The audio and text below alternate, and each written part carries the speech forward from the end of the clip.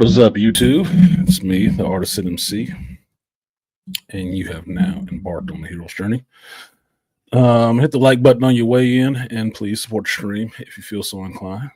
I don't see myself streaming on Christmas, so Merry Christmas to you guys if you celebrate that kind of thing. Otherwise, Happy Holidays, Hanukkah, whatever the hell it is you do.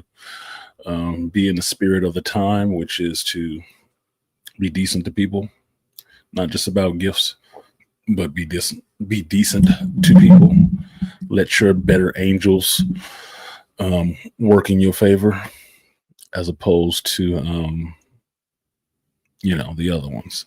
So peace out to who in here. I already gave a shout out to Swift for supporting the stream. Appreciate you, Swift. And I will also give a shout out to my cinephilic brother Malika Me Bang for supporting the stream. I will give you, y'all forgive me. StreamYard has added some new stuff, so I'm seeing what's on here. But appreciate your support to Malika Me Bang for supporting the stream. I will give you that 3B salute. Appreciate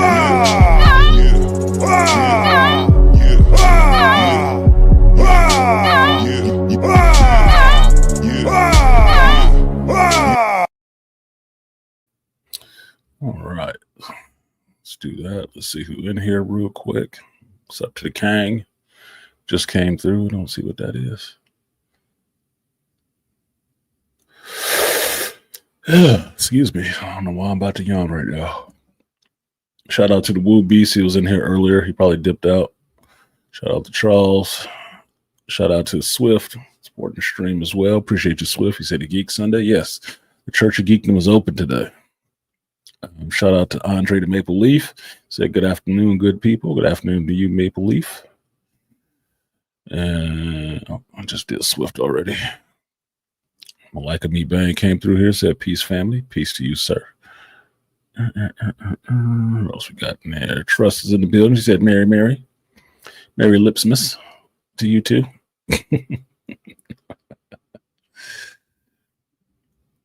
And Jay the Proud Parent say, what upper? Supper. What's good, Jay? And shout out to Joe Herb, my brother Herb in here, giving peace to everybody when he walked through the door. Appreciate you, Herb. Merry Christmas to you. I know you celebrate. Yeah, Pastor Artisan, Deacon Artisan. I don't need to be the head. Yeah, Merry Lipsmas. That's for trust. Merry Lipsmas. So, give me half a second. I'm going to turn this heater down because it's still kicking. There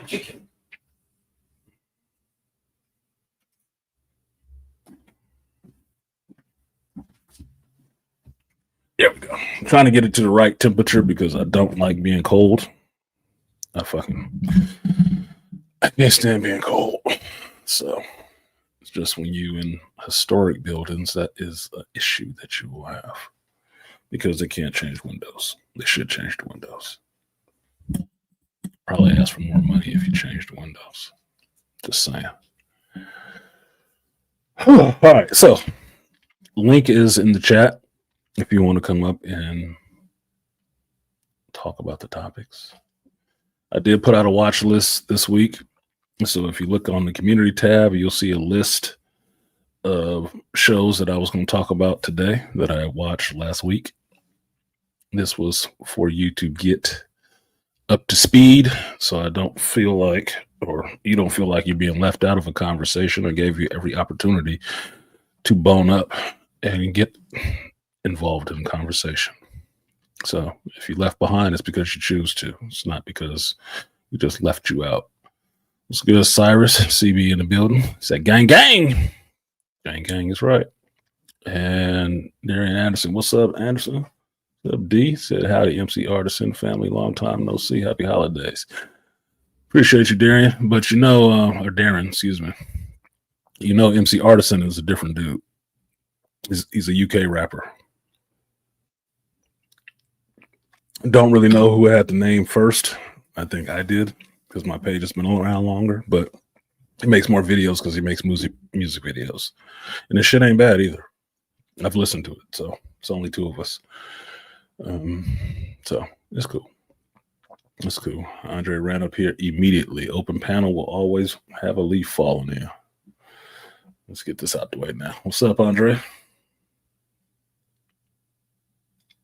And they gonna kill my stream by not talking. Okay, so we'll make you wait. So today's agenda, there's a lot of stuff on there. Outside of the fact we have Dune Prophecy series or season finale tonight with episode 6. I really think they're gonna try to pull one on us and tell us that another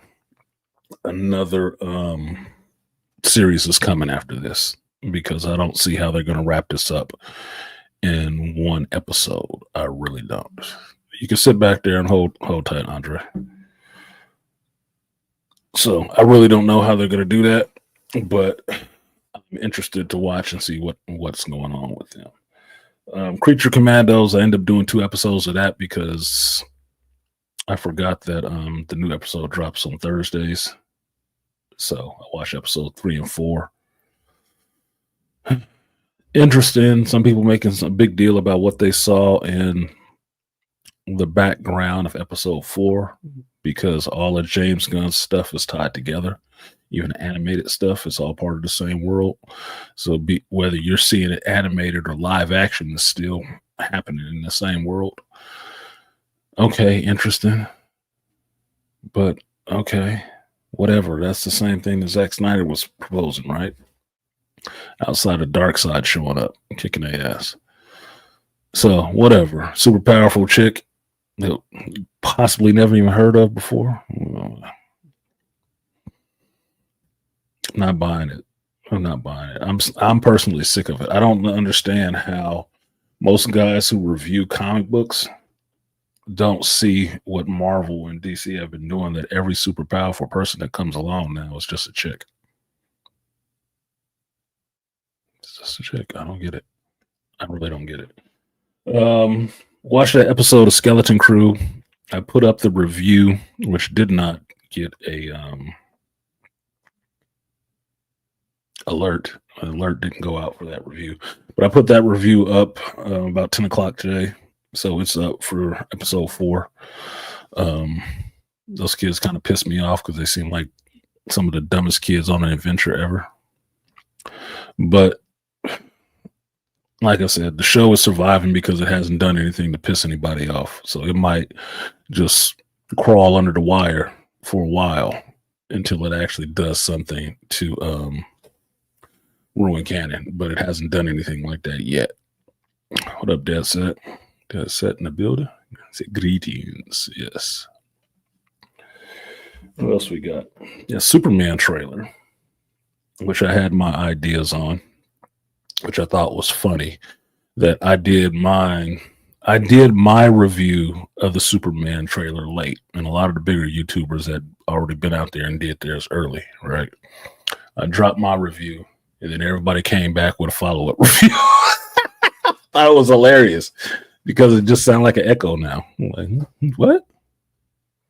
I heard that somewhere before.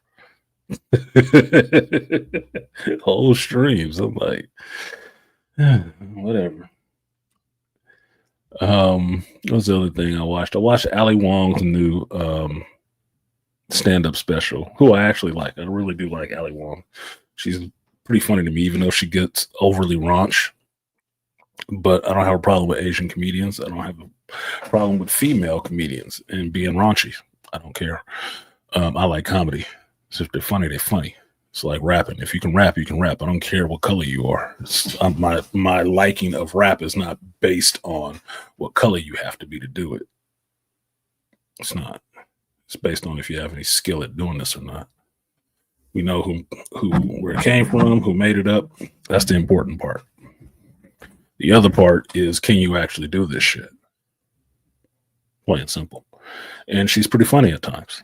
And it was interesting to check in with her again through her stand-up specials to see where her life has taken her. And now her life has taken her through the divorce and being on the carousel again. So that was pretty interesting to see that comedy special, especially if I juxtaposed it with Chris Rock's I'm recently divorced special. It's really interesting juxtaposition. What did Malika say? Artisan, not to distract from the topic. Carry On appearing on Netflix with Jason Bateman, Taylor Tedron Edgerton is awesome. Yeah, I said that last week because I watched it last week. I watched it at this point 2 weeks ago. I was telling you guys it was good to watch it. So everywhere I've gone lately, people have been watching it. When I went to shoot pool league on Tuesday, they were watching it in the bar. And people were like, hell, what is this? Yeah, it was good. So it's filling that void for a Die Hard-esque movie. And I think what will really surprise people, like I said last week, was Jason Bateman played a villain character, which was really good. I would want to see that character again. I would, but you got to see the show. I would want to see that character again. Maybe something earlier. Yeah, it's the Kingsman dude. I'm glad you guys catch up like a week or so fucking later. It's hard to be ahead of everybody else when you guys don't pay attention to the shit till later. But yes, all said last week and a week before probably. But yeah, it's a good show. I moved on to watching some other stuff because I've seen it once, so that was it. What else is there? I haven't watched What If season 3. I think I fell off of What If at season 2. I just didn't give a shit with Marvel. They just weren't doing it, man. They just weren't doing it. So I wasn't that interested in seeing another cartoon. But that's it. The link is in the chat. Jason went back to his villain roots from his Silver Spoons days. I don't remember him being a villain in Silver Spoons. The Silver Spoons was a sitcom TV show. It didn't really have villains necessarily.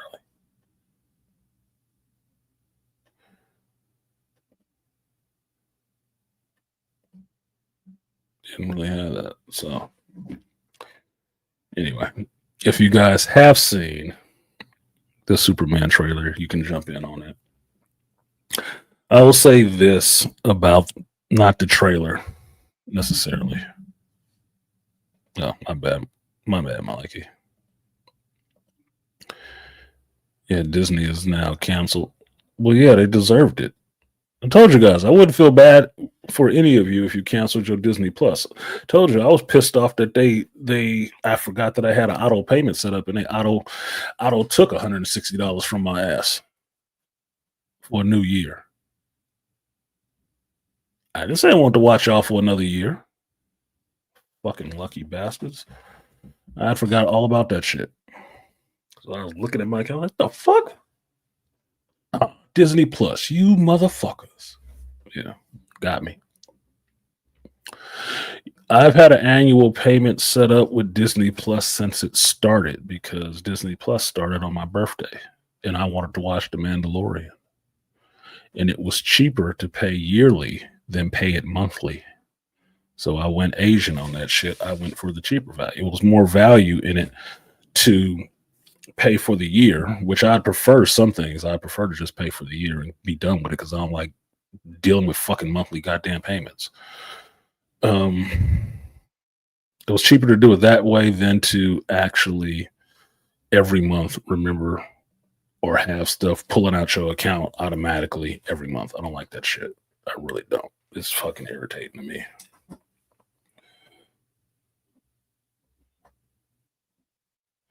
Because at least for me, it never seems like they can stay consistent on what day or what time they do it, depending on the company. Shout out to Black Bane in the building. Appreciate you, Bane. He said good morning, everyone. Appreciate you. And appreciate you supporting the stream. I will give you, excuse me, I don't have the new one yet. I'm working on it right now, though. Excuse me again. I will give you the guts and butts. Appreciate you, man. Double up. 3 or 4 times. I ain't telling no lies. Run it up. Never let a hard time on the was. So it is what it is. So I'm watching that shit for another year.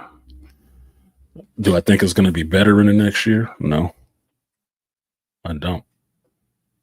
I can't think of anything I want to watch in the next year coming from Disney Plus. There ain't gonna be nothing from Star Wars.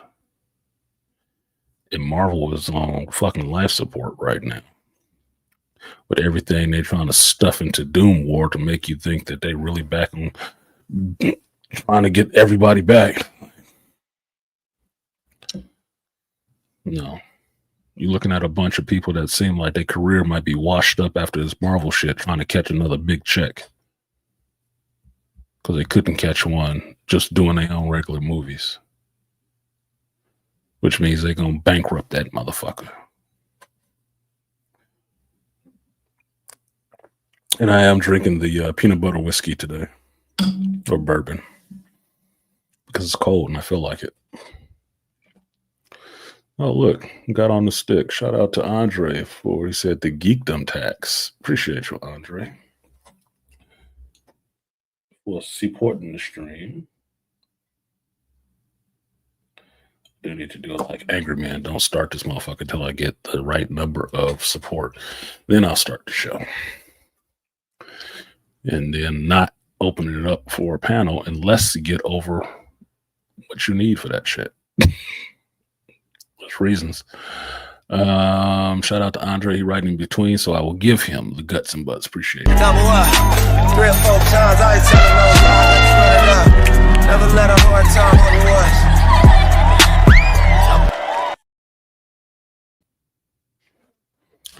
So, see you in the background, dead set. Yep, peanut butter whiskey. It sounds weird. It tastes good, though. It's smooth. It's just smooth. And it tastes good. It just tastes weird. It smells weird if you do this. If you don't drink a full glass of it, you leave some in a glass and leave the glass sitting out. It'll smell funny. After it really gets warm,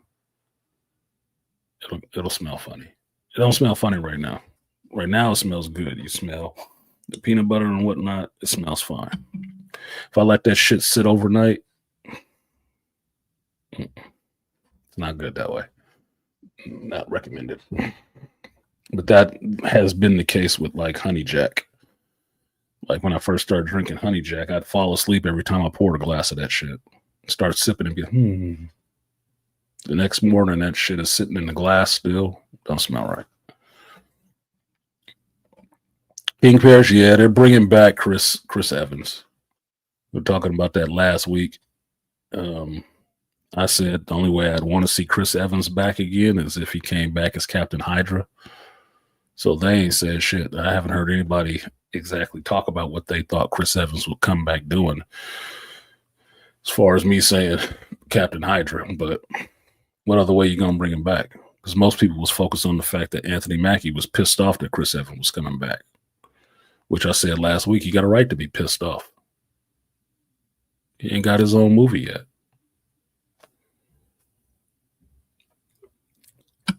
Apparently, they can't even fucking write the damn thing. I don't remember this many script rewrites to put out that Marvel's movie. But every time they get to a black lead, they got to go through hella rewrites. If y'all can't tell, I'm in a bit of a mood, a bit irritable, low energy. Nothing's wrong. It's cold here, it's raining here, which I do like, but I ain't feeling these fucking people today. I'm not feeling people today. Apparently, you have to watch the Mustafa movie as well. Only if you review movies for a career. Otherwise, you don't got to watch that shit. They ain't paying you to go see it. No, they want you to pay to see it. On a scale of 1 through 10, how bad do you think it was?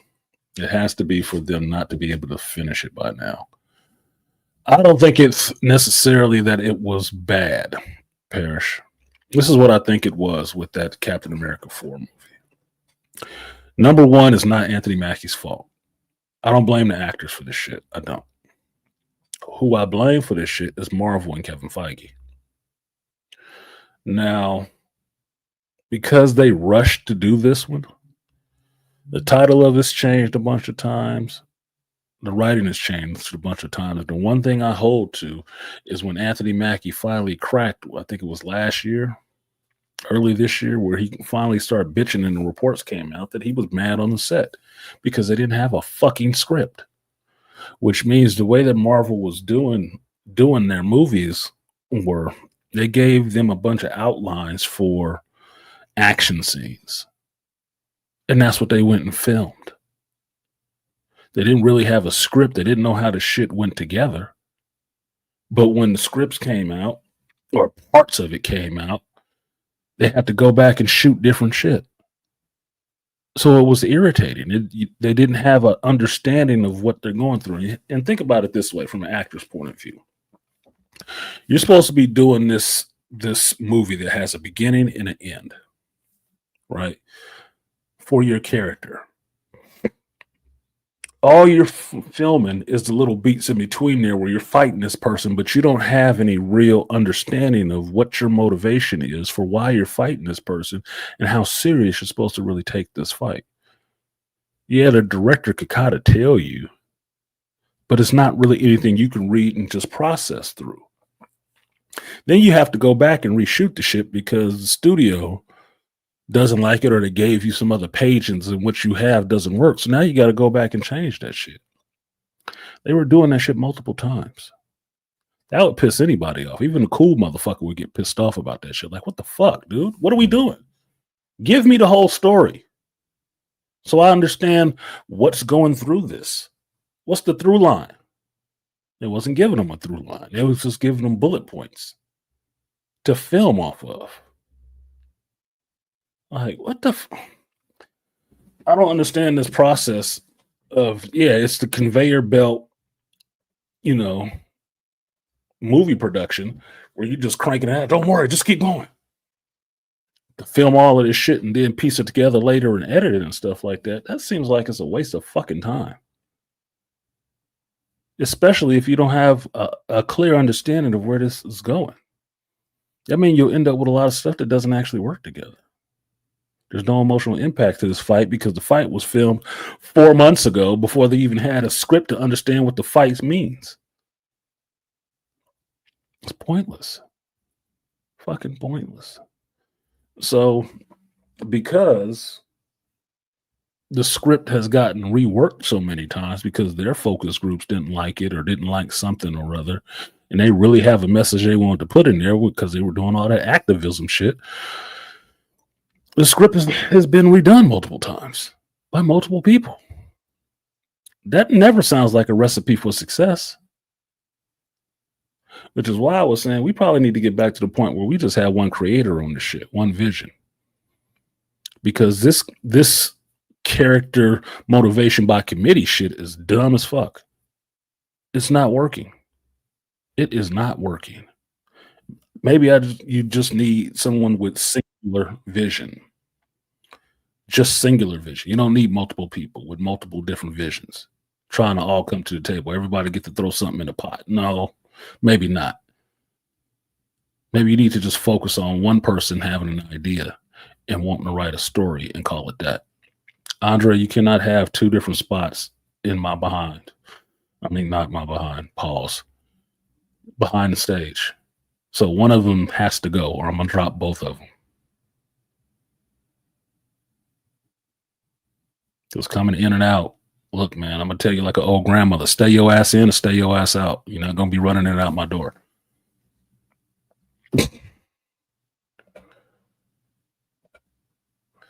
So, I don't know what Captain America 4 is going to be.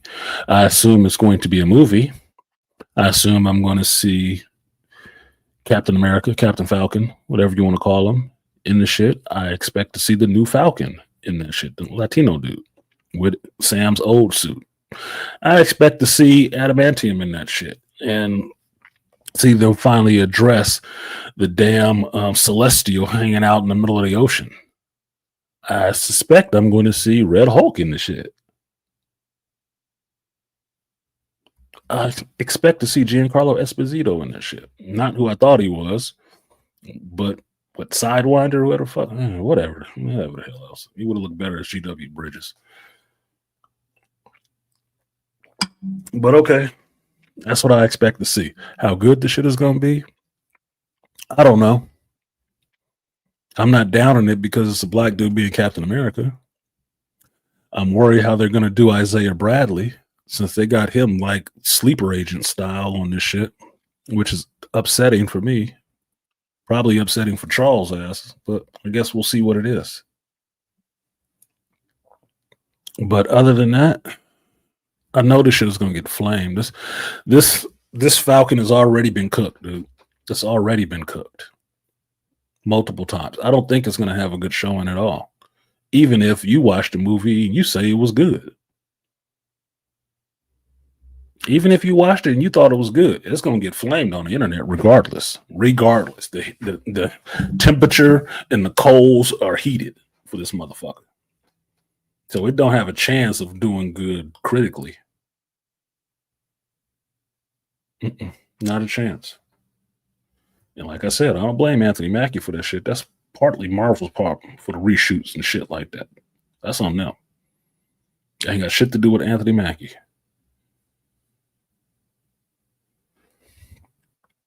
Captain Blackula. Well, you see, I purposely leave that black shit off of there. I don't think he needs the modifier telling you he black first before it's Captain America. Because Steve Rogers wasn't white Captain America. Since Captain America is an ideal, don't need a modifier. Whoever's doing the casting for these movies needs to be fired. Us as fans can think of better people for the roles. It's not so much the casting, it's producing and writing. What you have seen in the last phase of Marvel stuff is that they do not have really good writers. Casting can be fine. Like, I like Jonathan Majors. Jonathan Majors is a good actor. The writing and the material they were given was shit. That's on the writers. It's not on the casting. It's on the writers. And firing somebody like Jonathan Majors for some bullshit he didn't actually do just because you want to sidestep some controversy, even though James Gunn got to come back and do a whole nother movie for your ass. That's production. That's executives.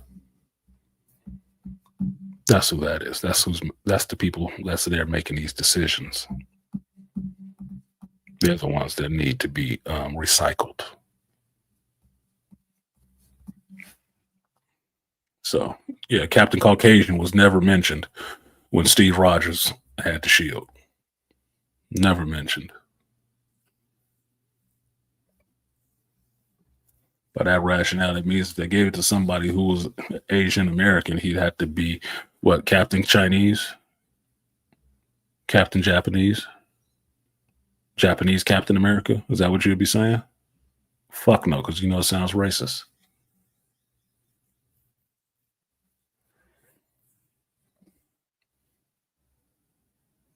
Captain Falcon is the closest thing that you can say that has some fun with it. And Captain Falcon is from Nintendo. F-Zero. It's a copyright thing.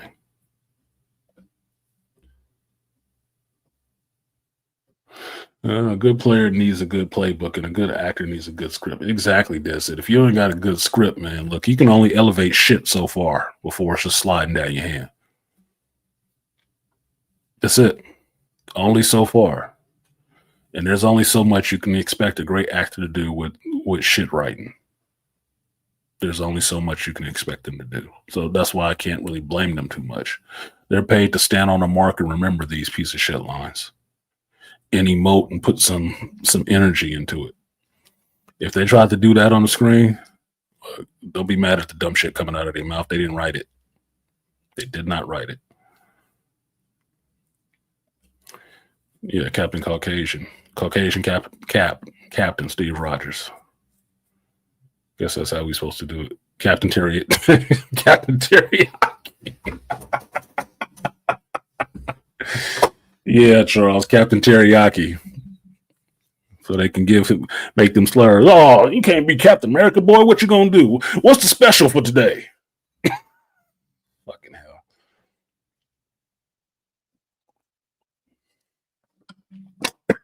I thought of another joke. That's why I started choking.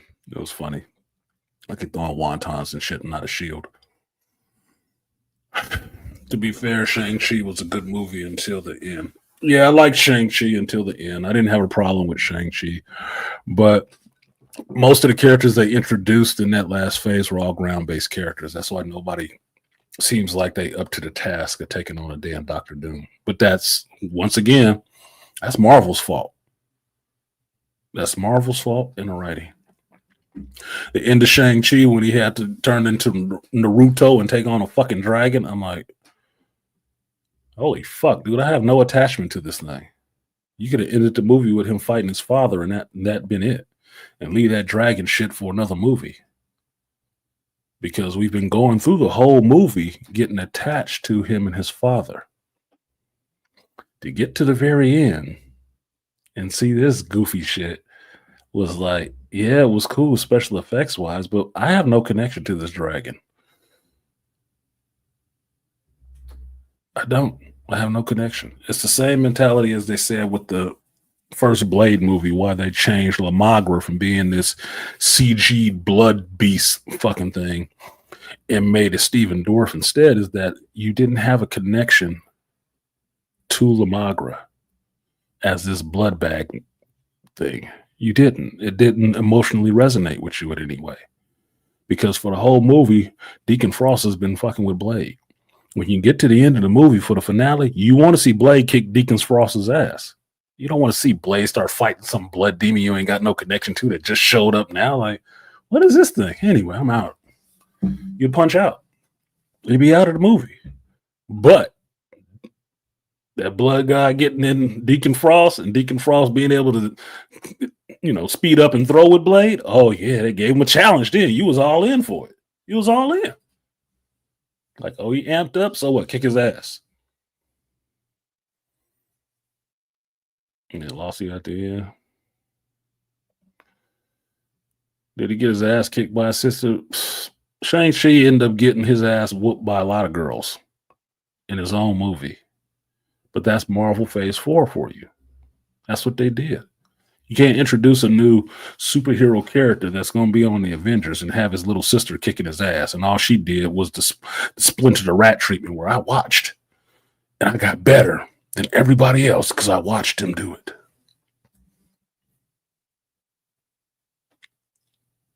Bullshit. But I did like his costume. I did like he was wearing Jordans the whole time. Kicking motherfuckers' ass with Jordans. That was cool. I like to do kung fu with Jordans on. I thought it was a good point. I think the first Shang-Chi movie should have been more grounded. In the second movie, more supernatural. Third movie, you'd find out that he was supernatural threats. Was exactly Herb.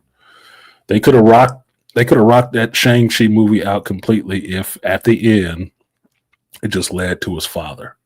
He beat his father in front of that gate where that dragon was going to be, and you see the gate starting to crack. Right? By the end of the movie, post-credit scene or whatever, you see one of them little spirit-sucking things sneak out of the gate, which lets you know by the second movie this gate is coming down. Now you have to fight this threat from this other world where Tai Lo came from. Done. But trying to put that shit at the end because you need a special effects feast, nah, it didn't work. You introduced a ground level physical fighting character. Why would you put a fucking dragon in there at the end? It makes no goddamn sense. None whatsoever. So that's why I like the movie, but it did what it did.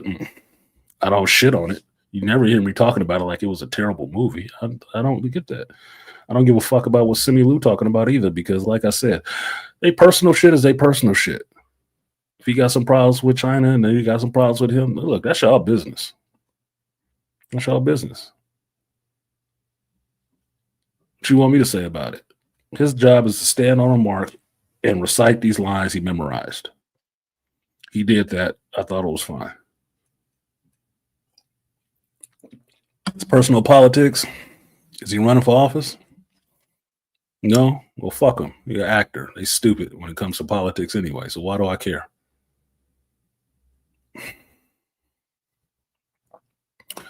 What up? Aqua! Aqua! So, what's good, Aquateki? Number one wrench is in the building. Andre want to argue. Or argue that it was grounded, but the ending went weird. Yeah, it did. I really thought Wen Wu was a really good character. They made their Mandarin really good. It's a shame they killed him off and left fake Mandarin alive. Trevor's still alive. Don't show up in the Wonder Man show. The actual Mandarin, Wen Wu, is dead. But he was getting their ass. Yeah, he's decent enough. It's just the shit that comes out of his mouth. That's why I have to ignore what actors say personally, because personally they don't know what the fuck they're talking about, dude. You're talking to people who empty their head for a living and let somebody else fill it with their words and their thoughts. And play make-believe. Good job if you can get it, but understand that's what it is. That's what you have to do. You have to suppress your natural self to become this fictitious person for long periods of time, months. It is a special skill set, yes. But that don't mean I'm listening to you about anything else. No. So many brain dead fucking chicks can get on that shit and make money. They just have to look pretty on screen. And remember some things. You never learned to swim. What up, Mr. Matt? What's good with you? Mr. Matt came through my division stream.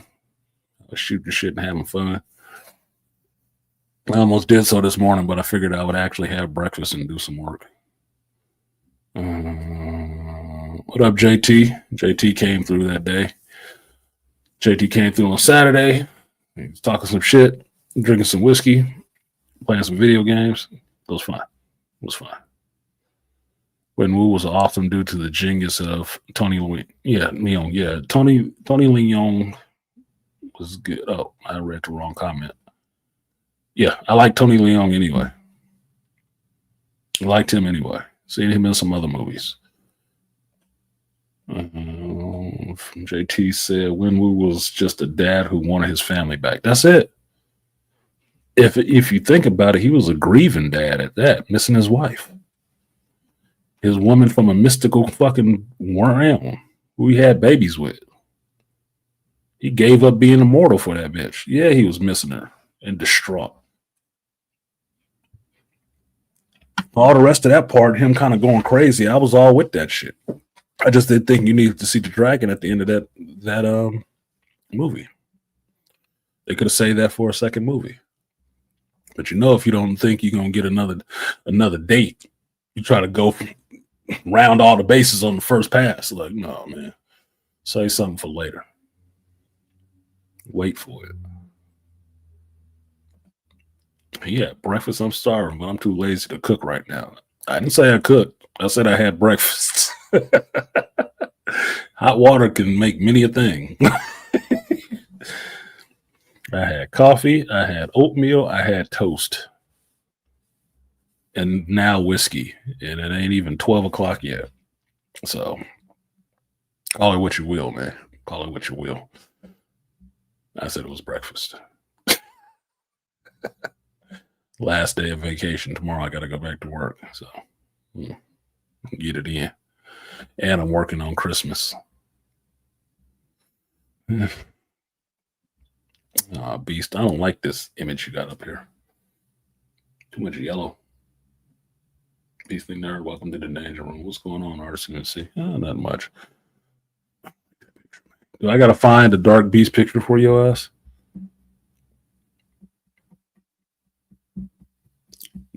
Because that, you can barely see what the fuck it is. See one of those close-ups.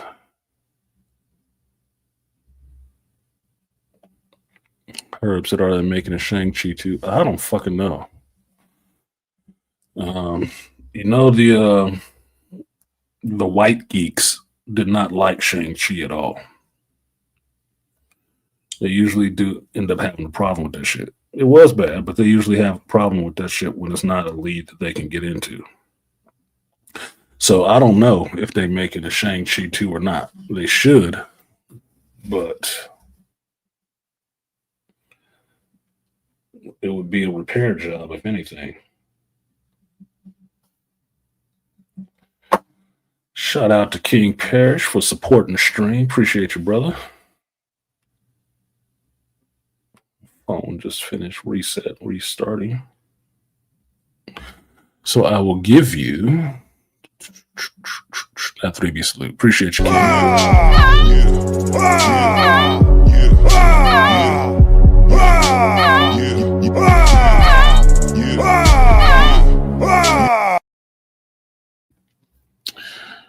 Not really. She gave up something too. That's why you don't hear me bitching about it. Like, oh, he was a simp for that. He gave up immortality, and she gave up that magical realm and her immortality too. They both sacrificed for each other to have children and be together. I'm a romantic at heart, man. That shit works for me. That works. She sacrificed something too. It wasn't like she told him to do that shit. He just did it. He did it. He had been roaming around, kicking up dust long enough, and this chick could, best him a little bit. Shit turned him on. Put the Mac on her. Because she was turned on too. Got them mystical draws. And it wasn't a thrill kill. He actually married her and had a family with her ass. So he was serious. Put the rings away. Like, man, I ain't got time to be doing all this shit. I've amassed enough money and power. Let's just raise these kids and live our life. Had the house playing fucking DDR and shit. Come on, man. I don't know about you, but anybody who's from a broken home know that's a dream for you. I tried to recreate that shit when I had my own kids. It's an ideal. It's a dream. They was doing that shit for a while. Like all dreams, that come to an end sometimes when other people start imposing on your happiness. Want to make your shit as fucked up as theirs. So I don't fault him for that shit. He did what he was supposed to do. In my mind. And him going crazy and being sad after that shit, having gone through divorce, I understand that part. Yeah, he missed her. And his wife died. It wasn't even a divorce. She was killed. Defending their children. Come on, man. Yeah, he had a right to go crazy. And go after the motherfuckers who want blood. Yeah. Yeah. You should have. You was fucking with the wrong person. Didn't know that was a Mandarin. He sure enough put them rings back on and went out there and got wet. Giving them the business. And he should have. That whole spiritual hearing her voice and shit like that goes into that grief, leaving an opening in your soul for darkness to try to creep in there. So I was fine with that. Something using his grief to kind of remote control his ass to go do some shit. Yeah, fine. But it shouldn't work in the first movie. It should work in the second one. Just saying. So shout out to Joe Hurd for supporting the stream. Appreciate you, Hurd. Big boy, big dog stepping in here.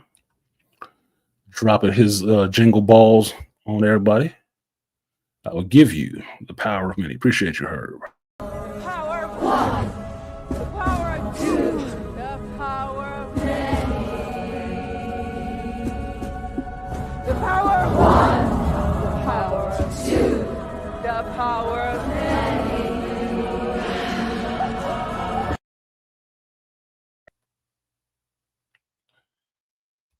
And then the next one goes out to the Aquateki. Appreciate you, Aquatechie. I will give you the guts and butts. Double up, 3 or 4 times. I ain't telling no lies. Run it up. Never let a hard time on the was.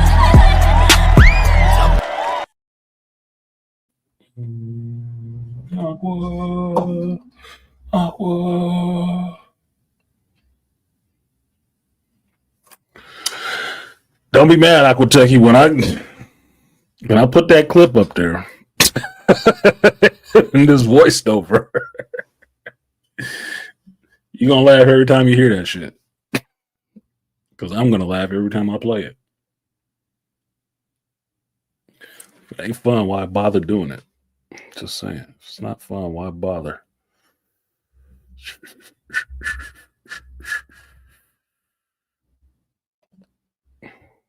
Art's in vacation mode. Yeah, I'm in vacation mode. You ain't had no whiskey yet? Or you just woke up? I don't know what. Said if only I had a pack of hot dogs. Yeah, because I got brioche bread over here and I got hot dogs. I just ain't made one yet. Yeah, man, we got everybody breakfast thing in there. Charles say that's the equivalent of Spider-Man fighting the Vulture and then at the end pops out Galactus. Yeah. No. Should have kept it ground level. So, Charles, you in here, Superman fan. Superman #1 stan. What did you think of that trailer? Oh, we finally lost Andre. Millennials have no patience. Some millennials, let me say that. I'm not. Y'all that's in here is cool. Y'all know that. I just don't know where the dividing line is with y'all generational group. I just don't know. Well, what did you think of that Superman trailer, Charles? That was my dream as well, Gen X dream like that. Yeah, dead set. That's a Gen X dream. So I don't really want to say it, but I would think you had to be from a broken home to appreciate a dream like that. Because think about it this way. In Gen X, a lot of movies that we liked had that family element in it. What was all our John Hughes and 80s movies about? Fucking kids with stable fucking families. Kids getting able to have adventure and stuff like that because they can be kids. They don't have to be adults at 10.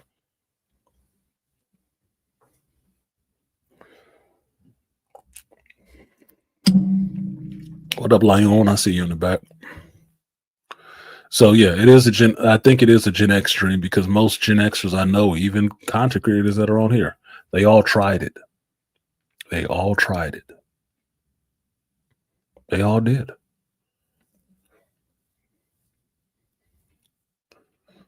He said mystical panties. Yeah, we got the mystical draws. Yeah, man, she could do kung fu. Come on, man. You know that shit was. She had wind, kind of like wind powers. You know what that means for the suction game? Yeah, suck that 10 rings off of you. I have a problem with a woman who can fight. Artisan, Winwoo and his wife both sacrificed their responsibility for something greater than themselves, a family, which is a pivotal turning point in the hero's journey. Yes, I agree. Said that. They both sacrifice, which is why I don't see him as being a simp or anything like that. Charles said, horrible costume, trailer looked cool. I don't know why everybody bitching about the goddamn costume. Does he look like cosplay? He does. It looks like a fucking cosplay costume. But you want it brighter, right? Well, that's what brighter fucking looks like. Brighter looks like it's goofy. And I say that being Christopher Reeves being my Superman. And I'm old enough to still remember George Reeves from running around in black and white wearing a costume. You want brighter? That's the fuck you get. Because brighter always looks goofy. Go back to Jupiter's Legacy. Go back to The Boys. Go back to what other superhero shows we had where they had them bright ass costumes on. It always looks ridiculous. Always. Only ones that make it kind of work is if it's a television show and fucking Marvel. And even Captain America's costume is toned down a bit. The one you love ain't the brightest one. The one you love is the super soldier one from Winter Soldier. You know, the dark one. Look like he got some battle damage. Yeah, because that's the shit in the real world. Sorry. I'm not looking for a live action cartoon. I'm not. Hope is inspired by what you do, not what you fucking wearing and how bright your costume is. At that rate, it might as well be a superhero movie. Bright costumes, goofy characters.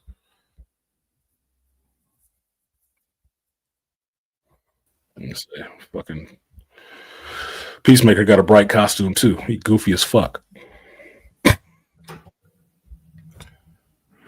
I like Christopher Reeve's Superman, even bright. I do. Yeah, I like Christopher Reeves. Christopher Reeves is my Superman, right? Mm-hmm. Generationally, Christopher Reeves is a Gen X Superman. Yep. Plain and simple. Christopher Reeves, Dean Cain, Tom Welling. That's our three, right? We good with that. Dean Cain is still famous for being fucking Superboy. Yeah, he can't escape still that. famous for that shit. You can't get rid of it, dude. He can do anything else. He can play killers, all kind of stuff. That's Superman. Like, goddamn. But that's the reason why I don't watch the new Lois and Clark or Clark and Lois or whatever the hell it's called. That guy, that show is actually kind of good, and that guy is good.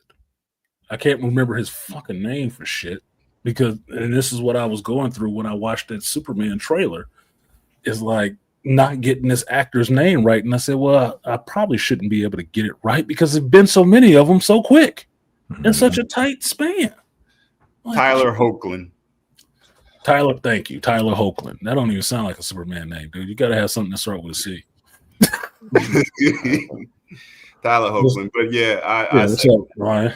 He's good. What's going on, gentlemen? But yes, I agree. He is good. I do like the Tyler Hoechlin Superman. He's actually pretty good. Yeah, he's a good Superman. Nobody said shit about his costume, did they? And it looked goofy as fuck. He even had a classic comic book costume on at one point, and it's like, oh, we loved it. Like, really? Okay, okay. Ridiculous. It was accurate, but it looked ridiculous. Yeah, we're accurately ridiculous. Hey, I just want to, good afternoon, gentlemen, but just be careful. We are treading on the Elvis Presley accountability. You know, you say the wrong thing about Superman, they gonna come out of the woodwork. People get mad if you just dictate one little thing about him, which is ridiculous. I don't mean to be that guy, but I was watching the trailer and I saw Crypto coming. I was like, okay, I'm interested in seeing Crypto coming. Then he showed, I'm like, is that a fucking French poodle? Yeah, that threw me off too. What you're telling me is we can't even get masculine dogs anymore. No, not funny. But for Bane saying that they coming, I just say this, like, I don't give a shit. This is the shooting gallery. Gallery's open, so look, if it's your sacred cow, stop praying to him, motherfucker. We're in America, you know, supposed to have sacred cows. Except for money. So shut the hell up. Here we go. What's good, Andre? Once again. See, well, so like I you said, down last time.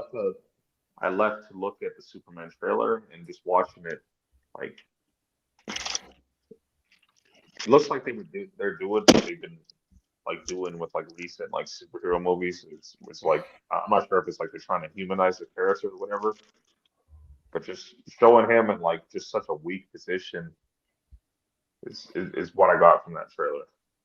Well, I would say this. I heard some other content creators mention it. I don't mind seeing him beat the fuck up at the first frame of a trailer. I don't. Because Superman's biggest problem is, I've said it before, that the only way you make Superman interesting to me, to make him overly interesting, is you end up taking his powers away. You show him vulnerable. And that's why I always go back to Doomsday. Death of Superman was a big deal. Why? Because somebody beat the brakes off his ass.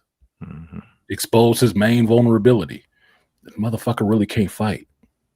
He got all the power, all the strength, all the Deus Ex Machina power. I can do anything I need to at the time I need to.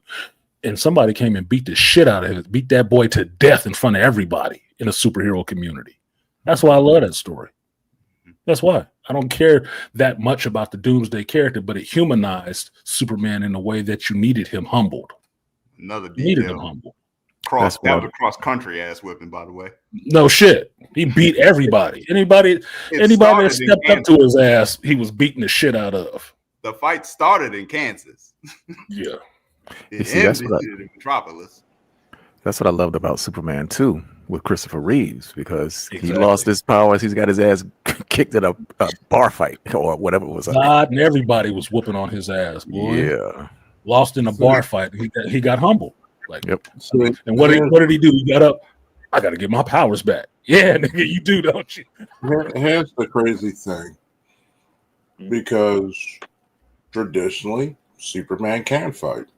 And it's the funniest thing, because they had to boost up Batman, because you really, in the comics, why the fuck do we need Batman on the Justice League?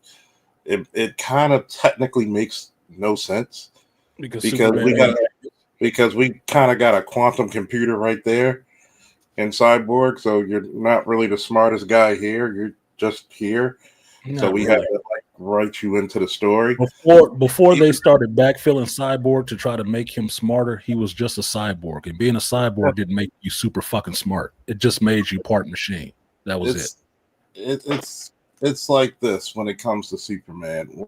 One of the No, Charles. That's why I asked Charles about the trailer, because Charles is a Superman defender forever, and I respect him for that shit, because he does it without claiming shit. That's why I laugh when him and Angry Man get into it when they talk Superman, Batman. I'm not even biased about certain things. It's like, look, when people say Superman has a boring book, I said, okay, Superman has one of the greatest one fucking comic book stories ever. Now, I bet you Andre, a guy who, I guess the cat in the hat sometimes it sounds like kicks his ass when he reads it, but damn. What's up, bro? Do it like that? All right. Look, everybody late on the uptake today. That was a glancing blow. That shit went by like, oh. No, it hit me kind of hard. I had to pause. I was like, I tell people, have you noticed I have trolls coming to my channel 2 days in a row, and I've had to do that type of ignorance to them, because I'm like, I'm not BGS. I'll go deep in the fucking valley with you.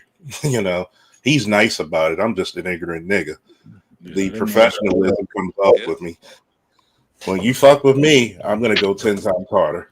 Then, if that's not enough, let's keep it on topic today, though, because I'm not here to rehash some shit I wasn't even here with. But I'm just gonna keep it on topic. But I'm not biased. It's just that when I look at the costume, it's a turn off, because there are some modern takes I understand. Like, I didn't mind the New 52, take the drawers off, put them on the inside. That's why the New 52 and the Man of Steel costumes resonated. It was like a modern take. Okay, modernize the character a little bit. He's still the same character, still the same, mythos, and still the same methodology. Okay, you get a modern look. Think about it. Would you like Adam West Batman in a movie? Would you really want to see that costume for 2 hours? I would watch it if he was gonna show up as a cameo for a little bit in some cross universe shit, and I'd be entertained by it for a hot minute. Yeah, it would just be a hot minute. Because seeing Adam West Batman 66 run up on Michael Keaton Batman 89, or even Robert Glitterbat, Robert Pattinson Glitterbat. That'd be hilarious, dude. He's like, damn, you're pretty dark, dude. It'd be Glitterbat. And it's like, you know how to dance? or here, shark repellent. It's funny because I don't mind Superman. That's what I always said. If I had a critique of what made Superman Returns a bad Superman movie and Man of Steel a great Superman movie, one of the greatest superhero movies of all time, is that one, you can't have a character that powerful and nobody to challenge them. No, you can't. That's why they You have to can't. depower him all the time. Number two, Superman's not a stalker. No. Gotta double it up. Well, That's what we you both have to agree that Superman Returns was a shit movie anyway, because they turned his ass into a whole lurker in the bushes and shit. Like, what the? Yeah, that was With a basic Number ass three. ugly Lois Lane. I'm like, Number three, Superman wouldn't be a deadbeat dad for 5 years. exactly. It's so everything in that movie just went against his traditional character and it ruined. I mean, do I think he would play a great Superman? And the show when he was the Kingdom Come Superman, he was fucking fantastic. Mm-hmm. He's a great actor. Now, once again, it goes back to great actor, bad script. Kevin Spacey, believe it or not, he was Shorten a it up, hell of 'cause a I have a bunch of people up here to talk, so shorten it up. he was a hell of a Lex Luthor, but it goes back into, to shorten it up sooner, it goes back into if you had a book, just one book, like Superman versus the Elite, you'll get the great story. And it's the same thing with a lot of movies, period. Great actors, shitty scripts. So what the rest of y'all think about that, who got some experience with Superman and good stories and bad stories? Because the Elite always comes up. I would say Red Sun is one I really like. Yeah, Red sounds good. If I could chime in, I agree with him, and he did bring up a good point I never really thought about. Because depending on what book you read, there's even one that I remember reading a long time ago where Batman said Superman is a good fighter. He knows all these martial arts. He knows how to fight. But when you do see him in shows, they dumb him down to where it's just all about brute strength. And it's not that. Like, they do dumb his character down, and you have Batman elevated. That's a good point. I never really looked at that like that. Well, that's why I say it's backfilling, because they did that later on to combat that complaint about Superman. Because at one point in time, they were giving Superman the character shit in comic books because he couldn't fight, because it was better people on the Justice League who can fight a lot better than him, namely Wonder Woman and Batman. And Batman ain't even superhuman. So that means Wonder Woman can hand him his ass every day. So what they started doing in comics is writing it in there that, oh, well, he trained with Wonder Woman and Batman. I'm like, get the fuck out of here. Yeah, I don't like that idea. Well, I want to ask a question. Why would you ever need to? If you've been invulnerable since you came out of a fucking vagina, why would you ever need to know how to fight? And then on top, Exactly. And then on like top of that, if you go back to what was it when Maxwell Lord took over Superman's mind, he was fucking Wonder Woman up something fierce. And I mean, when you get, and it's funny because Maxwell Lord put the image in his mind that she was Doomsday and he just killed Lois. And it's like, God damn. Like, yeah, you about to catch these hands. They're gonna be rated E for everyone. Like, he gonna give you that Mario Kart ass whooping.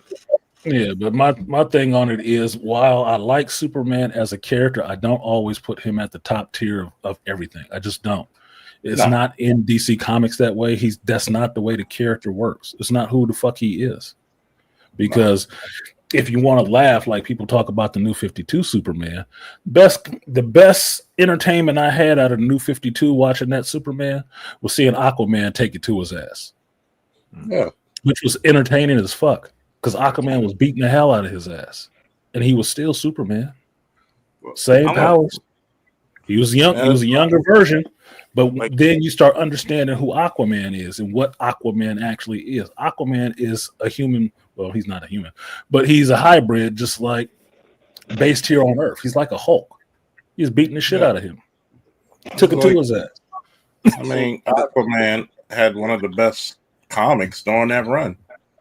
Yes, he did. Aquaman and the others was good too. Aquaman was getting it in, man. They was actually taking the character serious and giving him abilities that let you know that, yes, Superman is the ideal that all heroes want to. But if you look at Superman's power set, it's base as fuck. because they can give that shit to anybody. Yeah, and in terms of like Superman knowing how to fight, like I just think he's just extremely overpowered. So there was no actual reason for him to learn how to fight. Like No, it wouldn't. He punches a dude once and he's all the way in Russia. Like, yeah. It'd be like One Punch Man. What is he upset about? He can't never get an actual fight. That's the whole joke of that character. It's a play on Superman. That if you're that goddamn strong, you can never hit anybody. So you'd never get a good fight. It takes somebody like a Doomsday to actually press your ass to point out the fact that, you know what, I really ain't got this together like that. I really don't. This dude is a problem because he can stand up to that shit. So the question is, what happens when the person with God level strength punches somebody and they don't go down? He is shocked and he's in for an ass whooping. Yeah, that's true. Plain and simple. I want to ask a question though to Charles's point, because he was saying like good actor, bad script. Yep. What if this particular Superman movie is the opposite? What if the movie is good and we not really feeling the Superman like that? It'll go on. Yeah. I mean, look, I didn't like the Underoos myself, but it would go on because it's like, for instance, right? When I look at it, I understand certain things that most people don't. When they showed Hawk Girl, I'm not used to Hawk Girl looking like that, but they're scared of making heroes a little scantily dressed. Oh, why she's got to look like that? You dress like that. Well, so whatever. Unless it's a woman's show, then they'll do it. Then they'll do it. It's like you don't have to be exact. T for everything, because some things just don't translate well on the big screen. Like Guy Gardner, his haircut. It's like, oh. They should have just put a wig on him. They should have trimmed that wig at the bottom a little bit to make it look like a bowl and not look like he got Lego hair stuck on his head. Yeah, it looks like. You ever notice how they draw black hair back in the day? It looks like a Sharpie. It looks like a red Sharpie. Yeah, that shit looks ridiculous. And I mean, you have like movies, you have superhero movies like that. I mean, Jesus Christ. Well, you know what I thought when I saw that Superman suit? Meteor Man. You know what, Lion? I didn't even think you just said that shit. If I pull up a picture of Meteor Man, I best believe that his cape is tucked inside of his costume, the way this Superman's cape is tucked inside. It is. Yeah. I was like, yeah, they copied the Meteor Man suit. Yeah, I like the colors. I don't like the design. No, so I'm not really worried about that. And on a small tidbit, the movie Meteor Man was actually filmed right around, like literally, the block behind where I lived. so it's funny. But as soon as I saw that suit, that's what I thought. Meteor Man. Go ahead and look at the picture. Well, no, I'm looking at the picture right now because I'm bringing it up. Like, no, we gonna get this shit right. We're gonna give you a visual, folks. So I wanted to like comment on what Lion was asking. Don't change the subject. Go ahead. He was just asking that. There you go. Meteor Man. We're men in tights. We're roaming around the woods looking for fights. Well, there's no seams. There's no seams in his suit, at the very least. There's no seams in it. Shout out to Robert Townsend while you work. But yeah, the muscles is there. Golden Lords. Baby Lords. Oh God, man. Jesus Christ. Okay. Go ahead, Andre. You had something you want to attack. Not attack. It was he was bringing up like basically he was talking about like a bad script versus a good actor or good actor in a bad script. Good actor, bad script. What you got on that? Well, I would just say that like I think that we would like all of us here would just prefer a good script over the actor itself. Yeah. I would. I told you guys before, I don't care about having a big name actor in this shit. I would go with a no name new actor in a decent script because that's all I need. Right. I need a decent story. I'm not buying the movie for the headline actor that's in it. He's just sucking up all the goddamn money. Like, think of it this way, and I've been thinking about this ever since fucking Robert Downey Jr. got announced as Doom. For less money than they pay in this motherfucker for these two movies, what is being left out of this movie now? $200 million? What can they not do in this movie now for the $200 million they paying this motherfucker to show up as Dr. Doom twice? That's your special effects. That's your fight choreography. That's probably another set, another location, so you don't have to be CG'd up their ass. You could have been. What are you losing for that? 2 words. More staffing, so you're able to actually not rush the production because you're short staffed and you don't have the right people to get more time spent writing the script. Yeah. You could have got Henry Cavill to come in, and it would have really shocked people. Yes. Well, the way that you posed it, Artisan, like $200 million, like they could have made like at least a movie or two. That's somebody else's whole movie budget. Yeah. Including advertisement. That's somebody else's whole advertising budget. God damn. $200 million. $200 million is probably not even what they spent on the original Blade movie. No, not even close. Not. Of course That not. was Probably not even So wait a minute. They're really paying him $200 million? That's what I heard. God damn. They are really the last Godzilla 1 wasn't even made for that. The last Godzilla -1 was made for like 13. Yeah.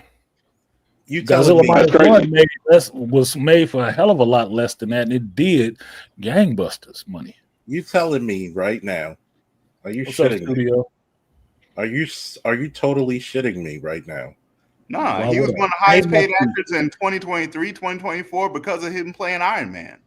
You're telling me they must be hemorrhaging money from their phase 4. What the fuck? God damn. No, I guess Kevin Feige bending over and letting somebody hit it raw or something, because I don't know where they get that money from. It ain't coming off of the movies that you've made outside of Deadpool and Wolverine that actually made some money. It ain't coming off of them. Where's the money coming from? I got a slush fund or something we don't know about? Artisan, cocaine's a hell of a drug. Cocaine is a hell of a drug. Get you into some fucked up situations too.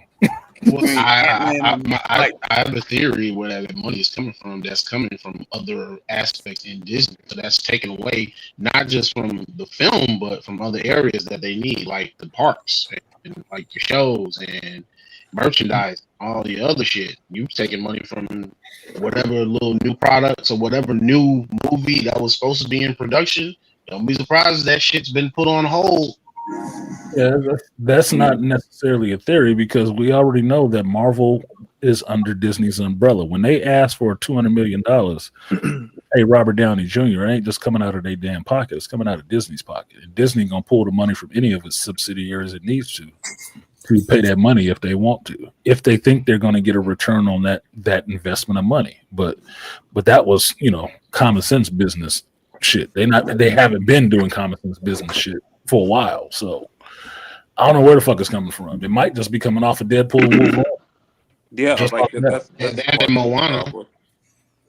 Get the fuck out of here. All right, good. Well, can I chime in on the? You guys kind of went fast forward on the script versus actor and actor versus script. What comes in my head, Highlander. I never heard of Christopher Lambert or Clancy Brown, and it's a classic. It was a great story, and it propelled them. So you can actually, I side with you on that one. I said it before. I don't want to keep seeing the same actors playing mainstream actors playing these roles. Get somebody new chance that can actually have some acting chops and give them a good story, and let's just go. Yeah, Stop doing the lazy way of, it's a big name draw because Tom Cruise or this guy or this guy. I don't want to see them in the same thing. Well, that's what I've said for a while, that was the Kevin Feige's, Hollywood experience where he fucked up and start falling back on that, which was, we need a big name actor in this shit. No, you don't. Look, Chris Hemsworth was nobody before you gave him Thor. That's why you got him for Thor. Now he is definitively fucking Thor. Do that with somebody else. Mm-hmm. I don't need a big name actor in this shit. You fucking up the budget by putting them in it. Let them go back and do them other bullshit Hollywood movies that they usually do. If they can pull that kind of money, let them do it. But they can't. They all came over here to feed at the geek trough just to fuck up our movies. Like, Well, not when Mandalorian took. Oh, sorry. Man, how minor was Christopher Helmsworth in Star Trek 2009? Man, he lasted a minute and then he died. You didn't even know who the fuck he was. Yeah. So like for me, when we keep on doing it, good. Sorry. Go ahead, Bane, and then Lion. When Mandalorian took his helmet off and Pascal was underneath it, it totally took me out of the show. I don't even see him as that character, but I didn't need to see his face, one, and I don't want to keep seeing the same guy. Like, dude, first off, we just saw you in Game of Thrones not do too well with a stick or a spear over here, my guy. So your credibility is kind of low when it comes to with the fighting game with spears. Like, we need somebody different. But it was just, I don't need to see that. Well, that was the thing with Pedro Pascal. He was an under actor. He was doing a lot of roles, but you understand he was doing a lot of roles because he was an under actor. He wasn't a big name, so they can get him in a lot of stuff really quickly. Once he started wanting to be, front and center with his face out there, then he started getting less goddamn roles. That's it. Look, just play your role and understand who you are in this shit. It's like, I understand that actors want to get paid and stuff like that. I want you to get paid. Work was good. But I don't need to see you in absolutely every fucking thing because you don't work for everything. Every director doesn't work for everything. I just listened to I was listening to somebody's clip, and they were talking about directors, and they was talking about James Mangold. He's good for what he does, and the dude made the joke about he liked Tim Burton as a director, but he wouldn't want to see Tim Burton do Star Wars. It was like, no shit, because his style don't work for fucking Star Wars. He's not that kind of director. That's not his movie. If you want to do something dark and gloomy looking, Tim Burton's your man. You want to do something futuristic and bright and not dystopian, he ain't your fucking dude. That's not the dude you go to. Pedro Pascal and his newest role ever, Malcolm X. Oh, oh God, no. Like, as far as no-name actors, same thing with Hugh Jackman. Nobody knew who Hugh Jackman was. Exactly. He was a big name in Australia, but we don't live in Australia. Yeah. I love Tom Cruise. But I don't ever want to see him in a comic book movie. I wouldn't want to see Tom Cruise in a comic book movie either, just for the fact that Tom Cruise is Tom Cruise is your last big budget, star in Hollywood. He's the last one. He's your action star right now. Yeah. Other than Keanu Reeves and the way Keanu Reeves is and the way they keep turning out these shitty movies, I don't want to see him in anything. They keep wanting to pull him into stuff because he's hot, but no, he's apparently he's smart enough to say, nah, I ain't doing that. It ain't right. Yeah, don't. Never. Not if they can't get something really good going. No, hell no. Don't attach your name to that shit. Keanu Reeves. Black Panther. Go ahead, Dead Set, and then he's good in the video game space because the way he promoted Cyberpunk 2077, it came out shit, but he did his part. Yeah, his part. But once Edge Runners came out, and we got some more backstory. Yeah, people really felt that. But as far as promotion went, I think a lot of these older actors should move into the comic book space. I mean, not the comic book, but into the video game space because it's just as lucrative. You get your face out there, and you ain't doing a lot of work because they scanning your ass and then putting your face in the game. Yeah, I would see that for somebody like, it'll be funny when I say this, but somebody like Denzel. Right. It seems like they're trying to give Denzel his flowers now and push his ass off the stage. Like acting has a retirement league or something like that you can't act until you old as fuck. Like, I don't understand that, but it seems like from what I'm seeing in the media, they're just trying to push Denzel off the stage. Everybody's giving him a lot of props, but at the same time, they're talking about, hey, it's time for him to retire. Like, how old was Brando when he was still acting? Oh, drunk on set and everything. Man, shut the fuck up. Denzel can act as long as he wants to. He might not be doing action movies, but he can act as long as he can actually read his lines and recite them motherfuckers. Yeah. So I don't know why they're trying to push him aside really quickly. But if they wanted to push him aside, man, let that motherfucker do voice acting. Let him do video games. He'll still sell. It's still Denzel. I'd still watch this shit. Yeah, a lot of big name actors didn't really take off until their mid 30s, like Bruce Willis. Bruce Willis was almost 30 something in his mid 30s when the very first Die Hard took off. Yep. Yeah, Moonlighting and then Die Hard. He was already bald when he finally like Samuel L. Jackson. He was in his 30s. He was damn near in his 40s with Pulp Fiction for Samuel L. Jackson. Well, that was the thing with Samuel L. Jackson. You listen to his story. Where was he acting at on stage? With Denzel and Lawrence Fishburne. He was just the third one out the group. That was it. He was just the third one. It was his turn. It was his turn. It was his time. Yeah. It happened really late, but he capitalized on how late it was. Some of this stuff is better if it's late for you. That early shit only works with chicks. Because at this point, they got the cute face and the big boobies and the tight body. You can get them in a lot of stuff, right? But as soon as they get past 35, you looking at them crazy like they was talking about Keira Knightley. Oh, she got fat. I'm like, that bitch was anorexic before. She actually put on some weight. What are you talking about? For real. You had a sandwich and a baby. Good for you. So as far as coming out young, Tom Cruise is the only one I think of that started out young. I was watching Outsiders, Taps, Outsiders. Risky. Before that, when he was just even a non-fucking name role, you just knew his fucking face. Like, oh, that's Night Moves. Tom Cruise. Look, So forever. How long is Meryl? Did you guys see Secret Level? That's a conversation shifter. No, but that goes into the voice acting. I was watching Arnold's in like the third episode. Dude, he's hilarious. Arnold Schwarzenegger So like, is funny anyway. it's comedic timing in there. So like, yeah, they got a space. They dumped the movies, do the voice acting because that was entertaining as shit. 25 minutes in was hilarious. Like, okay, I can see what he's doing next. It's too old to do the action stuff. Yeah, well, there's other revenue streams nowadays where you can stretch out your career. It's not just about being in front of the camera. The problem is their ego be so fucked up. I don't think they want to get from in front of the camera. They don't. Yeah, because Schwarzenegger, I remember, like he's been doing voice acting for a minute, especially like StarCraft. That's one of his most famous gaming roles. Where he played. Oh yeah, he was in StarCraft. He was played. I'm trying to remember who he was in StarCraft. It was a giant machine. The the walker. Put me back in the fight. Put me back in the fight. Yep. Yeah. Yep. StarCraft my game too. I was like, wait a minute, he wasn't that shit.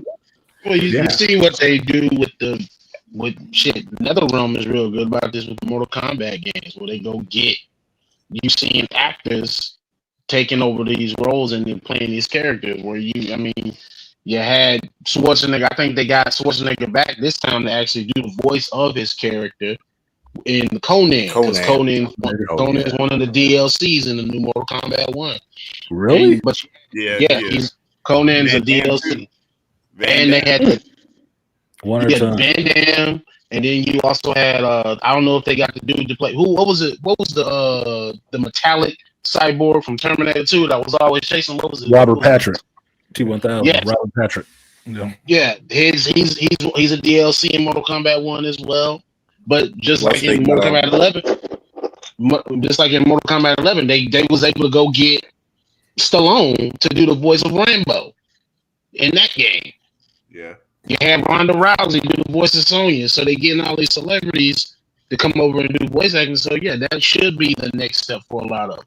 Yeah, I mean, if not video games, do animated movies. Like I watched Howl's Moving Castle again, and I really like Miyazaki movies. Right? Yeah, really. I didn't worry about Kate Blanchett and Christian Bale and all these people doing voice acting and shit. I kind of liked it because it was a voice that was familiar. Right? The anime is the anime. The American voices, look, yeah, get an actor. They know how to emote in that role. It might take some work away from some seasoned actual voice actors, but then I don't have to hear the same dude on, 20 different animes. which we hear all the time. Which we hear all the time because it's a small group of people. Yep. Yeah, get somebody who can actually act. I'm not saying just somebody who got a name and they've been in a couple of movies. No, if you got some vocal range and you actually can emote on screen and stuff like that, you got a clear, distinct voice. Yeah, maybe voice acting is your thing. That's still your career. It's not you're not making 30 million a picture, but you ain't broke either. I think The Rock's a better voice actor than he is a screen actor. I could agree with that without even thinking about it too much. Rock has tried, but Rock it's tough because he's into a niche right now. And I was thinking about this, watching this shit on wrestling about if he's going to be in WrestleMania 41 and his dream match against Roman Reigns. Like, I don't give a fuck about watching you and Roman Reigns roll around for an hour, man. I don't. I really don't care.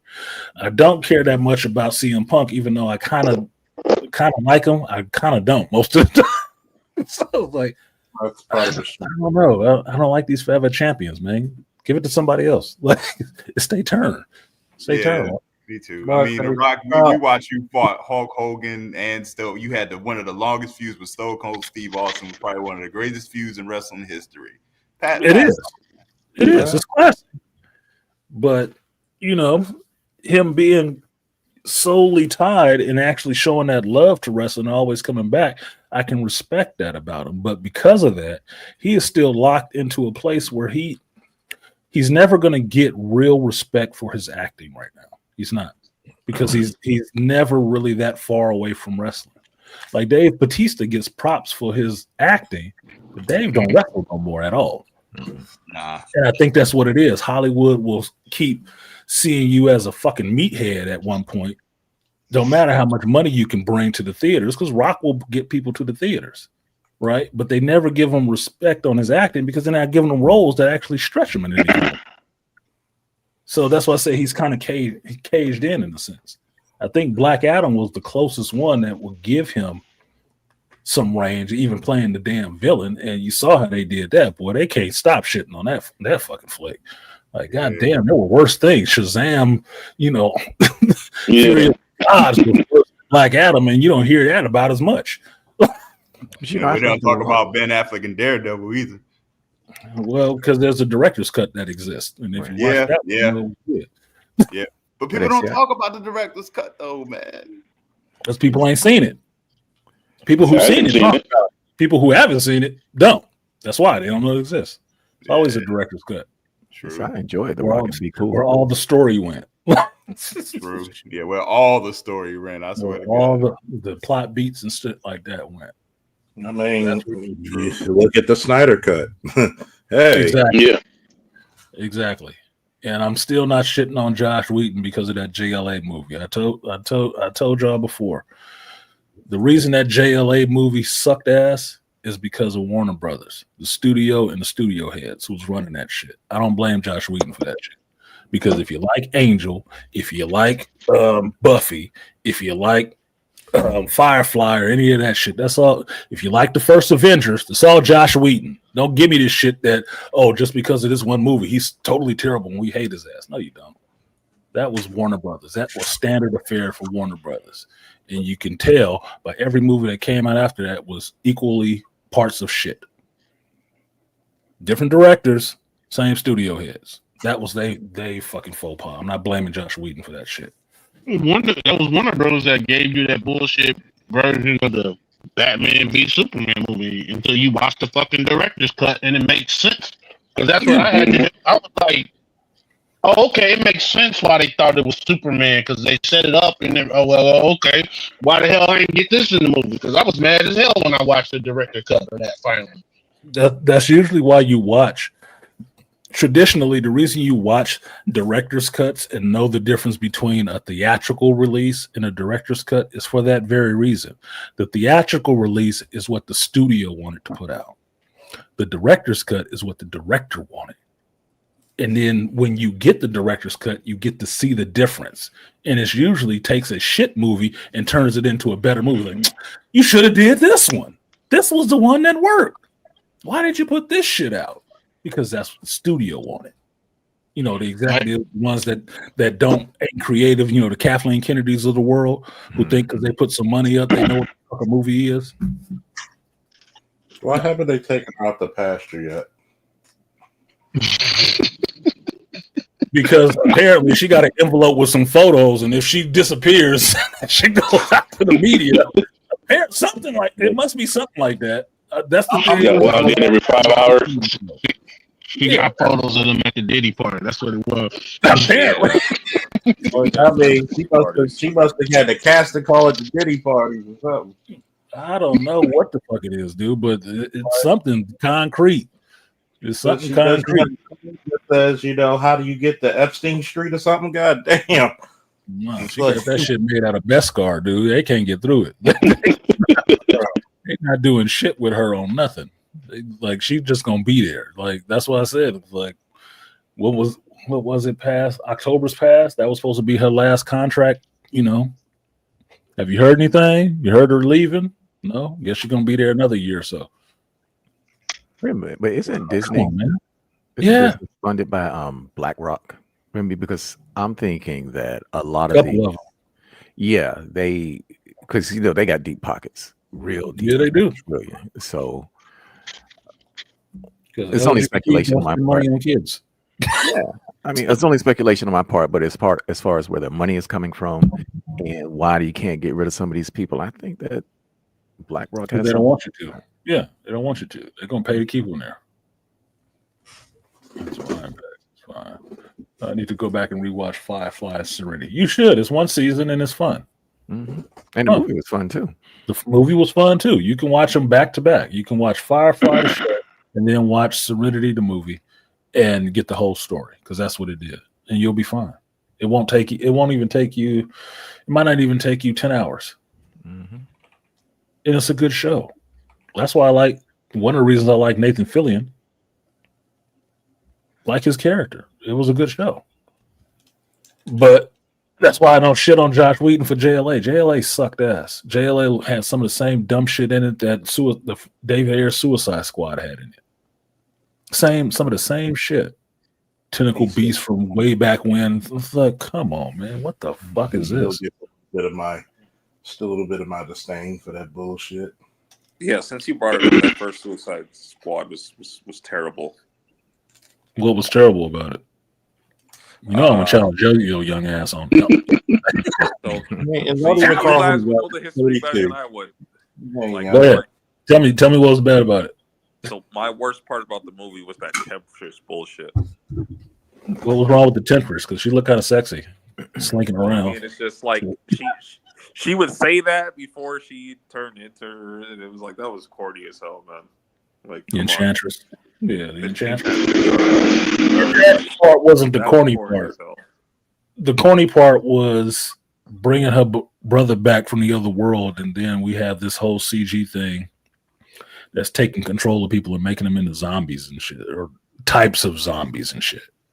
The other thing people didn't like that shit for because Will Smith was tapping Margot Robbie at that time. Mm-hmm. So yeah, Margot Robbie looked fine as a Harley Quinn, but it was a Holy Quinn and not really, comic book cartoon. It was whole Quinn. That's what it was. That rock star shit or rock steady shit. So that didn't work so much. I thought he did good as Deadshot, but that was his movie. He was the one fronting that damn movie, working with David Ayer. Who else was fronting that movie? It wasn't Margot Robbie. It wasn't fucking Viola Davis, Amanda Waller. She wasn't the one fronting that movie. That was Will Smith.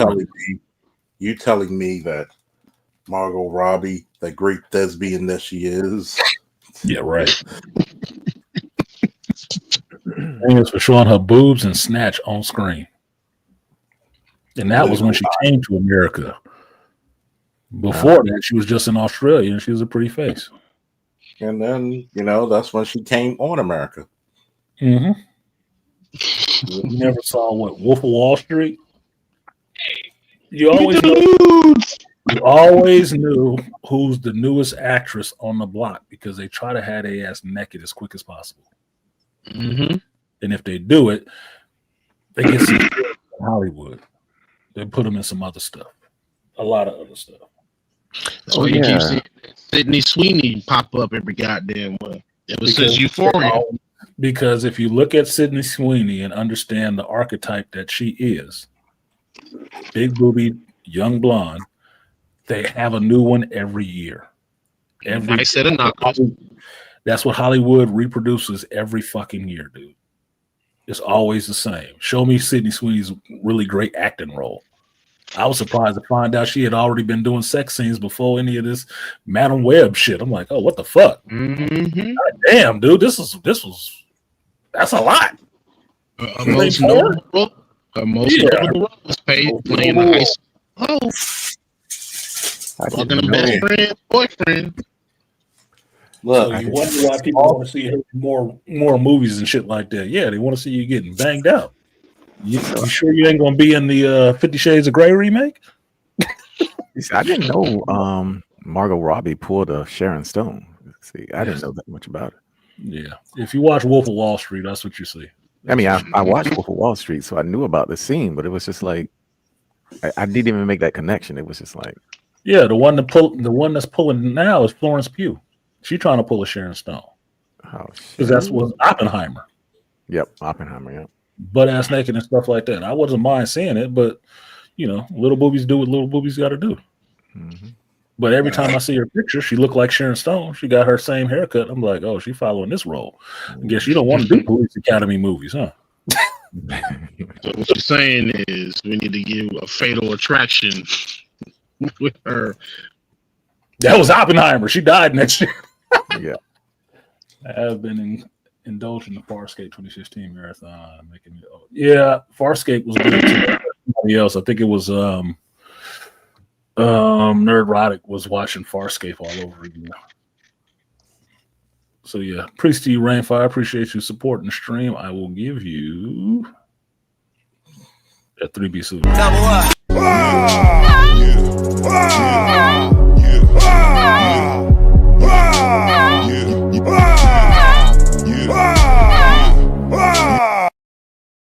Margot Robbie is the new Jamie Lee Presley. They look like mother and daughter. It's funny how they find people that look just like these motherfuckers. It's crazy. Margot has a smile like Cameron Diaz and Gina Roberts. Yeah, Margot Robbie she's not an ugly chick. She's not an ugly chick at all. Right. But acting wise, have you seen her really stretch and do a bunch? No. I haven't seen that. Closest you would get was being in Wolf of Wall Street. But then she's acting like somebody from New York or whatever, and she Australian and shit. One fucking icon. I'm not having two icons up here. Figure it out. Andre got alter egos and shit. Dude. I don't know what the issue is. Plug your phone into the wall. Andre says, I am black man. No, that's his what's his Canadian Wireless. But you better talk to what's his name, Ryan Reynolds, and get your ass on Mint. Get on Mint Mobile. Yeah, he got two sides. He's got the sickle cell side, and then he got the regular side. The regular side. Yeah. Margot's all right. I wouldn't kick her out of bed, but I don't think she's a hell of an actress. I just don't. I haven't seen that yet. I haven't watched that damn Barbie shit. But if you can play dumb as fuck, I'm guessing women will love it. No, it was just a feminist. Vapid feminist. It was just a feminist. How would you say? Yes, that's all they talked about in that damn movie was feminist talk point. Actual circle jerk. I actually had to watch that because my younger sibling, she liked that, and I watched this movie. And I was like, I don't really like this movie. He's like, why not? I was like, well, because you're 5 and you don't understand that the stuff that they are programming you with. So I don't think we need to finish this movie because I don't like the messaging that's being put out by this movie. I just want them to write interesting characters. That's exactly it. I can't. Yeah, I mean, that's the reason why I couldn't watch Birds of Prey. I mean, even though I soldiered through it, it was just like, what? Yeah, I watched it. I didn't like it a lot, but I did watch it. Like I told you, the one thing I can do is watch this stuff one time at the very least. I could probably watch it one time, but if it don't hold together for that, why would I want to watch it again? Yeah. It's not interesting. Fucked up one of my favorite characters. I was pissed. Who's that? Batgirl, Cassandra Cain. Mm-hmm. They fucked her up. That wasn't Cassandra Cain. That could have been any random Asian chick. That wasn't Cassandra Cain from the comics. No, they couldn't. They should have not even named her that shit. Fuck that up, dude. Mary Elizabeth Winstead was all right as Huntress, but that wasn't a Huntress either. No. No. Red Huntress comic. Bastardized as fuck. Like, Yeah. They didn't make her the mute. They didn't make her the mute ass kicking machine. No, she should have been, because the shit that came out of her mouth wasn't no better. Oh God. They should make me remember that more. You see my face, and I'm like, oh shit. I need more. Well, you know what? Movie studios where your heroes go to die painfully. Yeah. So this winding back, that whole Superman trailer thing, I don't care about his costume necessarily. Only thing I'm interested in this movie is what I saw that somebody is listed in there, and I haven't heard any of the white geeks talk about this, but that the engineer is in this movie. And if you know Wildstorm comics, Image Comics, the engineer is from the Authority. So this movie will actually have the first appearance of one of the Authority characters in it, which I'm interested in. I'm interested because I like the Authority. I'd be really amazed if they able to pull this damn movie off. But introducing one of those characters in this Superman movie was okay. I'm down. Let me see how it looks. How you introduce this character, because the engineer is, at least for the Authority, she is like their Iron Man and a super smart character as well, right? Kind of like a symbiotic body with machines and stuff like that. It's a chick right now, Latina chick. Mm-hmm. It could be a really interesting character to introduce. They go a lot further than introducing the Doctor, which would be a fucking heroin addict. But they got to start somewhere. Well, I mean, you sold me at Latina chick, so I'm interested. I told you what? I said he sold me at Latina chick. I didn't hear what you said. He said you sold him with the Latino chick. Latino chicks usually sell it for you too. Mm-hmm. Yeah.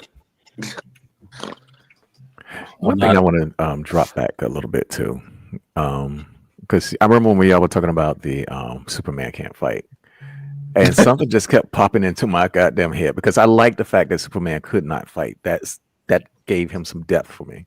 Mm-hmm. So I was reminded of the Avengers when Hulk got his ass busted by a boxing game with Thanos, and I said, like, you know what, Hulk's one of those characters. He's just super strong and he's savage, and he just knocked the shit out of you. But as far as fighting skill, he is not skilled. He is a fighter, but he is mostly a brute because he's so goddamn strong. It's not fighting skills. That's why Thor could take him, because Thor is trained to fight.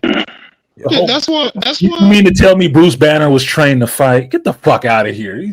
Look, that's why Wolverine can go a few rounds with the fucking Hulk. Exactly. Wolverine is actually, if you look on the card, his fighting abilities is 7. So is Captain America. So is Sabretooth. Yeah, so I'm like, Charles, that's the engineer right there. That's the current one. Oh, that's the engineer. Isn't that which McCall? Is that attached to her arm, or she made it out of herself? She makes it out of her own body. Yeah, that's technology and stuff like that. So it's an interesting character, right? So them bringing that character into a Superman movie, and knowing that the Authority is one of the movies that James Gunn said he wanted to do, I've been watching like, okay, let's see how that works, because the Authority got some shit in it that I don't think that's ready for a mainstream movie, not a mainstream movie. Because Homelander is one thing. Yeah, violent Superman. You ain't ready to see Superman getting, plowed in the culo. think you're ready for that yet. Oh, I don't think no. you're ready for that Superman version. So this is And that engineered too. Superman is in love with that version's Batman.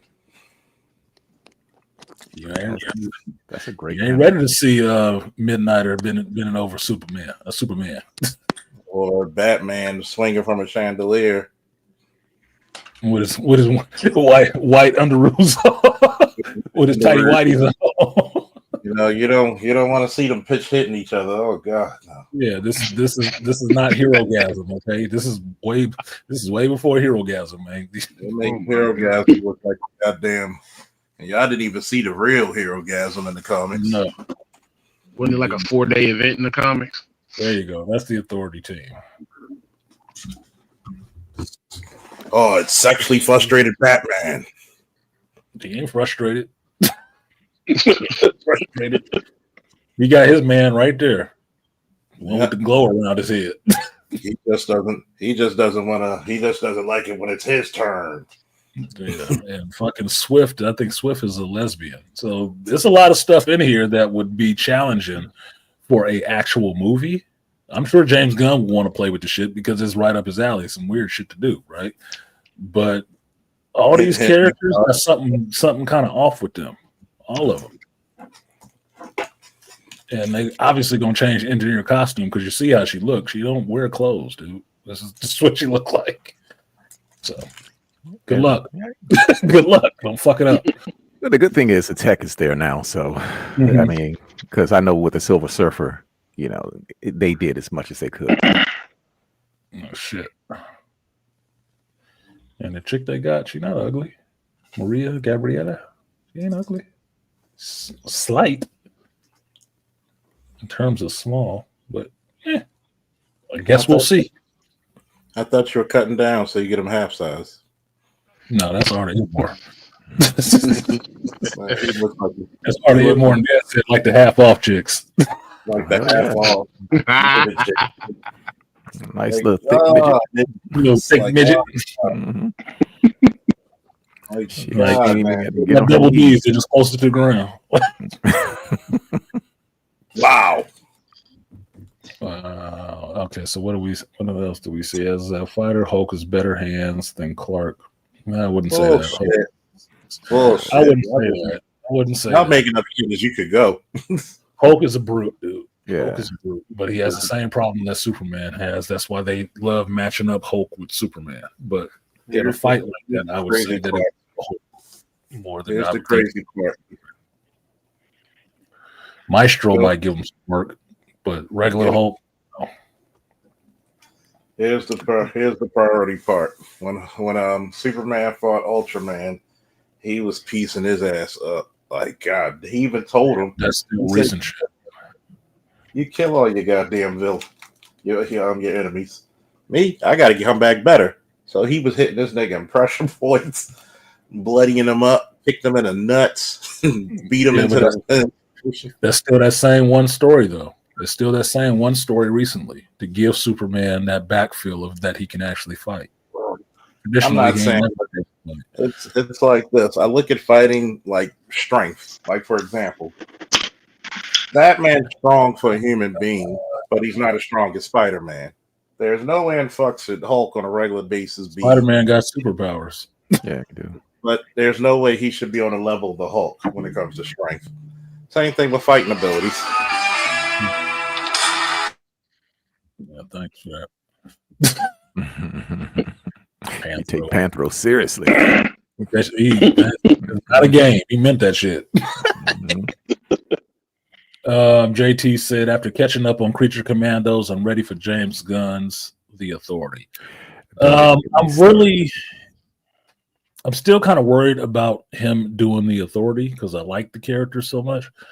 But Creature Commandos, I keep watching that, and all I keep thinking of is G.I. Joe Extreme and Spawn, the animated series. I'm not seeing anything that's overly surprising to me outside of violence and sex.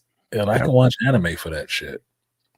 I can watch Invincible for that shit. And that's the thing I was thinking about when I was watching episode 3 of Creature Commandos. Does this match up to what I'm watching in Invincible? because basically that's what it would be going after, right? That same violent, ultraviolet audience that likes animation. Is the animation good as Invincible? No. Is it violent? Yeah, it's violent. Is there blood? Yeah, there's blood in it. Yeah, there might be sex in it. Is the story as good? No. No.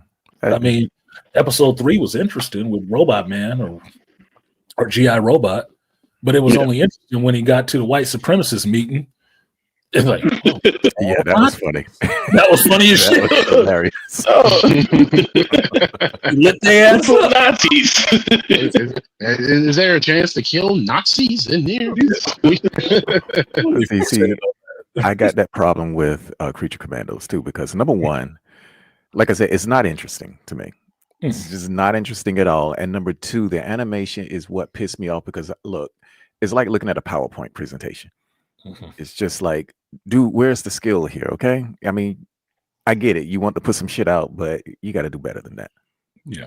I mean, the only thing that seems interesting in it is that you got Flag Senior in it, right? And voiced by Frank Grillo. Frank Grillo was Crossbones in the Captain America movies. Well, Frank Grillo is going to show up in the Superman movie as Flag Senior. He's the dude doing the voice is the one you're going to see on screen acting as the character as well, right? So everybody's saying, "Oh, he looks like James Gunn." He don't look like James Gunn. He looks like Frank Grillo, because that's who the fuck is going to be when he shows up on live action. That's who it is. So that's the only part that's interesting, that the characters, what you see in this cartoon, is consistent in the live action world as well. That if you see this character in live action, it's going to be the same actor. It's going to be the same actor doing their voice, just showing up on screen. That it's just a way for you to see it. It's animated, but that story is still consistent within the world. It's still consistent within the world. It's all the same world. Just some of it is animated for you, and some of it is live action for you. But it's still the same people, same characters. So that's the only thing that makes it interesting. Other than that, it goes by quick. It's over quick. I'm not really even thinking about it, a day or so later. I'm not really thinking. I kind of put that together because I was watching all of the Creature Commando episodes last night, and before that, I finished watching Crisis on Infinite Earths Part 3, and I kind of was like putting two together, because when they were showing the Anti-Monitor take out all of the universes, they were showing all their previous animated universes. So the Batman animated series that also had the Justice League, they took that out. They had the Super Friends universe, they took that out. You saw the Teen Titan universe, they took all of that. And I was like, And then I'm watching Creature Commandos. I said, oh, I see what they did. They took out all the animated stuff because Creature Commandos is more likely the animated version of that universe that James Gunn is giving us in the movie. So that's why they had to eliminate all this previous DC animated shit. Yeah, clear the Crisis on Infinite Earth. Yeah, they cleared the slate. That was, I think that was before James Gunn came on to be the head of Warner, or at least the DC stuff in the movies. I think that was a little bit before him, but even still, it's a crisis. A crisis event is them wiping out other timelines. So retroactive continuity. Yeah, it's a retcon. So his authority, well, you know James Gunn like I do. You know, if he can get away with doing some sexual stuff, he'll do it. You know, if he can get away with doing violence, he will fucking do it. He don't have a problem doing that shit. I'm just hoping it don't look like the Suicide Squad, right? Because that shit was sexually goofy, like an adolescent doing it. That's what makes it Peacemaker kind of funny. Adolescent humor. The Authority is adult, so even if you get into their sexual stuff, they not joking about that shit. They actually taking it seriously.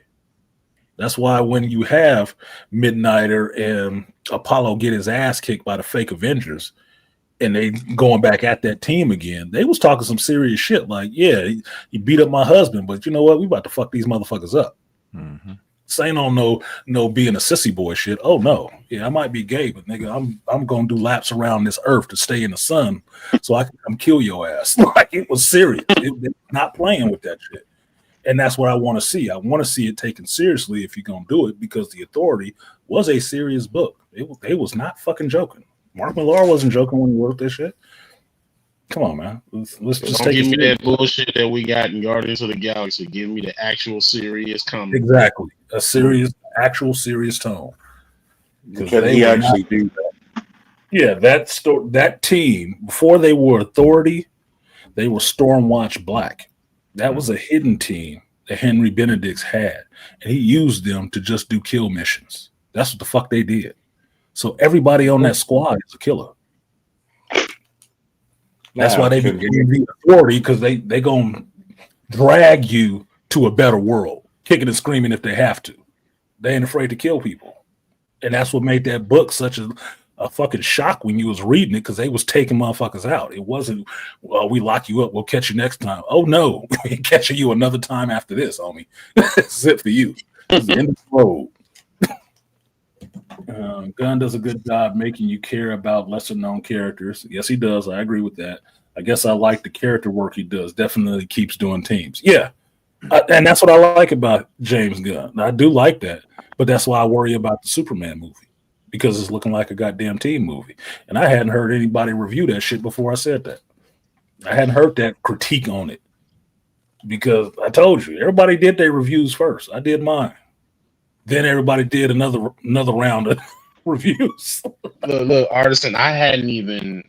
That was going to be one of the first videos I was going to put down as far as recording, because I was thinking about what I was going to say on the Superman movie, because one of the things I was saying, and I didn't even watch your review. I held off on watching your review because I was thinking about it. But since you said that, I was like, yeah, this is kind of looking like a fucking team movie, and I'm going to have an issue with that, because I feel like this is my take on it. I feel like you're kind of rushing this again, and you're making the same mistake that you made with the last batch, where you rushed everything and threw everybody in one movie to try to say, hey, this is our universe. I said, no, y'all need to take y'all time and build your world back up, because you're restarting everything with yet another Superman movie, which we don't really need.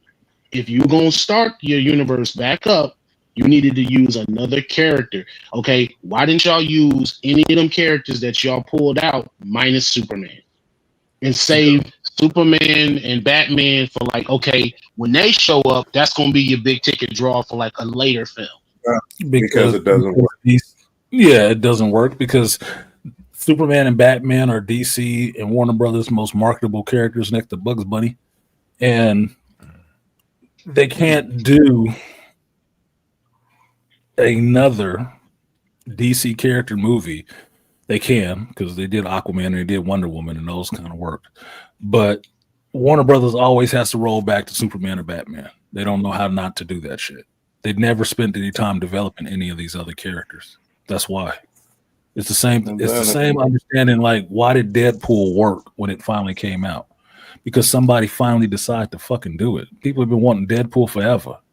It never made it. They were stuck on fucking Wolverine and the X-Men. As soon as that shit started going down, oh fuck it, let them do whatever.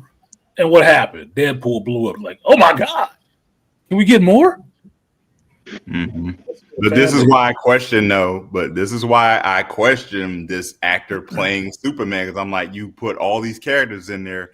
I don't know if you really believe in him like that and his acting ability, because nobody questions Tobey Maguire in the first Spider-Man. Who like, outside of William Dafoe, who was really, like, as far as putting on a performance? Same thing with Spider-Man 2. So I'm looking at this guy that they chose. I'm like, I don't know all these characters. I don't know if you can stand alone. This is because James Gunn always work off of teams. He does always work off of teams.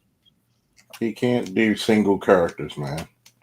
I wouldn't say he can't do it. He just doesn't. I would be interested to see him do just a solo character movie. But because think about it this way. In Guardians, you had a solo character movie in that movie. Rocket's story was the core of that fucking movie. He wrote a solo character. This character's whole fucking arc. If you listen to him talk about the Guardians movie, his key into that shit was Rocket. He's consistent throughout the whole movie. So you got a solo character in there. You just got a team around it too.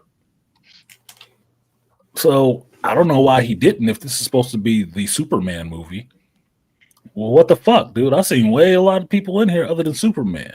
Unless you're telling me that in your universe, you're dropping this Superman in where he's been Superman for a while and other heroes already exist. Okay, if that's the explanation, fine.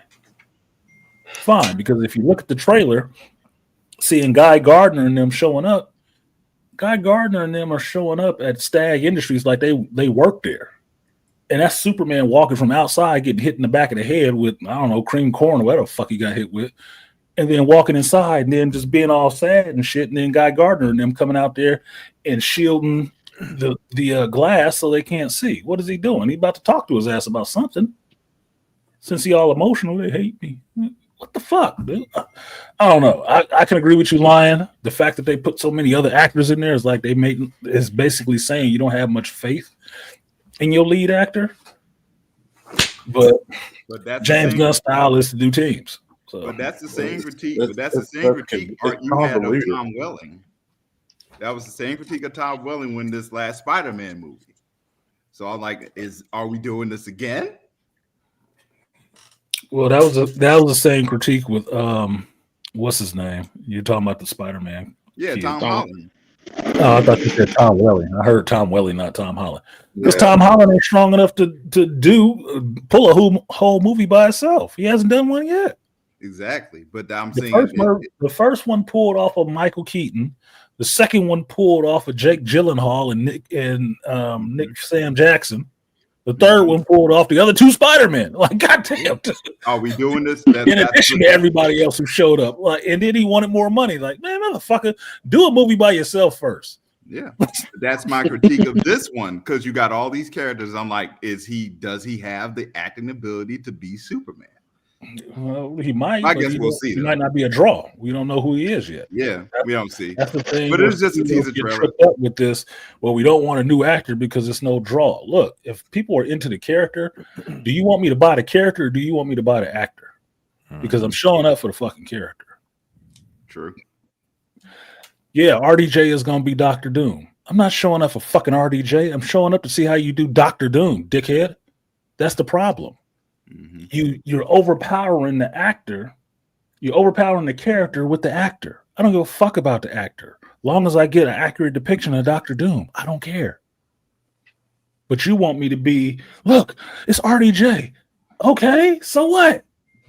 Can you get Dr. Doom right? Can you? If you can't do that right, why do I care who he is? Budget cuts. Yeah. Budget cuts. You heard it here. Budget cuts. They're coming. Said, Artisan Jack Hawksmore and Jenny Sparks are awesome, original, and good team leaders on the Authority team. Plus the arc with the great superhero base and vehicle. Yes. Yeah, they do. Their ship going through the bleed. Yeah, I know. I read them. Rainfire said, I'm just waiting for Superman to accidentally pulverize Lois's pelvis during the love scene and have Wonder Woman comfort him the Amazonian way. Shut up, Rainfire. Oh my god. I wanted to point that out. That was another thing. Sounds like a great porn. Don't it? Yeah. That's another thing. It's I okay. wanted to point out real quick. I am tired of these basic looking Lois Lane, man. I already said that. I said that in my review. Oh, you did? Oh, I'm glad I'm not the only one then. Shit, I'm tired of seeing these average looking chicks play Lois Lane. I say, hey, can y'all go get a pretty chick for once? I know y'all. She was hot. I'm like, she ain't fucking hot. She ain't even lukewarm. No, hell no. Lukewarm. Get the fuck out of here. Dude, this Lois Lane looked frumpy and dumpy as shit. That dark hair and them clothes, I'm like, this is a bitch that hate herself. What? I said, y'all still gonna let Terry Hatcher hold that crown as the prettiest Lois Lane? Apparently. The only other one that was close enough pretty was Erica, what's her name, in the Smallville show. She was another pretty Lois. Yeah, she was another pretty Lois Lane. But the rest of these heifers, I'm like, look, I like Amy Adams, but what the hell was you look? You weren't looking too pretty. I like luxurious. And she ain't that damn hot. Yeah. She looked derpy in the face half the time. I'm gonna say this. I'm as big a Superman fan. I never liked the character Lois Lane. Never did. I thought she was a waste character. You know, she was like, she does not love Clark. I'm sorry, you can't convince me she does. She doesn't. If she gave a fuck about Clark, it took to the point where he had to reveal himself that he was Superman. She had reason. She needed that story, man. She needed that story, and he would always make sure she got another Pulitzer. Yeah, even Superman's mom went in. Superman's mom went in on the comic book. Like, you are a horrible wife. You don't love Clark. You only care. You call him when you put yourself in danger. It's abusive. She went in on her about how she treats Clark. Like, you're horrible. Look, what up, Blood Boiling? He said, I would pay to see MCU Doctor Doom outsmart Shuri the same way he did to Bruce Banner when we were trying to fix Vision in the Infinity War movie. Yeah, because he would. That would be easy work. That'd be easy work. Doctor Doom should have showed up in a Black Panther 3 before he ever showed up in a fucking Avengers movie. He need to show up in Wakanda wanting a vibranium. Second movie should have been Doom War.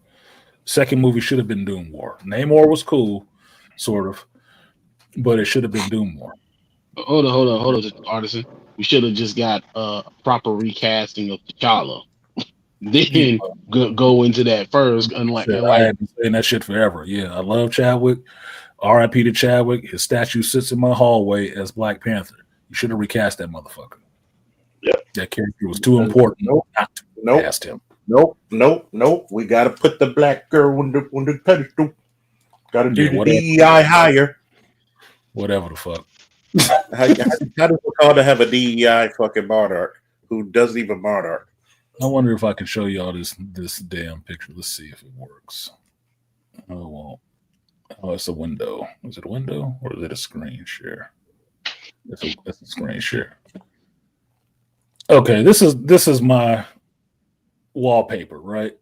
Oh, brilliant. Now, you know the scene, right? If you're a geek, you know the scene. If you watch MCU movies, you know the scene, right? This is a big deal scene right here. Brought a tear. Hey, boys know they're gonna be all right when the black man showed up. Yeah. He's gonna be okay, right? You see how slight this motherfucker is on the right? See how slight she is, Power Mittens? But she's supposed to replace him. She got Power Mittens. She does have Power Mittens. That's why I've been calling her forever. She Power Mittens. She got the little purr.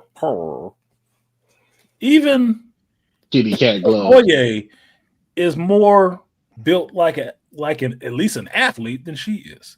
I'm like, come on, man. That's they fuck up for actually, doing that. I didn't mind Letitia Wright. Her Shuri, I just took it as this is the millennial or Z Shuri. Fine. It's not the Shuri from the comic. It's just Gen Z Shuri. But goddamn, she shouldn't have been Black Panther. I knew it happened in the comic. It was probably going to happen in the movies, but it was not going to be believable. And it got what it got. Nobody believed that shit. Nobody really liked it. She fought against Namor, the motherfucker who slapped boxes with the Hulk. And beat him. Yeah, right. That synthetic flower. That heart shaped herb, so she got the gas station weed. Yeah, she was called. Mind you, didn't see her do not one damn backflip the entire time you looked at her until the third movie, and she actually put the serum on. You know why? Remember, she got hurt in filming. Oh, yeah, that's right. That was so funny. Yeah, she did get injured. I forgot about that. I didn't know that. How you gonna have Hulk? How you gonna have the Hulk hands gloves? Trying to fight Namor. Yeah, the prepubescent boy body queen of Wakanda. Like prepubescent. What can I do for Wakanda? Breed strong sons. Yeah, no shit. She should be on the skeleton crew, dude. Like, what the fuck? Yeah. I remember seeing her. I was like, hey, this is gonna be terrible. Yeah, she got Hulk smash gloves. She's just Power Mittens, man. Just the fuck she is. You saw the first movie. What did she have? Power Mittens. It's obvious. I started laughing. I started laughing in the movie in part 2 when she showed up in the ship when she was about to her and Namor about to face off. She was like, "I am the Black Panther." I started laughing. I I thought, oh, you're so cute. Yeah, I was laughing on the inside, sitting in the movie theater watching that shit. Like, oh my fucking Yeah, me too. I'm Me embarrassed. too. I was like, damn, you couldn't at least get a put on a workout plan. Shit, I mean, damn, every other actor do. Call Gal Gadot. She could have helped you out, gave you some tips or something. Shit. Lois Lane from The Adventures of with Superman TV show was better romantic partner. She actually fell in love with Clark, not Superman. Yeah. Even though she's built like a boy. Hold on, Charles. Go ahead, Dr. Dunbar. You new up here. What you got? All right.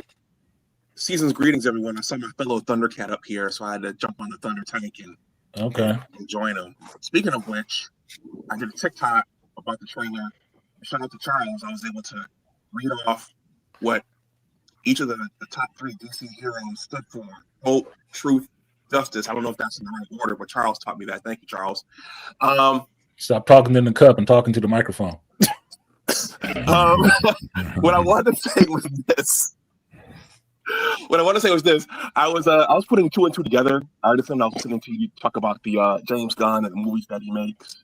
Mm-hmm. And when you were talking about Guy Gardner, I thought back to when I was a middle schooler and I started collecting Justice League International.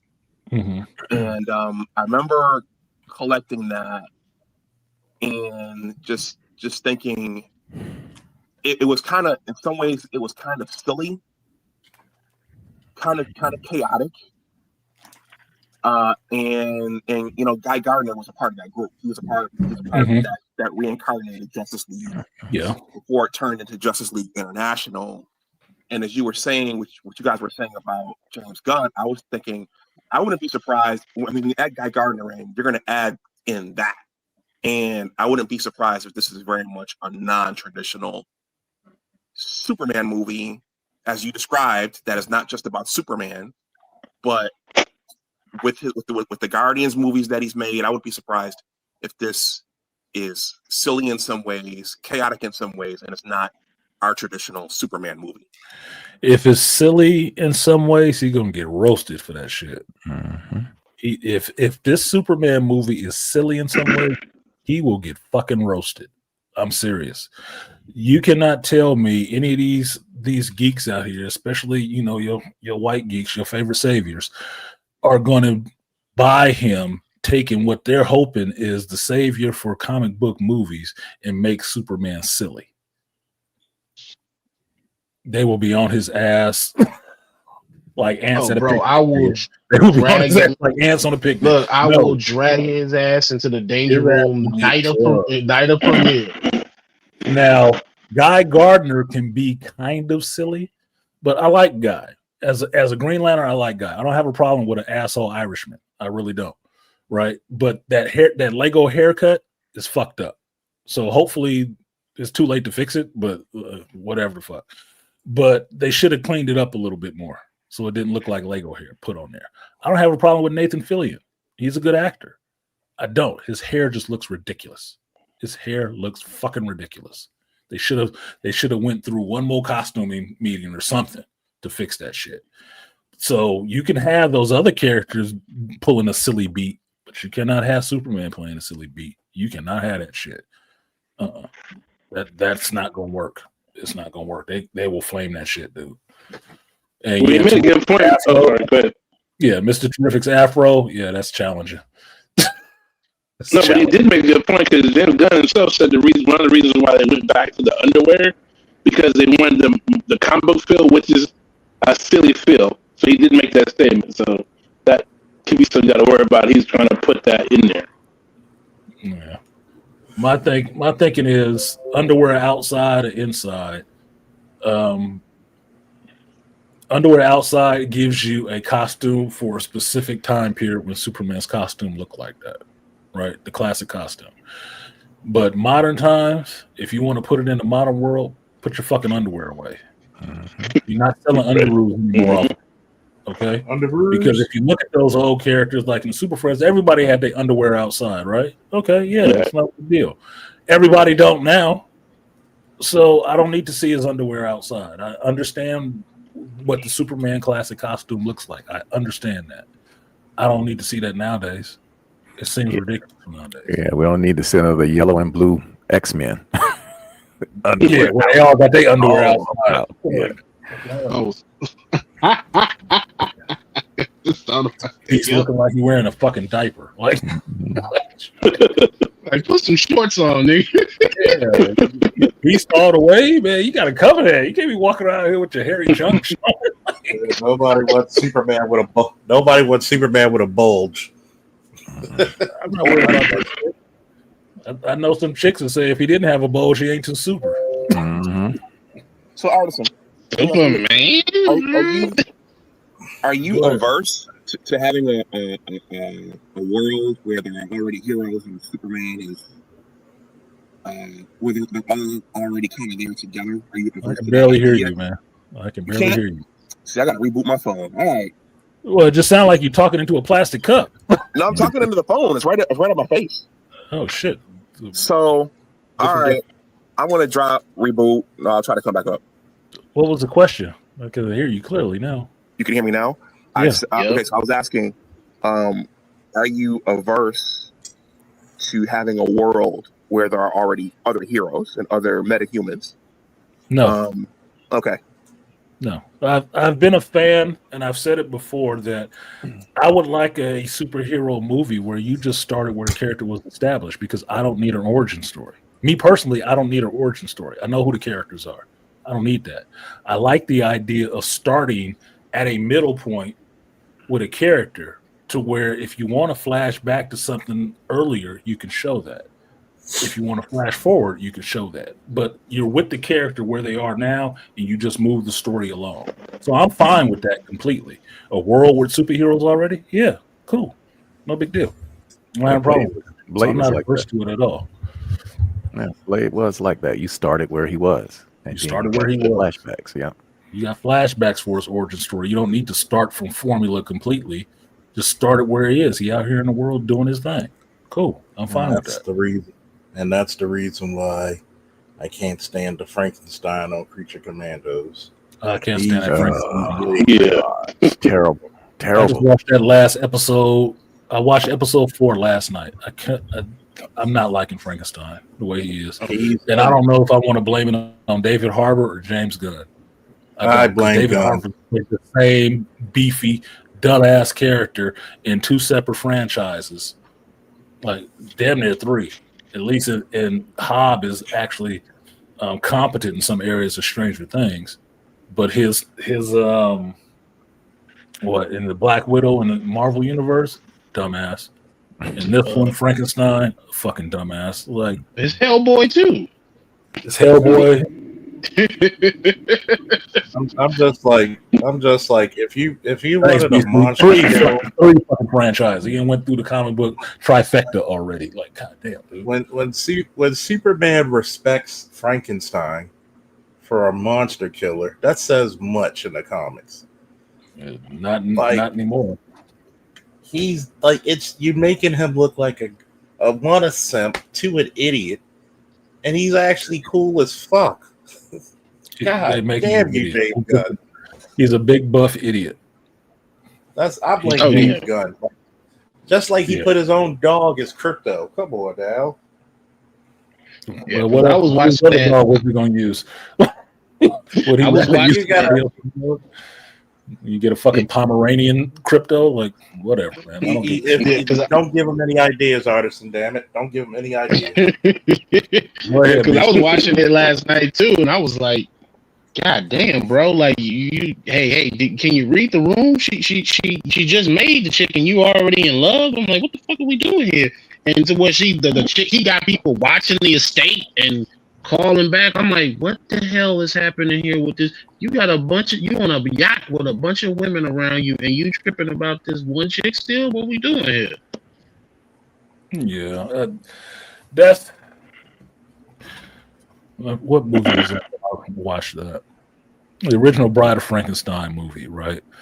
Where she was Frankenstein made her, and she was terrified of Frankenstein, this monster. She was terrified of him. That's all they're doing. They're taking that and just expanding it the fuck out. Making him a complete fucking simp for her.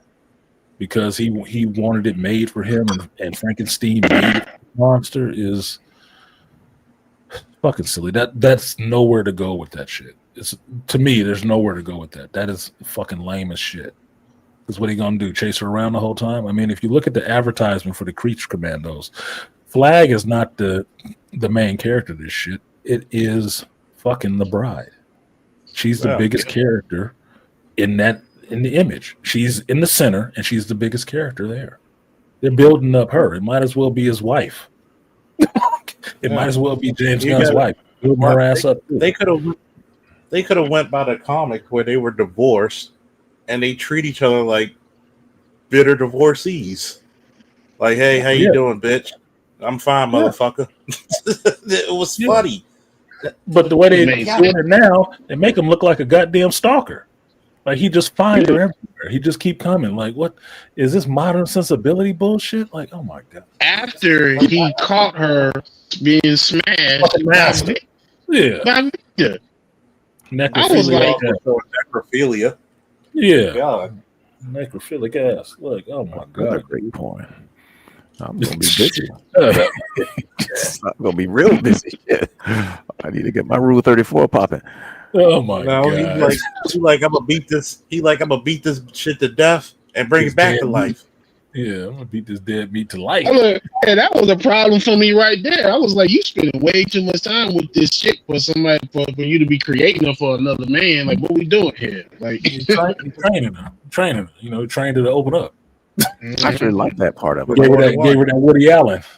Yeah, that's what I liked about it. It was like, okay, dude, you created your woman. Good. You know exactly what you got exactly what you put in it. And the funniest part is he's already married. Yeah, no shit. You already got a wife. What's that smell, honey? It smells like old dead fish. I don't know what you're talking about. Shit, old dead vajay. Sweet decay. Ugh. Did he sew her together at that part or what? Like goddamn, was you that horny? Apparently, he was really in love with his work. Literally, you can love your work, but not love your work. That gives a new meaning. That gives a new meaning to the phrase "I fucks with you." I fucks with you. I like you. And I fucks with you. Oh, God damn! Like, what the hell do we got here? So since we got dead I don't set know. up here, I'm gonna make this transition real quick. Since we got dead set up here, episode 6, episode 6 tonight. Yeah, six tonight, 5 last week, and pissed off even more. How do you think they're gonna try to stick the landing on this shit? Because I don't know how they're gonna wrap this shit up in one episode. I think they're gonna fuck around and then try to tell us, and next season is coming. Like, you're only supposed to do one season of this shit. Look, it's hard for me to explain this without giving a book spoiler.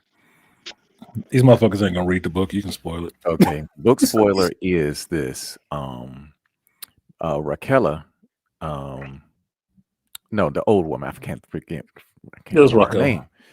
Yeah, Raquel. She foresaw The original Reverend Mother. Yeah. Yes, what she saw was the God Emperor. Okay. And basically, and I know I didn't bring this up last week, but Okay. basically what happened was she saw that the line of that emperor, which wasn't Salvatore, it was Constantine. Okay. It was a line of that emperor she foresaw based on a computer algorithm, and then what they saw in their prescient memory, that the God Emperor was coming and was supposed to be something like 10 to 20 generations away. So what the series is doing is it flipped that whole thing on its head. Now, here's the thing, and this is credit to you, Artisan. It doesn't really say that it was the God Emperor in the book, so it could have been Paul Atreides that she was seeing. But basically, what they knew was this motherfucker was not supposed to show up as Demon Heart. You know, it was supposed to show up like way down the line, and that's the reason why you get things such as the laying of the way, the spreading of the Bene Gesserit religions, and all this other shit, which is the reason why Jessica had a way when she got to Arrakis. Mm-hmm. And right now we're supposed to be at the beginning of all of that shit, but those interesting stories, that interesting groundwork is not being laid. Yeah, so where the hell would they go then? That means they would need another. Fucking hell, I don't really want to see another season of this boring shit. No, but that means that they would have to do another season to try to get to that land of the way, spreading the Bene Gesserit religion. And they have. I'm waiting to see Desmond Hart die in this episode. But if they do it another season, they're not gonna kill this motherfucker. They're gonna keep him around. He's a plot device. Yeah, and that's the problem. Contrivance at that rate, because he wasn't a character that actually existed before. That's the problem with most of these characters. They didn't exist, except for, of course, Vela and like Tula. She wasn't even she wasn't even in the sisterhood at this point. But they keep on jumping back and forth, and I'm like, I still don't know where they're going with it, because you know what? The younger Atreides, he got taken away at the end of the last episode, right? Mm-hmm. And the Sword Master. The Sword Master, yeah. And I'm sitting back like, okay, I understand the role of the Sword Masters in the book, because it was Tyrande who hired the Sword Masters to help take on the rest of the machine cult. And and these were the people who were going back and using the machine. So all of the shit that they pointed to, like the little boy using a machine, and I thought they were going to go with the looming threat of AI, but they went down this new direction. I just can't figure it out, brother. AI wouldn't let them because it was already writing the script. Say no more. Because that was the point of Sisterhood of Doom. It was like, hey, AI, people like they began to sleep on it because you're 100 years past the war, and people's like, oh, let's relax it. We still using this, that, and the third. And the Sisterhood were like, no, we need to stick to increasing human abilities. We need to control this shit. Which that last episode where they was down there, under the Sisterhood and going through the genetic record and shit like that, said that's some AI shit. They should be in trouble. Exactly. They should be in some shit. Them sisters down there seeing that shit should be like, bitch, what are you doing down here? What is this? And I think that Demon Heart, because I was wrong when I was thinking that he was taking over the role of Royan Atreides. I think he's taken over the role of Tyrande. He's sort of like a poorly written Tyrande character. Yeah, because Tyrande had no love for technology. In fact, there's a part in the book where these technologists, they came in because he's been cut off from the waist down, and he's got this chick that he walks around with. She carries him on her back Yoda, instead of a harness. And so he came with artificial legs for him. It's like, yo, these things work, and they connect to your nerve endings and whatnot. He killed that motherfucker for that shit. Like, no, the fuck, fucking with this technology, huh? He is hardcore into human beings advancing themselves, because he was one of the heroes of the machine war. So I'm not going to go into that much, but the whole point of what's going on in this series is sort of lost to me, because number one, I'm sort of biased when it comes to the books. And when I'm reading this, when I'm watching the show and I'm trying to figure out where they're going, I can't even figure out whether somebody who hadn't read the books could figure out where they're going. Having not read the Sisterhood of Doom books, I'm like, I don't know where the fuck they're going. I really don't. That's why I'm sitting here questioning, how are you going to wrap this up in one episode? Yeah. What are you wrapping up in one episode? You wrapping up the whole thing with Desmond Hart being there, trying to, push y'all away from the Empire? What are you doing? Because we already have an established point that you have to be at, because this is still in the same universe of Denis Villeneuve's Dune movies. So we already know where y'all have to be at some point. Right. What the fuck is going on back here? What are you doing here? Where's it going? You can't have them completely away. You can't destroy them. So the hell is going on? It's just they're not paying enough attention to the Atreides, because that's what the whole story is about. Right. They're not paying enough attention to the Sisterhood's influence on Arrakis. They've just got this Desmond Hart, this line of the Emperor, whom I don't even know who they are, and of course, Vela Harkonnen not acting like Vela Harkonnen. No, they paying attention, and I was seeing this in I think it was the fourth or third episode because I got my episodes mixed up where they were getting into Tula's backstory and shit like this. Right. And I remember I wanted to talk to you, but you didn't show up that week. I was like, did this shit just look like Game of Thrones to you? Because that's what I'm getting from this. They just trying to do their version of Game of Thrones in space. And some episodes, some parts and settings looks just like that. That's all it is. And then other parts is like, okay, now we're back into actual sci-fi. Yeah. So you just playing at this shit, throwing different stuff together to piece a story in where you have some structure, but you're not really trying to use that structure that much. You want to be freewheeling it out here with this other stuff and these made up characters, playing fast and loose with it. And that's what's bothering me. I don't know where the fuck they're going with this. I don't conceivably know how this season would possibly end except disappointing. I'm worn out on it. True. Yeah.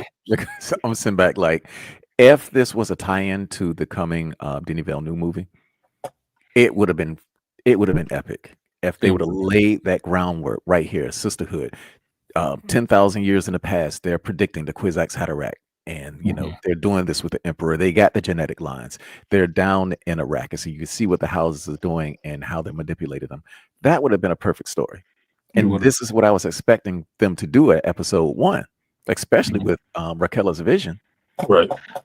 But all it took was that one scene when the girl was looking into the eye, the blue within blue eyes, and then it turned out to be Demon Heart.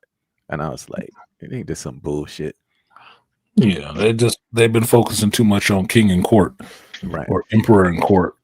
I don't think that's where the story is for this show, especially if it's a show about the Bene Gesserits. You should be, if you're not going to focus on one group of Bene Gesserits, then you should be bouncing around to how they manipulate things in different courts, not spending so much time in just one place. We should see what they're doing in Arrakis. We should, because we know that's important to the future of where all this is going. But to not see that, just to keep focusing on, we'll go back here and see how she was a Harkonnen, and then we'll go over here and see how they had a beef with the Atreides. Like, I don't give a fuck about them losing power right now, and this dude who's resistant. I mean, the whole lead-in for Desmond Hart is like, okay, he's going to end up being Tula's fucking bastard child that she abandoned or whatever after her one night with the Atreides dude. It's like, all right, what the fuck ever, dude. All right. Doesn't make sense. It doesn't make sense. Big deal, but whatever. So it would explain why he hates you bitches. But okay. Yeah, the only thing they got right was the uncle's disdain for Vela. Yeah. And and that's because she was trying to bring them out of exile and back into the main thing. But other than that, because the Bene Gesserit at this time, their sisters were everywhere. They were in with the new school of Mentats. They were partly responsible for creating the Sappho juice, which is what the Mentats drink was. They were everywhere. So they were laying their tendrils at this point, and that would have been interesting. But that would have been really interesting to see. Yeah, but that's not what they're doing. No, they did main beats, and like Rainfire is saying, I get that part. Rainfire is saying the new movie show producers / directors always pride themselves not doing an exact retelling of the original books. They are not making things better. You could do a not exact telling of the original book because it makes it boring and predictable for people, but you have to add something. Add, not subtract. It has to be better. It has to make what's existing better. Nothing that they're doing is making stuff better. And that's not me telling you. Dad said it's telling you this shit. It's not better. It's not making him more interested. He read this shit. He's not seeing it as being more interesting to him. He's waiting for this shit to be over like he at the dentist's office. Like, come on, let's get it up. Let's get it done. Let's get this shit done, bitch. Put my fluoride on and give me my toy. Interestingly enough, what's his name? The guy who did Lord of the Rings. Tolkien. No. Or movie. Peter Jackson. Jackson did that with Aragorn's character because the character in the movie was not the same character that you got in the books. Aragorn was all about that throne in the books. I mean, he was like, he knew that he carried the Shard of Narsil with him. And that's something that didn't happen in the movie. They made his character far more interesting in the movie for people who hadn't read the books by making him a reluctant king. There were other things such as bringing Legolas out there. It wasn't Legolas. Who was it that met them in the wild? Arwen met them in the wilds. Yeah, Arwen actually didn't exist there. Yeah, but goddamn, it was who was it? Not Glorfindel. It was I think it was a young elf Glorfindel. Somebody you didn't, people just didn't know about unless you read the books. So, minor alterations to the character like that to make them more interesting. Including Frodo. Frodo was a badass in the book. He was a little badass, but they made him a bit meek, a bit shy, a little bit this, and they made it far more interesting. So I like Peter Jackson, Fran Walsh, and what's the other girl's name? Philippa something.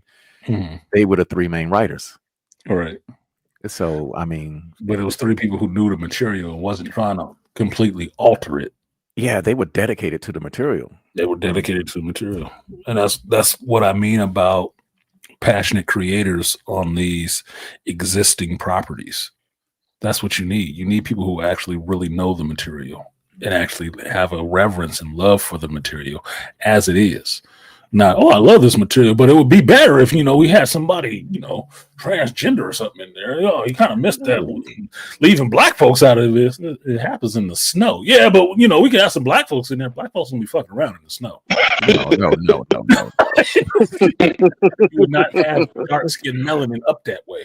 Ain't no sun. That's how genetics works. Yeah, but no, we got to do that for, the modern audience. Like, fuck the modern audience that always generally cares about good story, regardless of whether they know it or not. The mythical modern audience. Modern audience, for my view, modern audience is people who don't know shit about none of this. That's the modern audience. They don't know a goddamn thing about none of this. They can't sit there and critique with you like this is not the actual character. This came from a book. This came from a comic. The modern audience doesn't know none of that shit. But I think the modern audience, even if they don't know the material, like if you are a basic moviegoer, you can still tell what a good story is. You might be a little bit like, something is missing. You can't necessarily articulate what's going on, but you can kind of tell like something's not quite right. It's not passing the smell test. Here's one of the things that I have a problem with the modern audience. Okay, you take people like us, and y'all played Witcher, right? Or who here hasn't played Witcher? I haven't played it. Okay, get in. Witcher didn't have any black characters in it, and none of the black guys that I played with cared because we was like, this was a great game. I love Geralt of Rivia. I mean, even in the books, it was a Polish story, I think. So when we go into these stories for the older audience like me and Charles and us, we're not looking to see some token black guy in there. Tell this dude's story where he is. I don't care if he's white, whatever the case may be. This is his story about his culture and where he is in the world at that time. Exactly. If anything, to piggyback off of that, you would actually bastardize the story if you try to put people into the story. Like, look, you can, let's say in the same universe, you could go over to the other side of the planet and have black people there doing something on another side. You don't have to interact with that character necessarily, or do what people should do. Make your own goddamn stories. And I always ask this to a lot of people who I see in these comic book groups on Facebook who want to support transgender and LGBT. I said, why don't you write your own characters since you know how it feels? But it's called, they can't. You're lazy or not onto the level. You just not onto the level. I said one of the best LGBT characters I've seen written in about 5 years was actually Crush, Lobo daughter, because she actually talked about how nervous she was of meeting, her girlfriend's parents, how she's always trying to live past her father's reputation. And it's like she has that dichotomy. People can understand that. What you want to do is you want to insert sexuality, insert race, insert whatever, and make that the focal point instead of this character's reaction to the world around them. And then for me, it's like you Go actually ahead. Go ahead, Beast. you actually are hurting the original source material, because a lot of people, like myself included, I'm one of those people that if I find out that this is an adaptation, I typically like to go find the original material and go read about that. And if you're putting stuff that's not original in the original story and to for the modern sensibilities or whatever, you hurting the source material. You keeping people where that's going to repel them, because it's like, well, this isn't what I saw in the movies or on the television show. I'm reading something totally different. Or you might get it in or the reverse. They might go completely to the source material and they never even watch the show or the movie, because they didn't recognize that you didn't deviate it so far from the original material. They're like, well, what the hell is the point of watching the movie or the show? The source, I got the original book, and this is what the author originally intended, and how this story for this story to look and go. Yeah, I've seen it at least with comics, that this is why comic book adaptations of the movies and stuff like that don't sell. You don't really get a crossover audience as much as you would think with, oh, the movie is out. That was a really good movie. Let me go see what these characters are doing in comics, because it's always different. Mm-hmm. It's not the same. So it doesn't translate. Oh, is this the movie? No, it's not the goddamn movie. This is the original material. Oh, okay. I'll read it and see if I like it. What did you think? Wasn't what the movie was. Yeah, no shit, because they changed everything in the movie. And the movies usually lack the depth that literature has. Yes. Just in general, though. But like, you can mitigate that by sticking to the source material as much as you can. And of course, you gotta, some things don't hit the cutting room floor, because if you're talking about a 100-page, graphic novel, you can't. All panels can't be in that. It's going to be a 5-hour movie. But I disagree. They don't even try that. A 100-page graphic novel, you can, because if they can take something like Lord of the Rings, which was a couple books, and condense that down to a 3-hour movie, then you can do a 100-page graphic novel. Easy work. Yeah, it'd be pretty fucking easy. They're moving pictures, motherfuckers. Like, and the funny thing about what artists will do, and I think a lot of people, they're aware of it, but they're just unaware of it. I guess they can't vocalize it or explain it. But especially good movie makers do, is they will tell a story with their environment without saying a word. And when they do that, it's just like, it's like when you watch Lord of the Rings, the whole history of Lord of the Rings was laid out in the environment alone. So when you saw Hobbiton and you're looking at that and it looked old and you saw the giant tree, you can actually assume what that story was, and then see how the characters are acting on screen, and then make an accurate assessment of what those characters were. Yeah. Because they've already set the scene for you. They've already set the scene for you. You're buying into it because you can see it. So you don't have to have a bunch of dialogue to explain that shit. Sure. That cuts out a lot of work. Yeah. Same thing with the orcs and the elves, and not the doors, because you really didn't see much from the doors. But yeah, that makes sense. The scene, Actually, the set. The orcs make sense. Yeah, but go ahead. Yeah, you was like the brutal nature, like when the orcs were being born. Like when I was a kid and I saw that, I was like, oh, so these guys aren't very good. Like you could tell, it's like, okay, the brutal nature of their existence. Like, oh, okay, I got you. Yeah, because you use orcs now, because that's supposed to be somehow a representation of black folks. All of a sudden, no, the fuck it ain't. No. Yeah, that's what saying. That's the white folks. No, the fuck it ain't. Here's the thing: like they're so obsessed with trying to make evil nice. I think there's a certain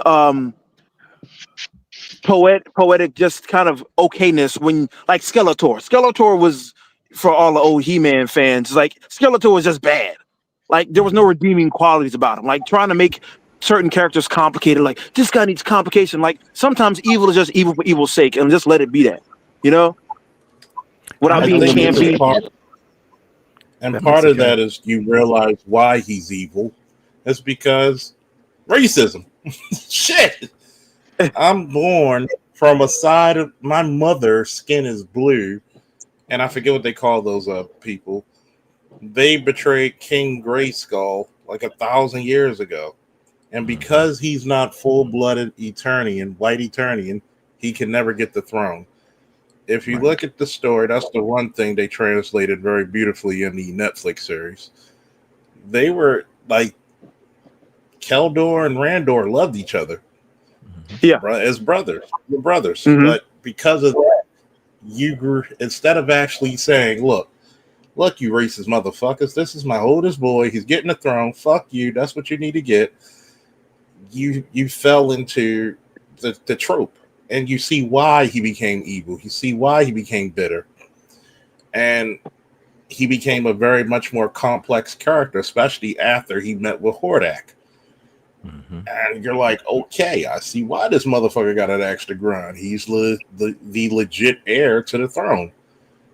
I like that. You know, there are some things where you can add some complexity. Like, yes, I told my godson, he's like, well, there's a reason for people to be evil. I said, there's not always a reason. There's sometimes there's a reason why you have police officers and soldiers to either neutralize or exterminate evil. Why? Because some people who are just that far gone, there's nothing redeeming about them. And when you get that complexity, and that's the part where, and I do agree with Malika, where younger viewers are not taught, they're not reading like we did, because you remember we had book reports and we had to read The Giver. Imagine being sick with the flu for 2 weeks and you had The Giver. And you had to really imagine, how the fuck do you not know how the outside world is? But it's very easily conceived once you understand the culture and the surroundings of the people.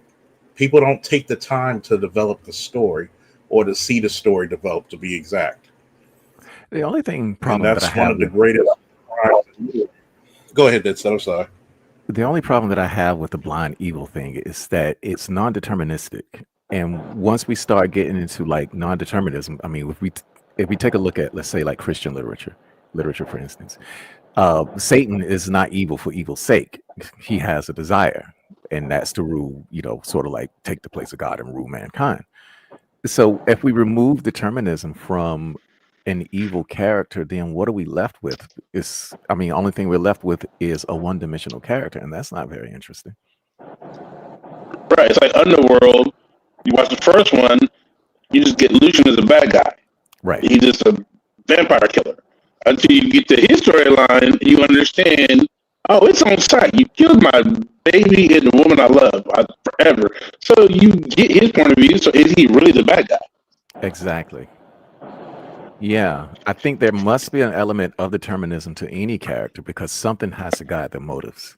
There has to be an element of cause and effect, but to just have them come out and then just be evil for the sake of evil, I can't see where that would be interesting. Unless, even if they're driven by like nature, like the scorpion crossing the river on the fox's back, and he and it drowns them both. There is an element of determinism there. Well, it's kind of like Predator too. Everybody's telling me to artists in this. In the book, there was a reason that Predator was there during that time. It wasn't just the fact that it was hot. It was the simple fact that once Arnold beat the Predator, they keep a genetic code of the things that beat them. They couldn't find him because the government put him in a secret site. So they went after his brother. So this Predator was like, oh, I want to fight this dude that dropped this guy. Well, he's not there. We can't find him. Well, his genetic code popped up over here. Conditions is perfect. I'm going hands on hand. Because if you notice, he fought totally different than that Predator. He had a motive for being there. But they took all that out of the movie and they just put, oh, it's hot, he's here. Like, no, the book gave you a real reason why that Predator was actually there. Yep. It goes back into actually the context of it. Why, for example, why was Wolverine so interesting for 40 plus years? Because of the mysterious factor of him. When they came out with Wolverine Origins, did a little bit of the luster come off? A little bit. Yeah. A little bit. A little bit. It's nice to read it. It's a good read, but a little bit what made him classic was that you didn't know what he was about. You didn't know his origins. You just knew that he was an ornery Canadian who loves cigars and women. Mm-hmm. And in his quiet moments, he always wondered about who he really was because he didn't know. Yeah, and he had the nightmares, and he couldn't explain his nightmares. Yeah, and how many people can relate to that? Lots of people, I think. And it's like when you look at Batman or Superman. Superman's the guy. He's the son of two worlds, but fit not totally in either. People can relate to that because think about the first time you went to school or the first time you started a job. You felt a little alienation. You felt like an alien until you got the gist of things. And that's the part where a lot of the movies, because I tell you, I agree with this one guy. I forget the name of his YouTube name, where a lot of Hollywood for the last 5 years has given you very, very horrible movies. That's understood. I mean, and that's just a big understatement. And think about it. The reason why the superhero genre was ultra successful because they had ultra successful material to come back to focus from. But there's something else about superhero genre. The superhero genre had the same effect that the Star Wars age had on it. When the superhero genre came out, there were clear distinctions between who was good and who was evil. I mean, because Star Wars was very black and white. You had the Empire and the Stormtroopers, and then you had everybody else. And that type of thing has always resonated with people. You saw the same thing once you got to the Avengers and this and that. However, what took like the Avengers over the edge was now they were exploring the motivations for this person being evil. Because we know why the Empire was evil. This Palpatine just wanted power. That was his whole thing. And that went into the whole trope about absolute power corrupting, yada yada yada yada. These are things that are very simple to understand. But once we get into the more complex motivations of something like a Thanos or a Red Skull, it's the same thing. It's black and white, but now it's like, let's look down into this abyss a little bit and see what's taking place. They're no longer just evil; they're antagonistic. It's not that binary. It's like, well, why are they opposing them? That's the question that comes. Evil because you did something to make them evil. Exactly. Yeah. I finally watched Joker last night, the second one, and I'm like, look, you artist, and I thought the movie was fantastic. I mean, even this, because the singing, I mean, I'm not going to stay on the Joker bit, but the singer parts was part of his dysfunction. Right. Exactly. And, and the fact that Harley Quinzel, what she was attracted to was the very thing that was killing the motherfucker. It was so in your face. So when you was talking about it, and since we're talking about villains and whatnot, I'm looking at this, and yes, it's not Batman's Joker, but I can graft it onto Batman's Joker and say, this is one disturbed motherfucker, and that began back when he was a kid with his crazy mama. Yes, he was made that way. He was made that way. Singing was part of his delusion, and you saw his delusion. That motherfucker was exactly, and there would make no bones about it. It was sad, but it was who he was. Mm-hmm. That was his life. It was tragic, and when he stood there in front of the courtroom and admitted it, and then went to Harley and then got rejected, I was like crushed. I was like, holy fuck. There's your villain origin story. So that was rough. That was rough. That was rough. And I can remember sitting there watching that shit and was like, yeah, they're not gonna like this shit. That's why I still say that it was a good movie. I don't give a fuck what anybody else said, big or small or whoever, that it was a terrible movie. I thought it was actually a great movie. It was great. It had some parts that didn't work well, but I thought it was a very good movie, psychologically speaking. It was, because you understand what's going on with this damn character. And if you mad that he died at the end, he didn't turn into the comic book Joker, he never was that motherfucker. Yep. That wasn't the point of the fucking show. What was you watching? That's what you were expecting? You just You want know what? Him dying at the end, I was actually glad because I was like, dude, you are finally released from your pain. Finally free. I was happy about that. Mm-hmm. Yeah, and it's kind of funny when you go into law enforcement or military like that, and you're looking at a guy who it's very easily to turn a human being into an animal. Yep. Mm-hmm. I mean, just feral as fuck if they raised the wrong way. And you're dealing with people who psychologically are just broken. And at some point, you may never put the pieces back together again. You can't even super glue. Mm-hmm. And you're at that point where, like, goddamn, like this motherfucker's just broken. Yeah, because you can give them a purpose. You can give them a purpose, and then make them useful, right? It's like Rex was telling Penguin's mom in the Penguin show. Yep. You can give him a purpose, and he'll be useful. He'll do that. You can put him to work, or you got to put the motherfuckers out to pasture. Yep. Yeah. You got to go away because there's nothing else you can do with him at that point. There's not. No, because he's sick. Yeah, you either point him in the direction and reap the benefits, or he can take a Treat him ride like with a lame me. horse. Yeah, he can take a ride with me. The irony about that is that when it comes to flowers, just look at the flowers. The irony is that when it comes to lots of heroes and villains, you're often dealing with two broken people fighting each other. Exactly. Yep. Disparate Hero is ideas. broken in its own way. That's the interesting part about understanding that you have people who are villains and you have people who are heroes. If you look at them side by side, they're probably broken in an almost identical way. They just chose a different path, a way to handle it. Take them out of context, they're eerily similar. Yeah, that's why Batman resonates with people so much, is that given this traumatic event that happened to this man as a boy, he went this way. But all his villains, you look at them, they might have had a traumatic event too. They just went the other way. That's all it is. And he ain't that far away from them. No. That's why you can catch them. Yeah, that's kind of what we use, like working in motivation. You got a lot of, we always joke, is like to stay at this job, you gotta kind of be fucked up individual yourself and want to try to keep the young ones from continuing on that path that they already on, because you see that they broken. And like, because a lot of conversations you'll have is like, well, how do you know? Well, because motherfucker, I'm you. I've been in your shoes.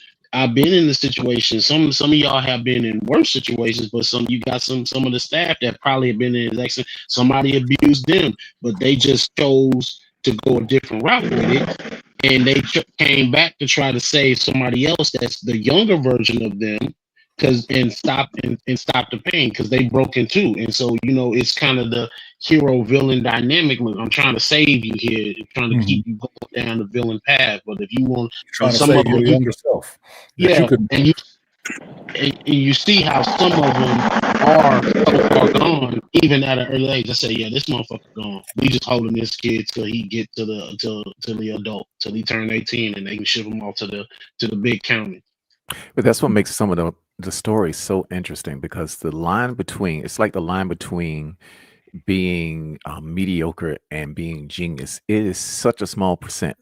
So the line between being a hero and a villain it's razor thin. And because I'm thinking of I'm thinking about Thor, for instance, and Thanos. On one given day, or any given the circumstances, Thor could become a Thanos if the circumstances were correct. But at the other hand, he's just on the other side of that obsession arc. That's all it is. Yeah, Thor's obsession is with being praised.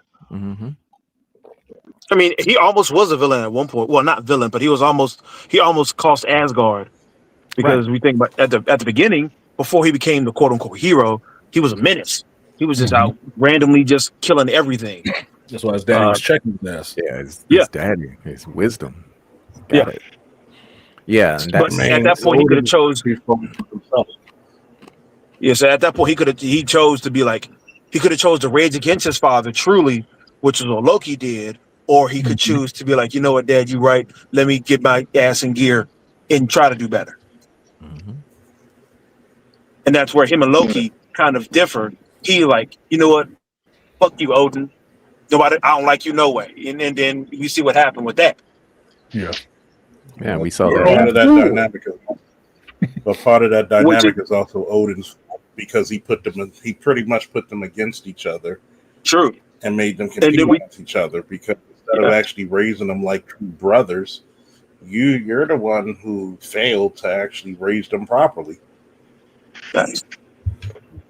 And then, but we still see how Thor always at the end of the day, he was like, "That's my brother." And you, as an audience member who doesn't understand the character, you're like, "Man, fuck that! He should have killed Loki as soon as he saw him." It's like, well, you don't know. That goes back to your earlier conversation, where if you know who Thor is, you know who Odin is, you know Loki, you know the story is like, okay, I see why he doesn't write him off, because he understands. Because if you don't have brothers, it's hard to be like, well, why did you just get rid of him? Like, you mean to tell me you're just gonna get rid of that brother you've known? Because remember, these guys are thousands of years old. They're not like, you know what I mean? Yeah, but Loki's point of view, this is where I sympathize with Loki. This is where bloodlines come into play, because he is part of the Frost race. Mm-hmm. Yeah, and so he's got that. He's got this environmental element that he just cannot reconcile. This is when when we get into things such as a white family raises a black kid, and then when the black kid grows up, they're trying to figure out who they are. Exactly. Loki, he was forever stuck there. Yeah, and that's what by his enemy. Exactly. Raised by his family's enemy. Like, wow. Michael Orr in The Blind Side. Mm-hmm. Yeah.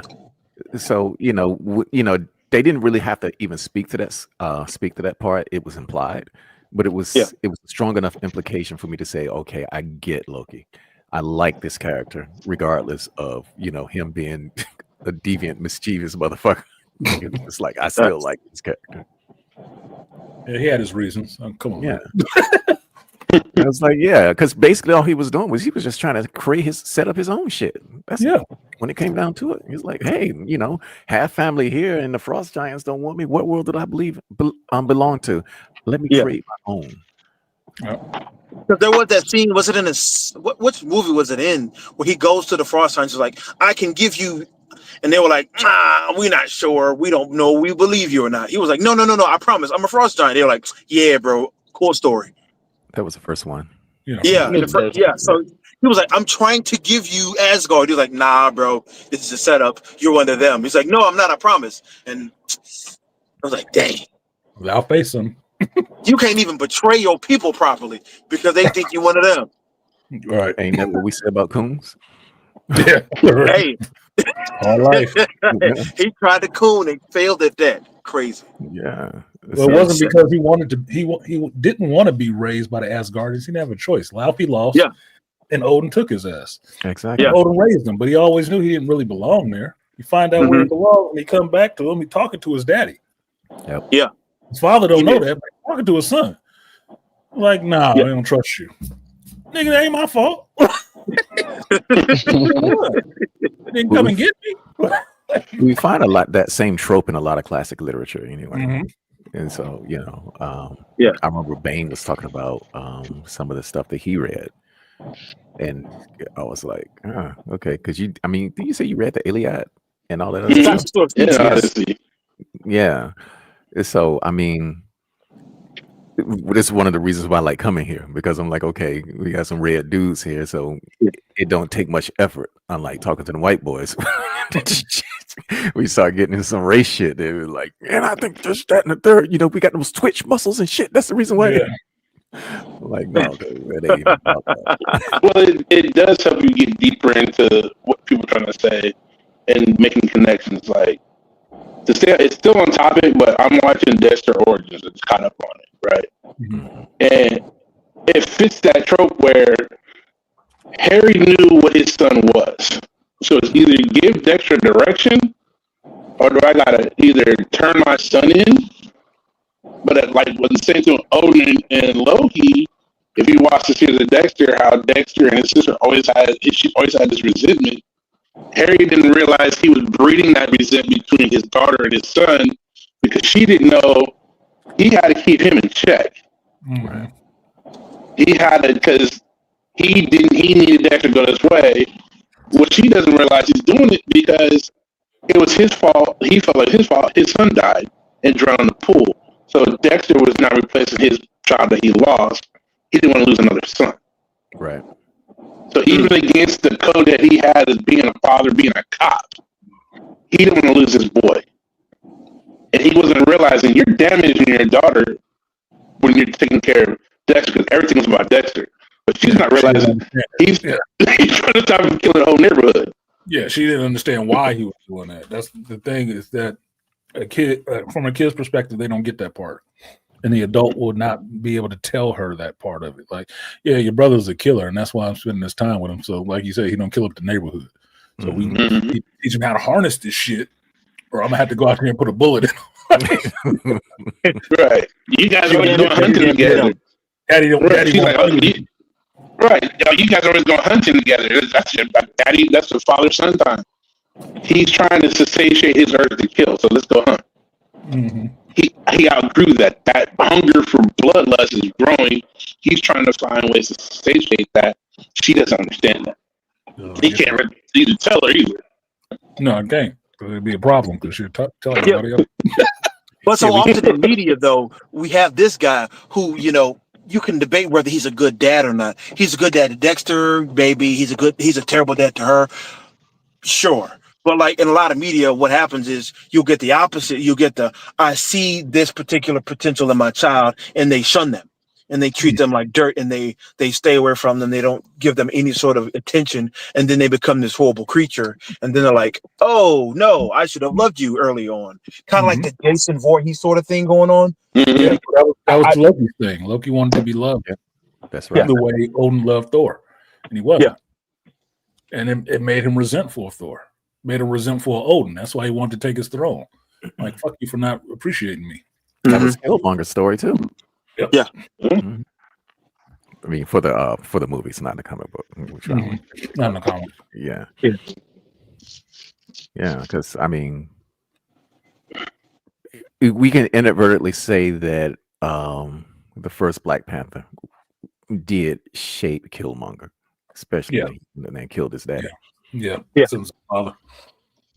Definitely a villain that you made from your choices, because in that situation he did kill his own brother. Yep. Put him in a situation where it's like, man, I got to protect all Wakandans, and these Wakandans, and yeah, you are too. But damn it, why'd you do that? Yeah, he did it and gave no reasons. So he was just a young kid searching for, first of all, a mysterious people, and then he was searching for reasons why these mysterious people would kill my dad.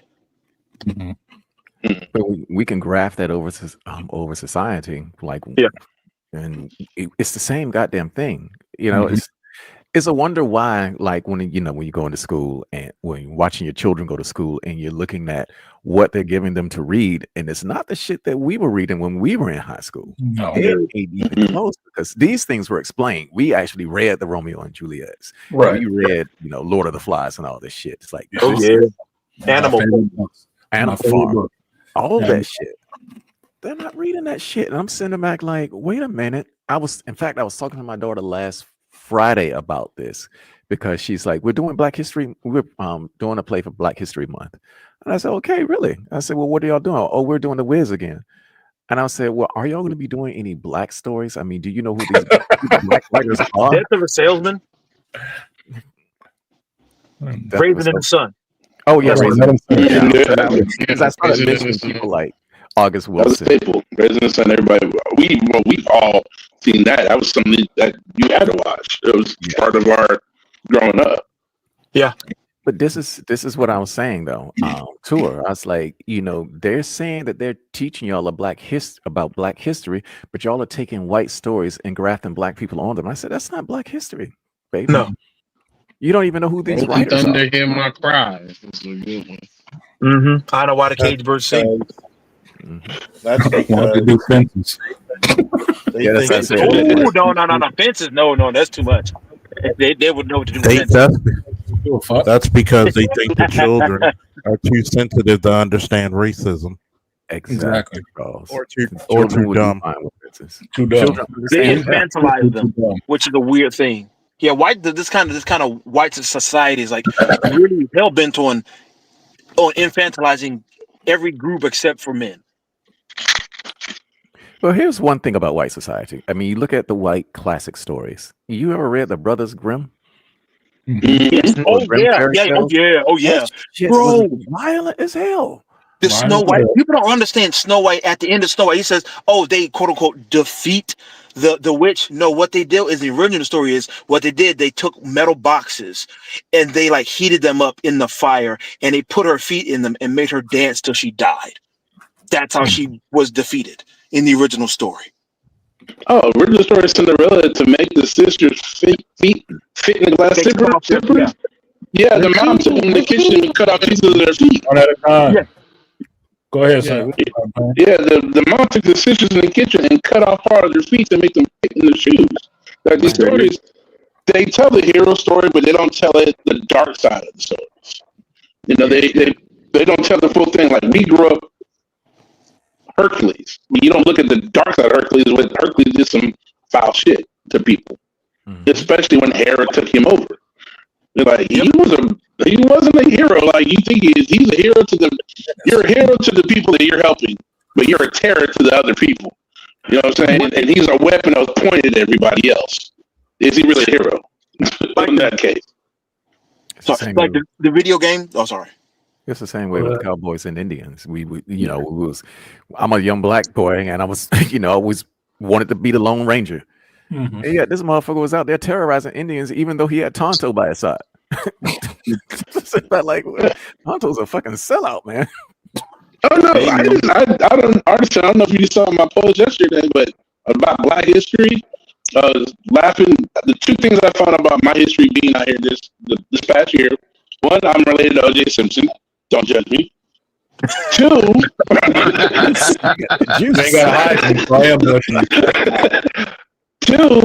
growing up in school, we all saw the Alamo and we all sang the song Davy Crockett, right? Davy, they could kill the frontier, whatever. I just found out from my mom yesterday, my great-great-grandmother was owned by him and his people. Wow. I'm like, are you serious? Like, yeah, your great-great-grandmother, name was Crockett. She came from the Crockett plantation. She was born in slavery from his family. They didn't ever tell us in school he was a slave owner. You didn't hear that side. But you know the time frame. You kind of know he right. It's like when I'm arguing with Irish people about when they come in, it's like, they start talking trash about black people, which they always do. And I'm sitting back like, y'all weren't even that fucking great because it was an Irish motherfucker who killed Dr. King. What the fuck you talking about? I mean, this dude was Irish and Scottish, and he was a poor white, and Dr. King was actually, he was for, basically the poor person's march and, getting them up and going. And it's like, this is a battle of class. Y'all need to put this race shit aside. And what did they do? I said, the problem is that y'all let other white people come in there and then tell the poor whites that these blacks over here are the ones who are doing all this shit to you. Meanwhile, these white elites are the ones who are doing this shit, making the laws that are fucking you up. And then y'all setting them on. I was like, yeah, make that shit make sense. An Irish man killing a black man over some white shit. Divide and conquer. Somebody else to do the work for him. Yeah, but going back into what we're talking about, it's what makes a lot of these narratives very interesting when they're referencing what happens in real life and then embellishing it and writing about it and creating characters around it, because that's basically all we're doing is retelling human stories. Yeah. And you can tell a lot about society. Yeah. And to that extent, that's when the stories fail, because it doesn't seem like a real human story. Except the truth is stranger than fiction. Well, and that's why you can tell a lot about a society by the stories that they tell. Because now what we're talking about, they gloss over, they intentionally, misquote or just outright deny or obfuscate the truth in a lot of stories, and that goes to tell you a lot about where society is now. Because if you think about all the old Grimm's fairy tales, they understood life was brutal, and you don't get power by just quote unquote defeating somebody. Like, you show displays of power to show that, hey, this is over with. We're not doing that. We're making things are black and white. You go out of here, you will get like Hansel and Gretel. Don't go out into the woods. Why don't go into the woods? Because you could die. Like, how do we say that? We say there's this witch in the woods that'll eat you. Like, there's no other way to say it. We can't be like, oh no, we may be able to. No, like, it's a bad thing.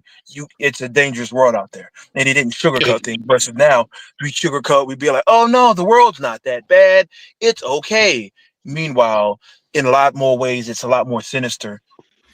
Meanwhile, in the inner city near you. Yeah, you look at the origin of like the boogeyman and all of this stuff, and like a lot of those scary stories was used to keep kids from doing stupid stuff and going out into the world not without protection. It's like, no, something in that dark will get you. Well, what's in the dark? Oh, the boogeyman. Yeah. Well, this goes back to one of my favorite directors, M. Night Shyamalan in The Village. That was the point of The Village. Yep. That was the point of The Village.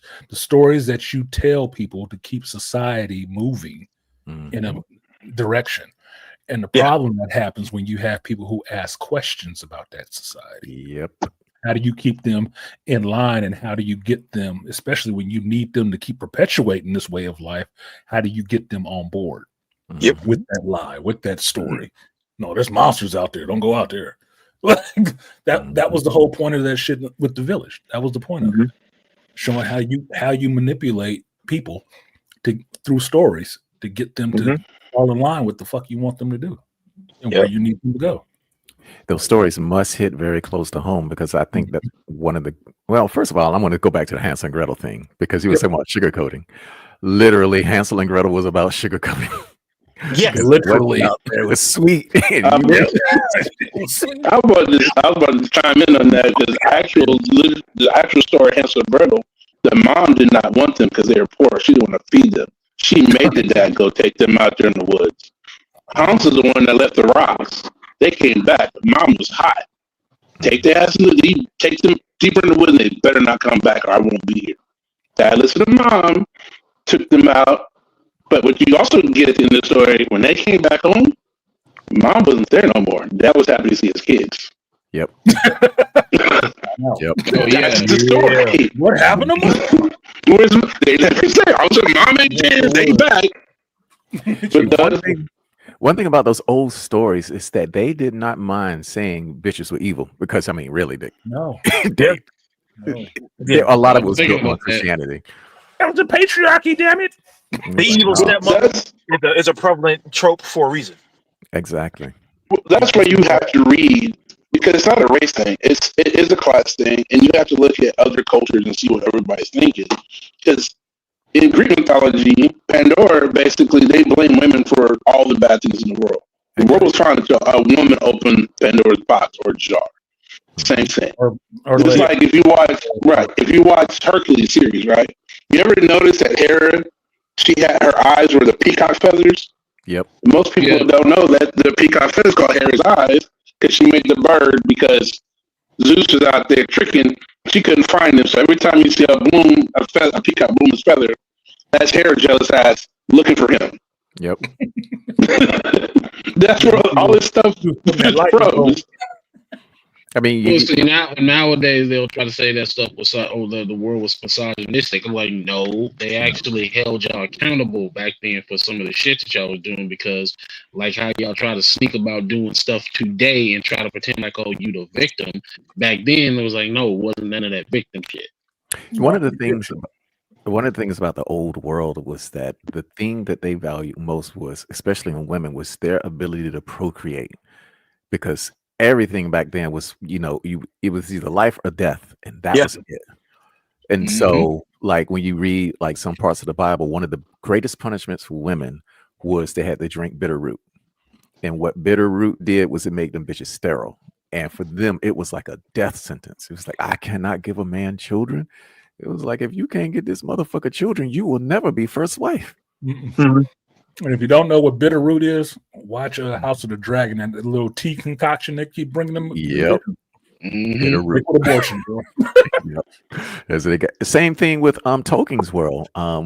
People talk about Ungoliant. I mean, not Shelob, but Shelob is a spawn of Ungoliant. Ungoliant was a Maiar who was of the female aspect. and she, like Melkor, walked out. Morgoth, for people who didn't read it. She walked out into the dark places, and she was a glutton. She consumed everything, including the light of the Silmarils. And so and it talks about females, going back to Adam and Eve. You can give them everything that they want, and they still will not be satisfied. Ungoliant was the personification of that. Patriarchy. And but when we talk about men keeping evil at bay, it's not surprising that when the ancient people personified evil, it was usually in the form of a woman. Or the destroyer, Shiva, is a woman. Shiva the destroyer, woman. And then if you get into things like Baphomet, now you're getting into like you don't even know what this bitch is, male or female. Yeah, but she has some tendencies. Yeah, Got some tendencies. It's got titties. I guess that's good enough. I mean, well, this will make a transition. I don't know. I'm sure none of you guys have seen this, but this was rubbing me the wrong way after I watched it on Friday, and I talked about it when I did my stream Saturday. But it still resonated with me, so I put it on the list to talk about. And it was Ali Wong's Single Lady stand-up comedy, and it's about. What channel is it on? Network? Netflix. It's on Netflix. It's out now. And she's talking about being divorced, right? And I know this ain't a popular subject for people to talk about. I think it's kind of hilarious to talk about because it's something that happens in real life, so it's no big deal talking about it. But I walked away from that. Although I like her as a stand-up comedian, I like the special. I thought that she was in for not realizing what she has done to her daughters. Yeah, not thinking about that. She is not caring whatsoever. She had divorced this man, and all she had done in the last 2 years was chase dick to have a broken home and have her daughters raised in now a broken home. It don't matter if you and your ex-husband is best friends or whatever the fuck. You putting them in for some bullshit in their life because you just was sexually frustrated. I don't think that's the reason. Go ahead. Is that the reason she left her husband? Really? Hey, that's out of her mouth. I'm not. Get the fuck. Hey, man. Ineffectual sexually is what she said. I believe those were the exact words. But you watch the special, you tell me. But all she talks about is being able to have fucking wild, weird sex. That's all it was about. I got the money. I did all of this, and I'm not getting this, so I'm out. And this is what I can do now. What you can do now is get a lot of dick. You could have did that married too. But okay, whatever. Happens all the time. It happens all the time, married or not, right? It don't matter, right? But because you're 42 and this is what you want to do now, I guess at 40, be a hoe, which is normal. All of us know this shit. That's of an age, like 40-year-old women is hoes. That's what they do. That's what they'll destroy the kingdom to go out there and be running the streets. And that's what she did. I was forgetting the fact that she had 2 daughters, 6 and 8. I'm like, that's real goddamn young to be subjecting them to a divorce. Yuck. That's gonna be messy in like 15 years. That's gonna be messy, and I'm really waiting to see. I made a joke about it while I was playing Division 2. It's like I want to see her special 5 years from now. Yeah, you did say that. I want to see her 5 years from now special because that's gonna be a different special about this shit. Oh, because you're gonna be like 47, 44. Yeah. And now, she's gonna be out there. Kids are gonna be teenagers. She got a boyfriend right now. At the time of recording of that special, she got a second boyfriend now. Okay, but now your daughter's gonna be in their teens. What they gonna think about what mama did? What they got to say? You're gonna be talking about some bitchy ass little girls in the house? I bet you will. Giving you some shit because their daddy ain't there. Oh, this gonna be some material right here. This gonna have to be funny because they're gonna be able to see it. These specials because they're gonna be like, oh dang, that's what you said about my daddy. They're going to be able to see it, and then, within 10 years or so, they'll be able to articulate it to her. Yeah, because be preteen girls wanting to go at their mama. Yep. Money or And not. they gonna get somebody new, so that's gonna be another dynamic too. Daddy got a new wife probably, and so now there's gonna have another issue. Younger, I'm it's gonna be say it's this. gonna be an issue. You notice So when we talk about that Pandora's box, that's why I said it's a vagina. You know, all the problems coming out of there because she wanted something in her box. What she got? She willingly and unwittingly creating a bigger problem for herself, and not Well, just it her, goes her back fucking kid. into it goes Yeah. back into women not having integrity. It's always Boy, here goes. Yeah, we talked about that before. No, they don't have I integrity. mean, No. they don't have Opportunists never have integrity. integrity. Opportunists don't have integrity. But And the thing I about what we tell talk, them, Let them finish. I tell them, I say this not to beat up on women. I just say, like, look, I've been around my fair share of women, and you hear the same rhetoric over and over and over and over. I want a man who could do this. I want a man who could do that. What do you offer that man? Why didn't you get it from other men? You were divorced. You had a baby from a street dude. Why should a man who's built himself up, went through all the hellacious and hard work that he had to go through, why should he pick your insufferable ass? Because everything when you're in a relationship, especially with children, it's fuck you, it's about them.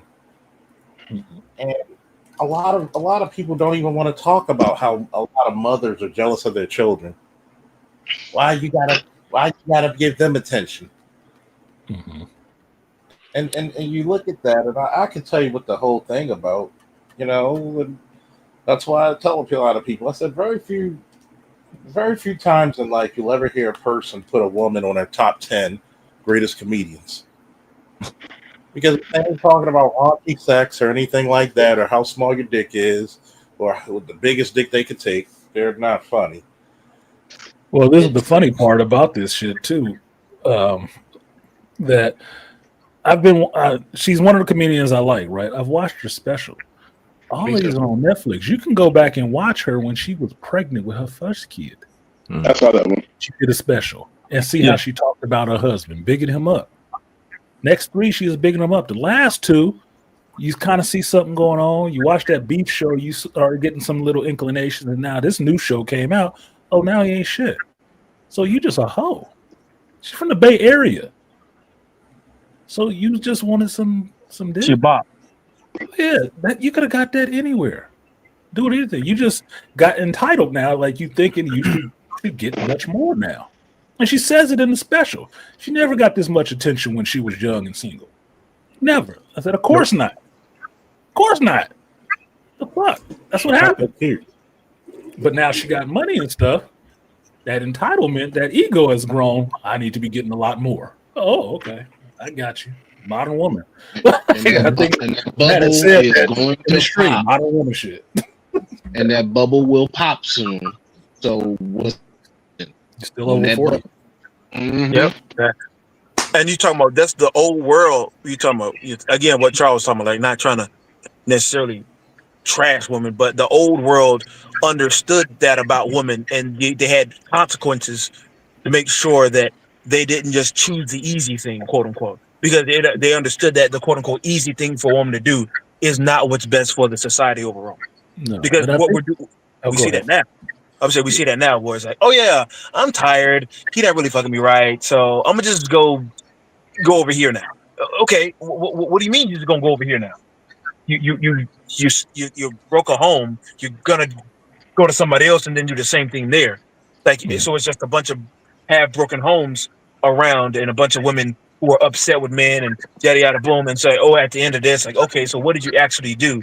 You're still not actually happy, and you created a bunch of really bad situations overall. So your happiness never actually got fulfilled anyway. So what's the point? I think that's what bothered me the most about that, is that she was promoting that shit.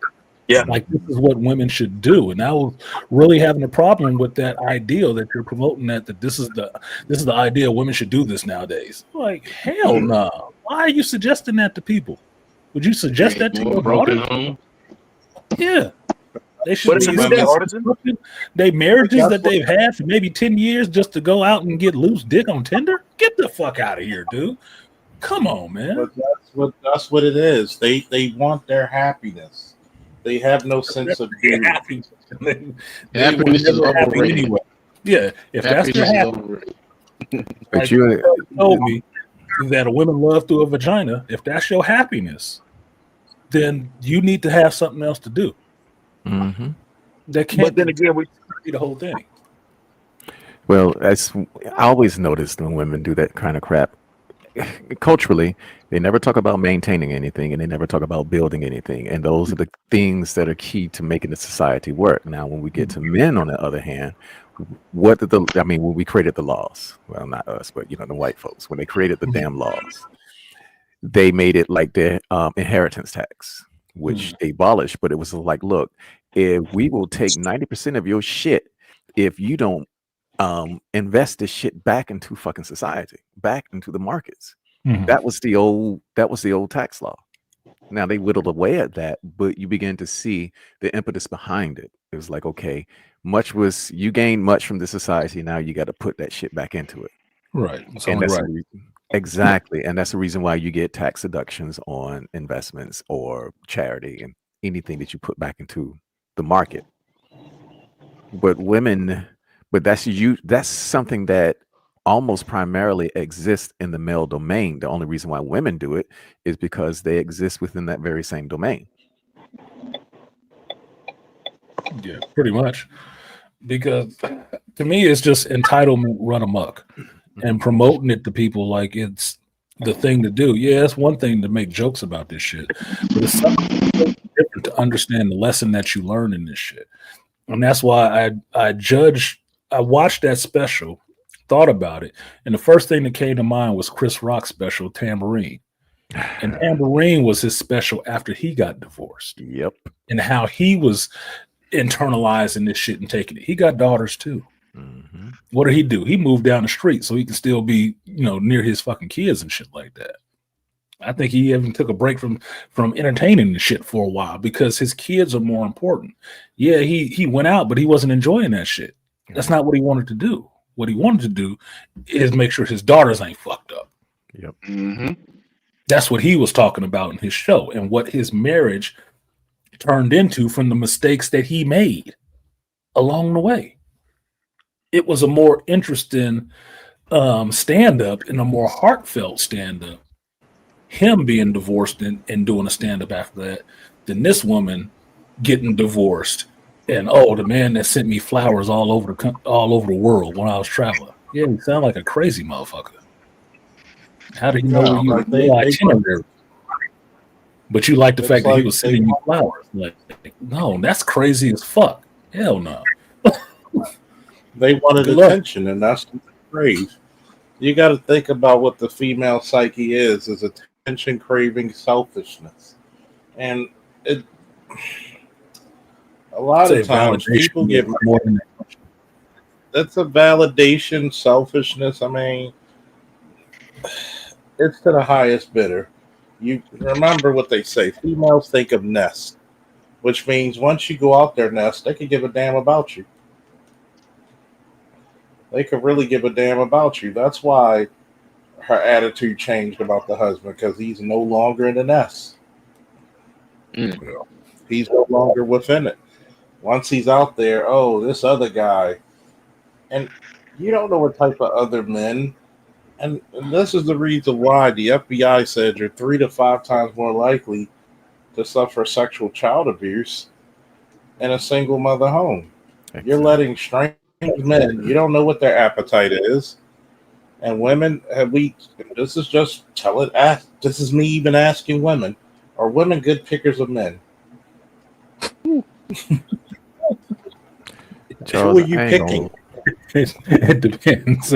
Charles, I ain't gonna lie to you, brother, because I already told that bitch. She was like, my daughter, she's 10 years old, about to go through puberty. I don't give a fuck who you go see. That Negro better not be at that house. Not around my daughter. Yeah. And that's what it is. baby girl with her and her sister. I told, even though we not technically blood related, but I am family, and I told her, like I told her mama, I said, anything you trying to parade dude with your young self, because you're only in your early 20s. I said, anything happens to that girl, I'm coming for that dude, and I'm coming for you too. Why me? I said, because you put her in that position to be messed with the stupid shit you're doing, because you're not listening to nobody. But once again, it's the hard headedness. And people think, oh, Charles, you're bitter. I ain't bitter about shit. I'm actually quite happy. Here's the part about it. When I'm honest, and that's why a lot of women don't ask me shit. Well, what do you think about this? I think you're horrible people. I said, really? I said, I'm gonna be very honest with you. Think about this. I have one son. And women get surprised at me having one son. And I said, you do know most black men don't have children. I've heard that too. Like, how many kids you got? 2 that you know about? No, bitch, I know where my shots go. I'm pretty accurate. Yeah, I'm pretty accurate with the bull. And this is the whole ramifications of this shit. You're always pounded into the dirt being responsible. But this motherfucker can have a baby from every Tom, Dick, and Harry and expect you to give her what the other nigga didn't. And when you refuse to do so, you're not a real man. I said, well, thank God I don't justify my masculinity through people like you. And it's sad because when you look at this shit, and I've even said to my niece, and I said it, like, what you need to do is settle down. You got 6 kids by 3 different men. I said, settle the fuck down. You don't need to date. You don't need shit. What you need to do is get a vibrator hooked up to a Sears diehard battery or a light pole. No more niggas. Like, focus on your goddamn kids. Fuck that. Yeah, I would just ask this question, right? Just on that. I mean, I know what Dad said has gone through. I know what Bane has gone through. I know what I've gone through. Charles to some extent too. We can't say that for Beasley or Matt, but given the situation, what I'm talking about with this show, would you recommend divorce or anything like that? And putting it out there that you did this shit just so you can run around and chase dick. Would you recommend saying some shit like that? No. See how quick those answers came, y'all? Even with the truck going by, it's like, no. It would That's not be so detrimental. That shit is so detrimental to your mental health and everybody else's. Wise women would have kept that shit to themselves. And the anger and the resentment that her daughters are going to have in the future. I think, artist, you said that, right? Her daughters are going to be pretty fucking upset when they get old enough to understand, well, wait a minute, you left daddy because you wanted to get some random penis. Oh, that's the reason why they're old enough to kind of get it now, but when they get older, like 15, and they get past puberty and shit like that, and they start understanding the ramification and what's missed and all that shit, and then they vocal enough, they teenagers, and they vocal enough to tell their mama about that shit, oh, she gonna hear it. She gonna hear some shit, especially when they get up into their 20s. She gonna hear some shit she ain't ready for. Mm-hmm. Especially when that decision to do things just for sex is gonna look like you was a dumb bitch. That's what it's gonna sound. You a hoe. My mama was a hoe. Because we in this day and age where we encourage these kids to talk back to their parents and say what's on their mind. Oh yeah, I'm sure she's liberal.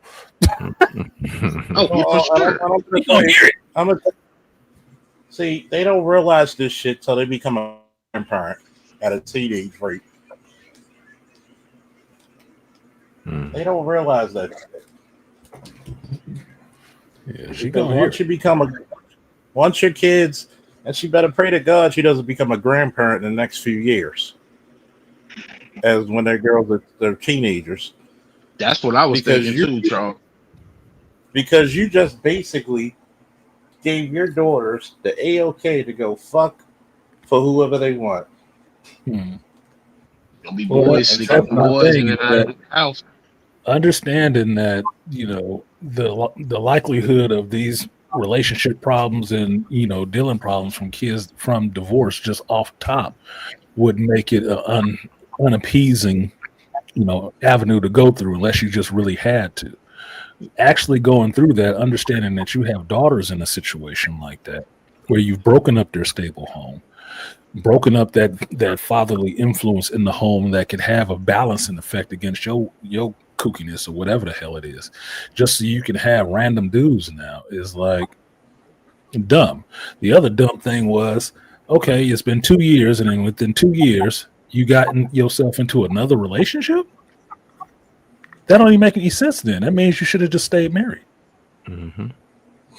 I mean, that doesn't make any sense to me. It's like, I thought you get out of marriages so you don't have to have a relationship. Not to what the old saying is. You know what the old saying is, Artisan? A man comes back because he missed a beautiful thing. He had a woman. A woman comes back because she couldn't replace the man that she left. And she's not. She's not. It don't matter how much money she got. I'm sure she can date somebody with some money, but you know what? Them ain't his fucking kids, and he was not your husband, and he don't have to put up with none of that shit. Not you. Your money don't mean shit to him. He ain't making it, and I don't pay him. Because I'm telling you, listen to the special. You'll hear what she's been dealing with. No, I'm going to listen now. They know all this raunchy shit you wanted to do and stuff like that. And it's like, yeah, your husband probably wasn't into that all whole shit you wanted to do. He probably wasn't. You know what? Ironically, my ex told me the same thing on the day that she left. I'm gonna get dick. I'm gonna be doing all this dick. Have fun. I was like, go and get it because you won't get that shit from me. Yeah. My ex-fiance told me the same thing. Mm-hmm. Yeah. The first thing my ex-fiance said, oh, sorry. Go ahead. No, go ahead. The first thing my ex-fiance told me right before we were breaking up, I'm fat, I'm over 400 pounds, nobody's going to want me, and she can find somebody for me. She knows she's pretty. Her child didn't want to live with her. He stayed with me. It took her 3 months to be with somebody else. 3 months. I didn't touch anybody for 2 years. He was like, Pop, you can date. I would never bring a random woman around you. I don't do that. I didn't bring a random woman around Cameron D. It didn't happen. If I was with my kids, I was with my kids. You gonna go out tonight? No, I got my kids. I had a lady tell me she had 3 kids. Are you a father 24/7? Aren't you a mother 24/7? Like, yes. Yes, I am. I got my kids. Yes, I do. Yes, I am. Not shift work. I'm a devoted, active father. Yes, my kids are here. If you're not in a serious relationship with me, you will not be around my children. I'm not bringing random people around my kids. Because what's I telling them? I did the same thing. I mean, you can ask D this. How many of my girlfriends he has actually seen? None. Same thing with you. She ain't seen random chicks. Hell no. Hell fucking no. There's no way. There's no way. The one she saw was the one I had been with for 2 years. That's why she saw her ass. I was with her a long goddamn time. I don't do that cavalcade of bodies and people, and you're always hearing different names and shit. Your kids would have a really fucked up view of you like that. You want to know what's real interesting? The streets. When my parents divorced, Dr. Anwar, Tia Mallory, gets loved ones, and Jada. Who we talking about? Same all of them. Put Ali Wong on the list. All of them. All of them. Same mentality. When my parents divorced, and my dad was a player, he had bitches everywhere. And my mom had men. I knew who all of my mother's boyfriends were, and I met them all. I never met not one of my dad's girlfriends. Not until I was 17 or 18 years old. That's when I met one of the women he was messing with. Yep. That was it. I've met every one of my mother's boyfriends. Every one of them. Same here. I know which ones ain't shit. I know which ones like, bitch, what is wrong with you? Why did you even pick this motherfucker? Mm-hmm. I even knew the one that stabbed her. Real life shit. Like, no, nigga. This picker is fucked up. Yeah. It was the same with my I don't know mom. how you was finding that motherfucker. Why did your friend think to hook you up with this motherfucker? Ex-con? What about your friend? And then it was the same with my mom, and I remember having a conversation with my grandpa a few years ago before he passed about that type of shit. He said, "Yeah, that used to piss me off royally." He said, because he was like, "I did not like her parading dudes in front of you like that." Now, if I was, he said, if I would lived any closer, would have put hands.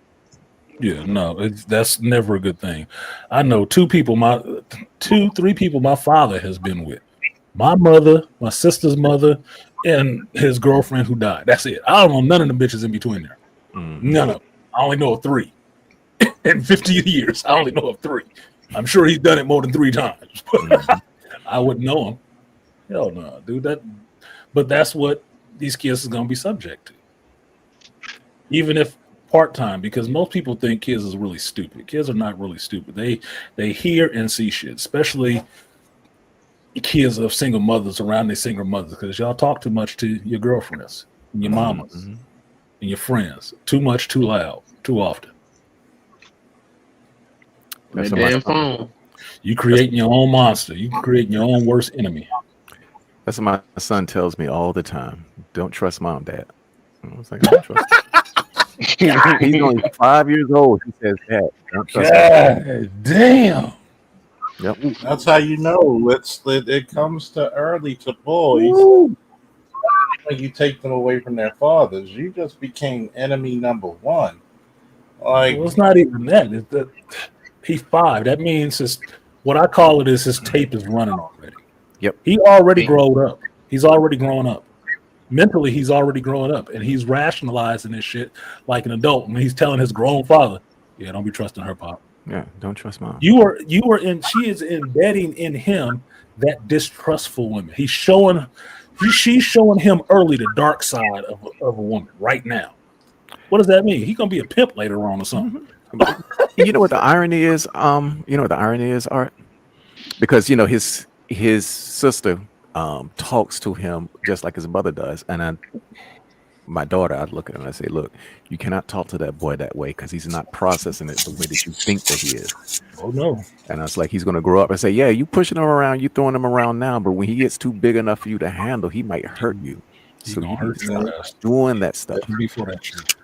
I used to tell my cousins, older sisters, the same thing.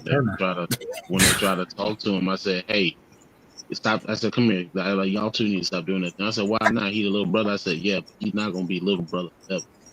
And if it's anything like our family, the men in my family are big. I said he's gonna be slightly taller than me from the way he's growing. I said he's gonna be too big, and he already plays sports now, and they don't even try that shit." I said because he done got bigger than them. I told my cousin, my boy cousin, that my first cousin. I told him that about his younger brother because his younger brother used to be shorter and portly. I told him he used to bully him when he was younger, and I told him you gotta stop doing that shit because that boy gonna grow up and beat your ass. That younger cousin fights MMA now. Wow. And I told his brother when I saw him last time. I was like, "Remember all them times you was fucking with him? Told your ass." It was. I'm waiting to hear about him putting hands on his older brother. He's gonna it's coming. Told you. It's coming. It's gonna happen, Artisan. You're gonna get that story soon, trust me. He's gonna say it's the holidays. He's gonna say the holidays. It's gonna be a little bit too much eggnog, bourbon in the eggnog, and some shit words will be said, and it's gonna be a turkey and some ham and some stuff gonna fly across that kitchen. It's gonna be a mess. It happened already with my son. He did a little bit of time. Not in adult jail, but youth jail. And after youth jail, he went in the fight, MMA, and he had some matches already. Oh, you fucked up now. It happened to my son already because his best friend's older brother kept picking with him when he was little, and he's like, he found out my son was boxing. He was like, "Man, he's only at the time 16." He like, "Man, that's little bro. He a little boy. I box him." Man, I mean, he went outside with the glove. He pissed my son off so much. He was wrapping his hands upstairs, and he's like, "No. He asked for it. He's gonna get it. He's gonna get all of it. What you got to do? He said he's gonna get all the helpings, all the slicings, and he's gonna get every piece. every piece of this ass whooping. You Entree insides, boy. He beat his ass so badly. You ever see the 24,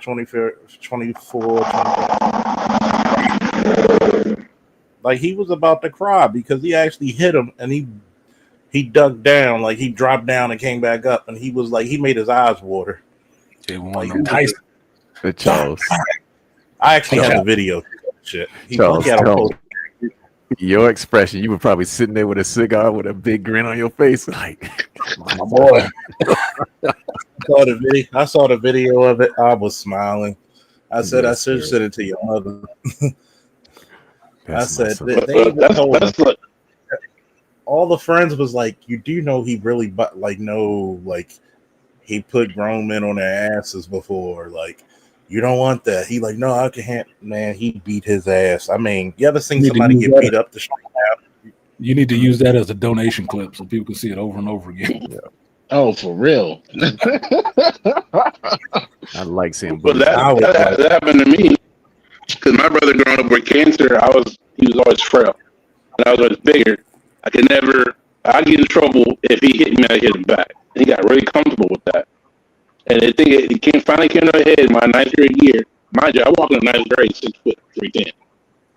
He finally one day put his hands on me at the bar station. I hit him back, and he went to give me punches. I just sit there and looked at him, laughing. And the next day he came back and his front of his hands hitting me, and he learned, like, dude, I'm not little no more. Next time you touch me, Pop's gonna have to be pissed off at me. But he's just gonna have to be mad. Yeah, he's gonna be mad. It's that line from Dirty Dozen. Slipped on a bar of soap. What happened to your brother? Slipped on a bar of soap. Outside at the bar station. Slipped on a bar of soap. Don't make me lie to you, Daddy. It was one of the most glorious ass whoopings I've seen in a while. Oh, that cigar never felt so good. Mm-hmm. I was like, I bet you he ain't gonna talk, man. He came into that when I came into the house and he showed me that video. I was like, oh, no wonder you quiet, nigga. Oh, you got a little bit of power of speech. Yep. That was his form, Charles. But you know what the other side of that story is? His form was immaculate, man. It was like, damn. Go ahead, Dessa. The other side of that story is your son probably saved that boy's life. Probably did. Mm-hmm. Because he needed that. Good ass whooping will set you straight for life. I mean, shit, he know not to fuck with my son, and he was 20. He was 24 when he challenged my son 16, and he was like, I was like, damn, boy. I looked at them. I said, damn. Did he hit you as hard as it looked? Yeah, he smacked in the new epiphany into him. Oh, yeah, man. no shit. He was still thinking about that shit. They were like, damn. I need to He make beat your ass so badly. He made you change all the Abrahamic religions. Mm-hmm. Look, I know what it feels like to have a folded up eye and loose teeth, and that's what was Nameless was talking about. You know, I think you were on too, Charles, and we're talking about martial arts, and I just said, look, I don't like getting hit. I like watching it, but as far as competing like that shit, no. I know enough to defend myself, but going out there and getting hit, no, I don't like my brain charred. It's valuable. See, that's how most of the jarring. Mm-hmm. Yeah, that's how people. When I was younger, I was severely bullied. So I know how it is. I was severely bullied when I was younger. I was actually one of the smallest guys in class. You know, when I got to high school, those same guys who bullied you in elementary school tried it again, and now they want no parts. Even my cousins, they told my father, "Oh, it's not fun wrestling Charles anymore."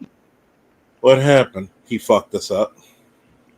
Man, no, it's hard to get a date with a fat lip. My father, but he was laughing. They were like, "You don't realize what we mean." We like when we saw his wrestling trophies and we wrestled before. No. He was like, there was levels to this shit. Like we felt like children compared to his ass. Like, oh my god. They were like, I didn't even realize I'm 5 years older than my little cousin, and he just manhandled me. See the way I was am. like, Go ahead, Beasley. The way I am with mine, like Dad said, the way I win my martial arts is I'm getting older. I'm more precision with the hit. So it's like, you come in brawling. I said, okay, I'm gonna just set you up and I'm gonna hit you with a precision shot. Look, I'm gonna tell it to you like this. Yes, I know how to fight, but I'm 53 years old. I ain't trying to go out there and roll on the ground with anybody. That's the reason why we carry. It's the reason why you carry. They say old age and treachery will always beat youth and skill. Yep. Yeah. Mm-hmm. So it's just they got time for all this rolling on the ground and getting sweaty shit. Fuck all that. And and the thing about it is like y'all heard me say this before. There ain't no such thing as a fair street fight. It don't exist. So somebody hit your ass not hard enough, the hit might not kill you, but your ass falling on the ground and busting your head on the ground might. I got too many responsibilities for that shit. So the first part of my defense is I don't fuck with people. Period. Exactly. I talk my way out of shit too. I don't even talk my way out of it. I ain't gonna be there. Just keep going. I don't even. My phrase for a while was, I got 2 kids, a wife, and a life that I'm trying to get back to. That was it. Yes. I was not fucking around. I ain't had time for that shit. It was even in law enforcement. I got responsibilities. I got other responsibilities. No. Even in law enforcement, I didn't want to go out there. All my coworkers, like, oh, you probably trying to get into something today. I said, no.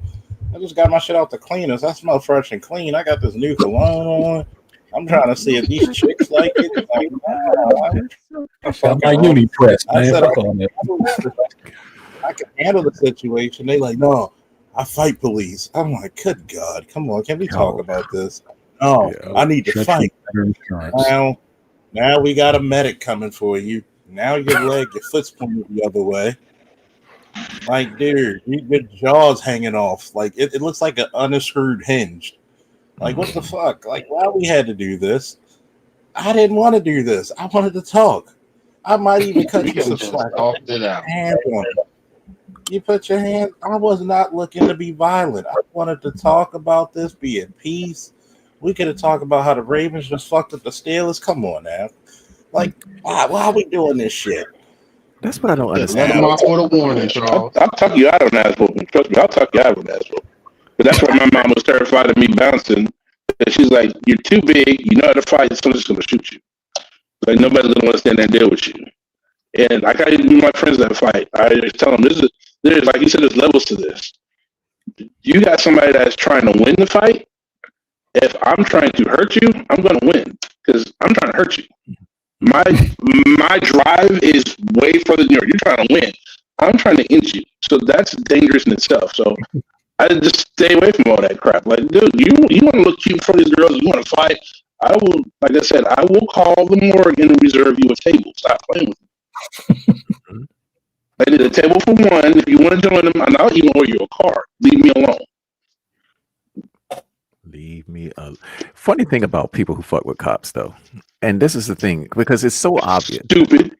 When if you fuck with one cop, you cannot fuck with one cop because that's an entire organization that's coming for your ass. An organization. Period. It's like we used to say that shit in the Army, like when we go out. And they all carry guns. Yeah. We used to, my friend Sands, he used to say this shit in the Army. We would go out to Lawton, go out into town, get some bitches. Sure enough, some local nigga gonna come and try to fuck with us. And he's like, man, what y'all in the gang or something? He said, I'm in the biggest gang in the world, man. He used to say that shit. And then they would get clueless and he says, man, I'm in the Army. Biggest gang in the world. Biggest gang in the world. I was like, Sands, you ain't shit for that one. It was funny, like them bar fights. Ooh, Lord. That's why the Panther thing, and shut up. I like my ringtone, by the way, asshole. But anyway. Yeah, you did. Nobody made no fun of you. Nervous. Yeah, impossible. Hey, look, I like the fact that you rock Panther.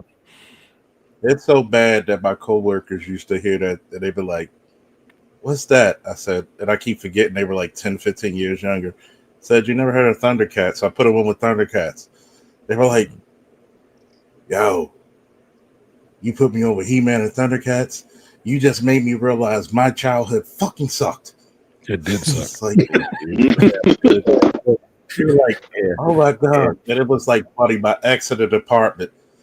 And we used to work on the same shift, which was funny. She heard a ringtone, and all you hear her walking down the hallway like, oh!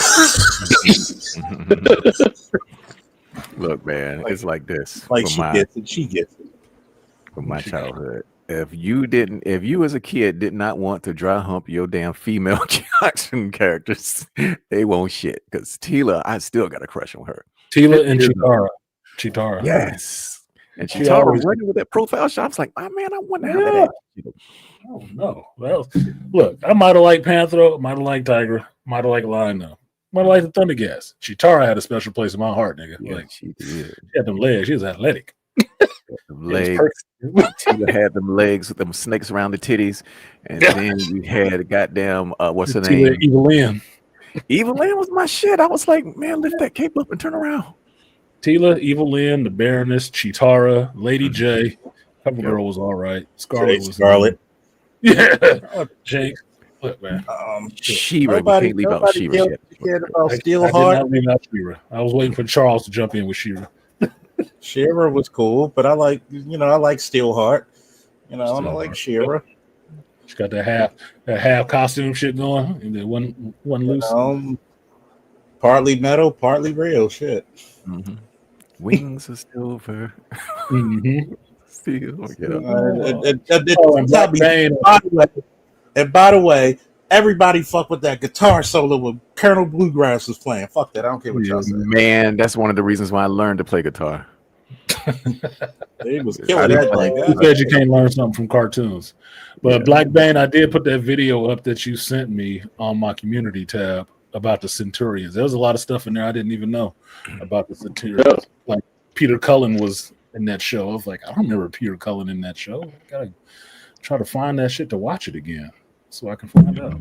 But yeah, that was I like Centurions, and that was a good little documentary that they did. So I put it on the community tab, shouted you out, and shouted them out too because it was a good video. So appreciate that. Appreciate that. As I remember. Oh yeah, if you got man, go to Tubi. They got that live stream cartoon block. They're playing Silverhawks, Centurions, Mask, like all these old cartoons we grew up on. They're playing them right now.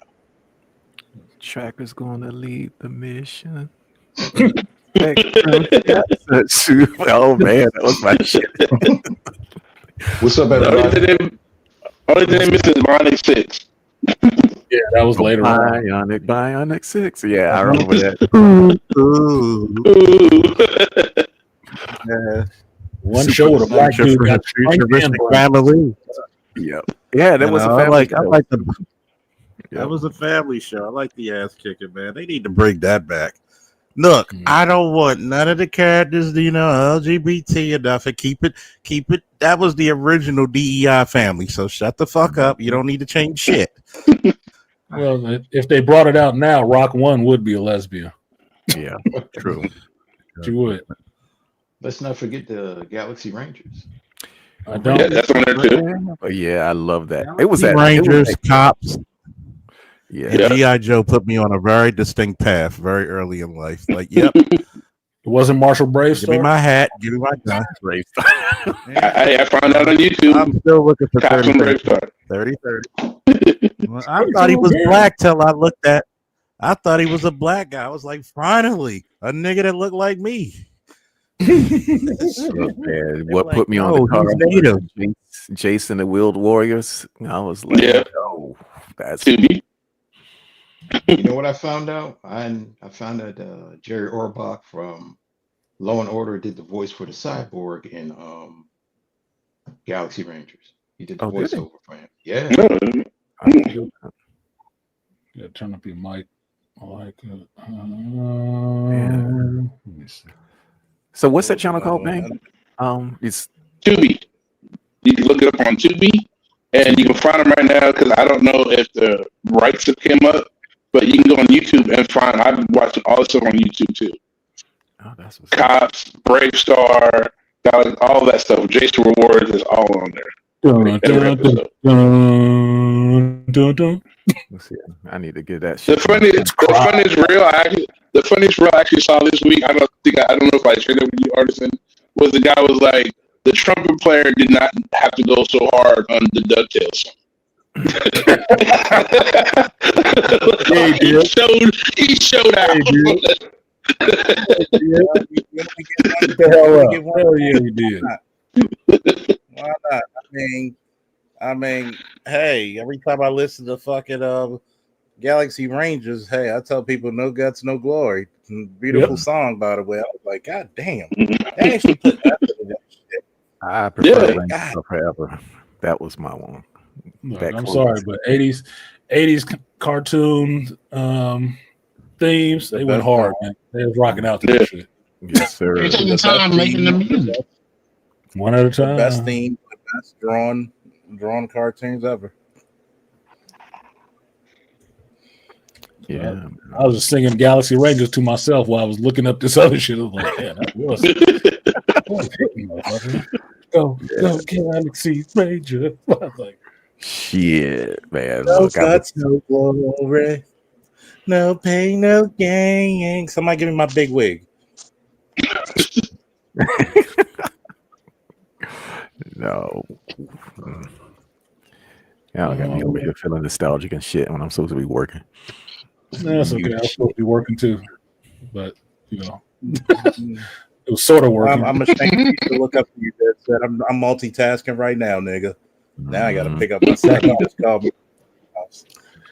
And I still ain't ate. I'm hungry as I'm still sitting here talking to y'all. I'm like, I'm sitting here hungry. I'm still too lazy. Eat something. Don't let me spoil it for you. I'm gonna shut this down in a minute too, so I can actually go to the bathroom. Yeah, I feel you, man. Well, one thing I want to announce is that I put it on my channel, but I'm moving most of my stuff over to Rumble because I'm getting tired of fucking YouTube.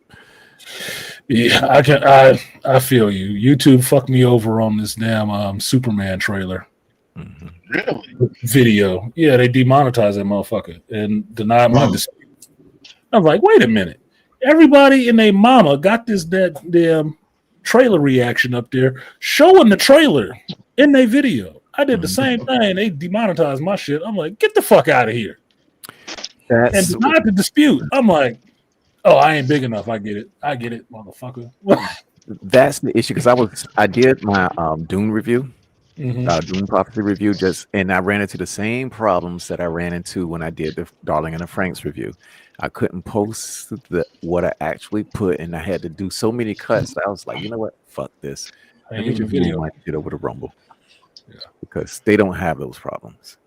Yeah, it just pissed me off with that shit because I put that in my dispute. I told them, I was like, I don't see what the issue is, being that every channel that's on YouTube right now reviewing this trailer is showing the trailer unaltered. I mean, now, I can't see if their shit is monetized or not on my side, but I don't think a larger channel is getting demonetized for showing this damn video. No, I mean, because that's how they make all their money. So I put a short in it, and they got 1.1K.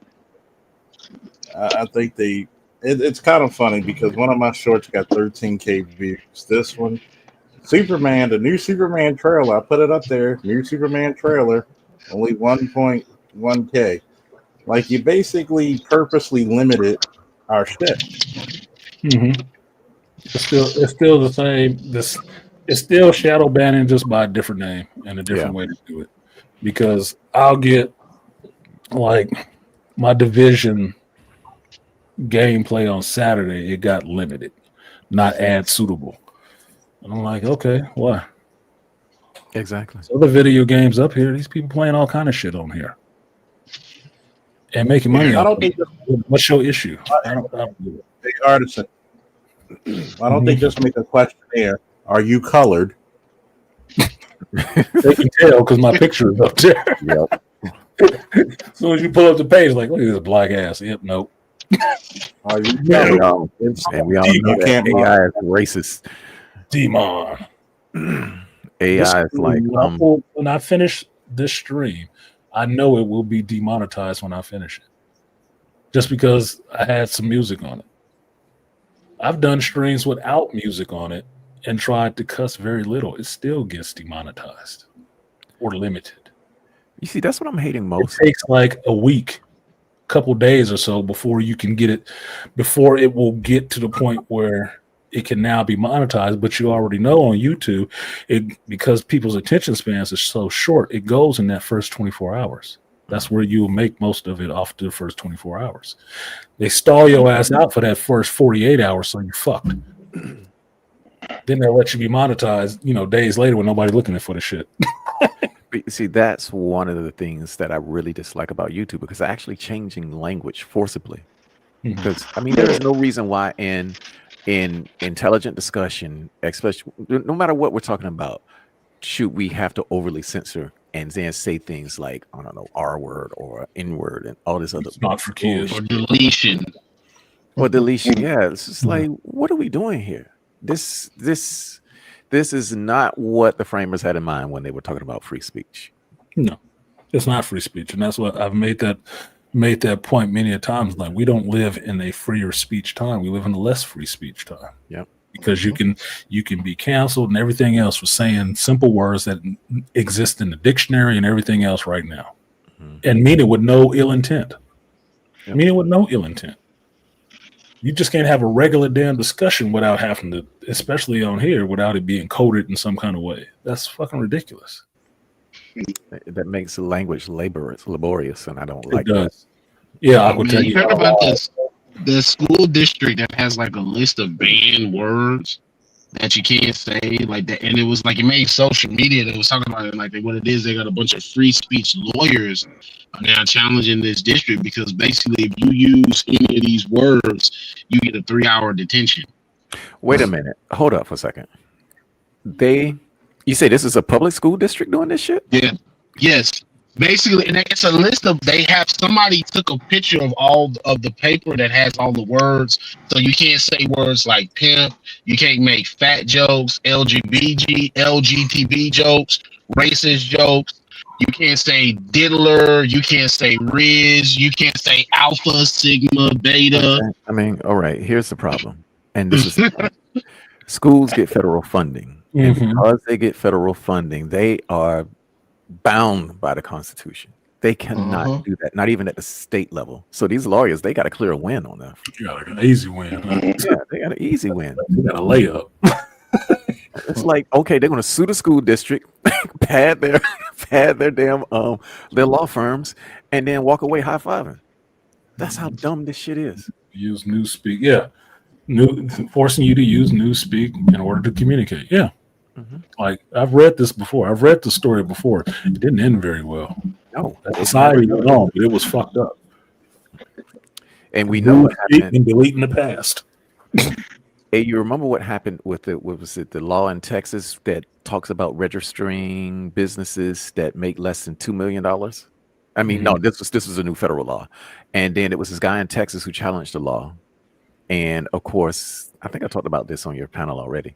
And the judge threw that shit. It was like, no, you can't do this.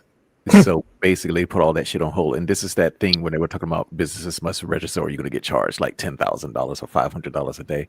It was like, wait a minute. By the Constitution, we're allowed to operate in anonymity. That's one of the reasons why you incorporate. Incorporate. So the judge said, nope, you can't do this. Thank you, Texas, for bringing that shit to the goddamn. Thank you for bringing it forward. Federal court. And now we've made a ruling. Thank you. Yes. You can get canceled. You can get canceled for saying Merry Christmas. Yeah, to the wrong person. Yeah, hey Artisan, I put the link to the story in the chat in the back chat. Put it in the public chat so these people can read that shit. Oh yeah, by the way, by the way, Dead Set. You know my YouTube short of Pete Hegseth during the interview with what's that Navy SEAL guy? His that got blocked and copywritten. on Wait a minute. YouTube. Really? I mean, but Yeah. why did they block it? Copyright. They said they said copyright from Sean Ryan. And here's the bullshit. Sean Ryan puts in his chats before his major interviews that you can utilize any part of the material as long as you hashtag them or shout them out. Yeah, because citations were the way that you sort of got around a lot of shit. Mm-hmm. Which I've done. And I've said, why are you blocking my shit? And it stopped it at 2.1K views. And remember when I did the live stream about him? I don't remember the live stream. I said, you know what? This YouTube shit is really, it's treacherous. It is. Be fined or jailed for misgendering somebody. What if you can't tell the difference? Yeah, that's Canada. That's your fucking fault. Exactly. What if it's a woman with a mustache? Crazy ass world, dude. Well, that's the reason why Jordan Peterson brought his ass down here. Mm-hmm. Like, fuck that. Fuck Canada. Fuck all of it. Before I left my job, they had that HR meeting that we had to sign the paperwork. We weren't allowed to dead name anybody. I didn't sign it. Like, no.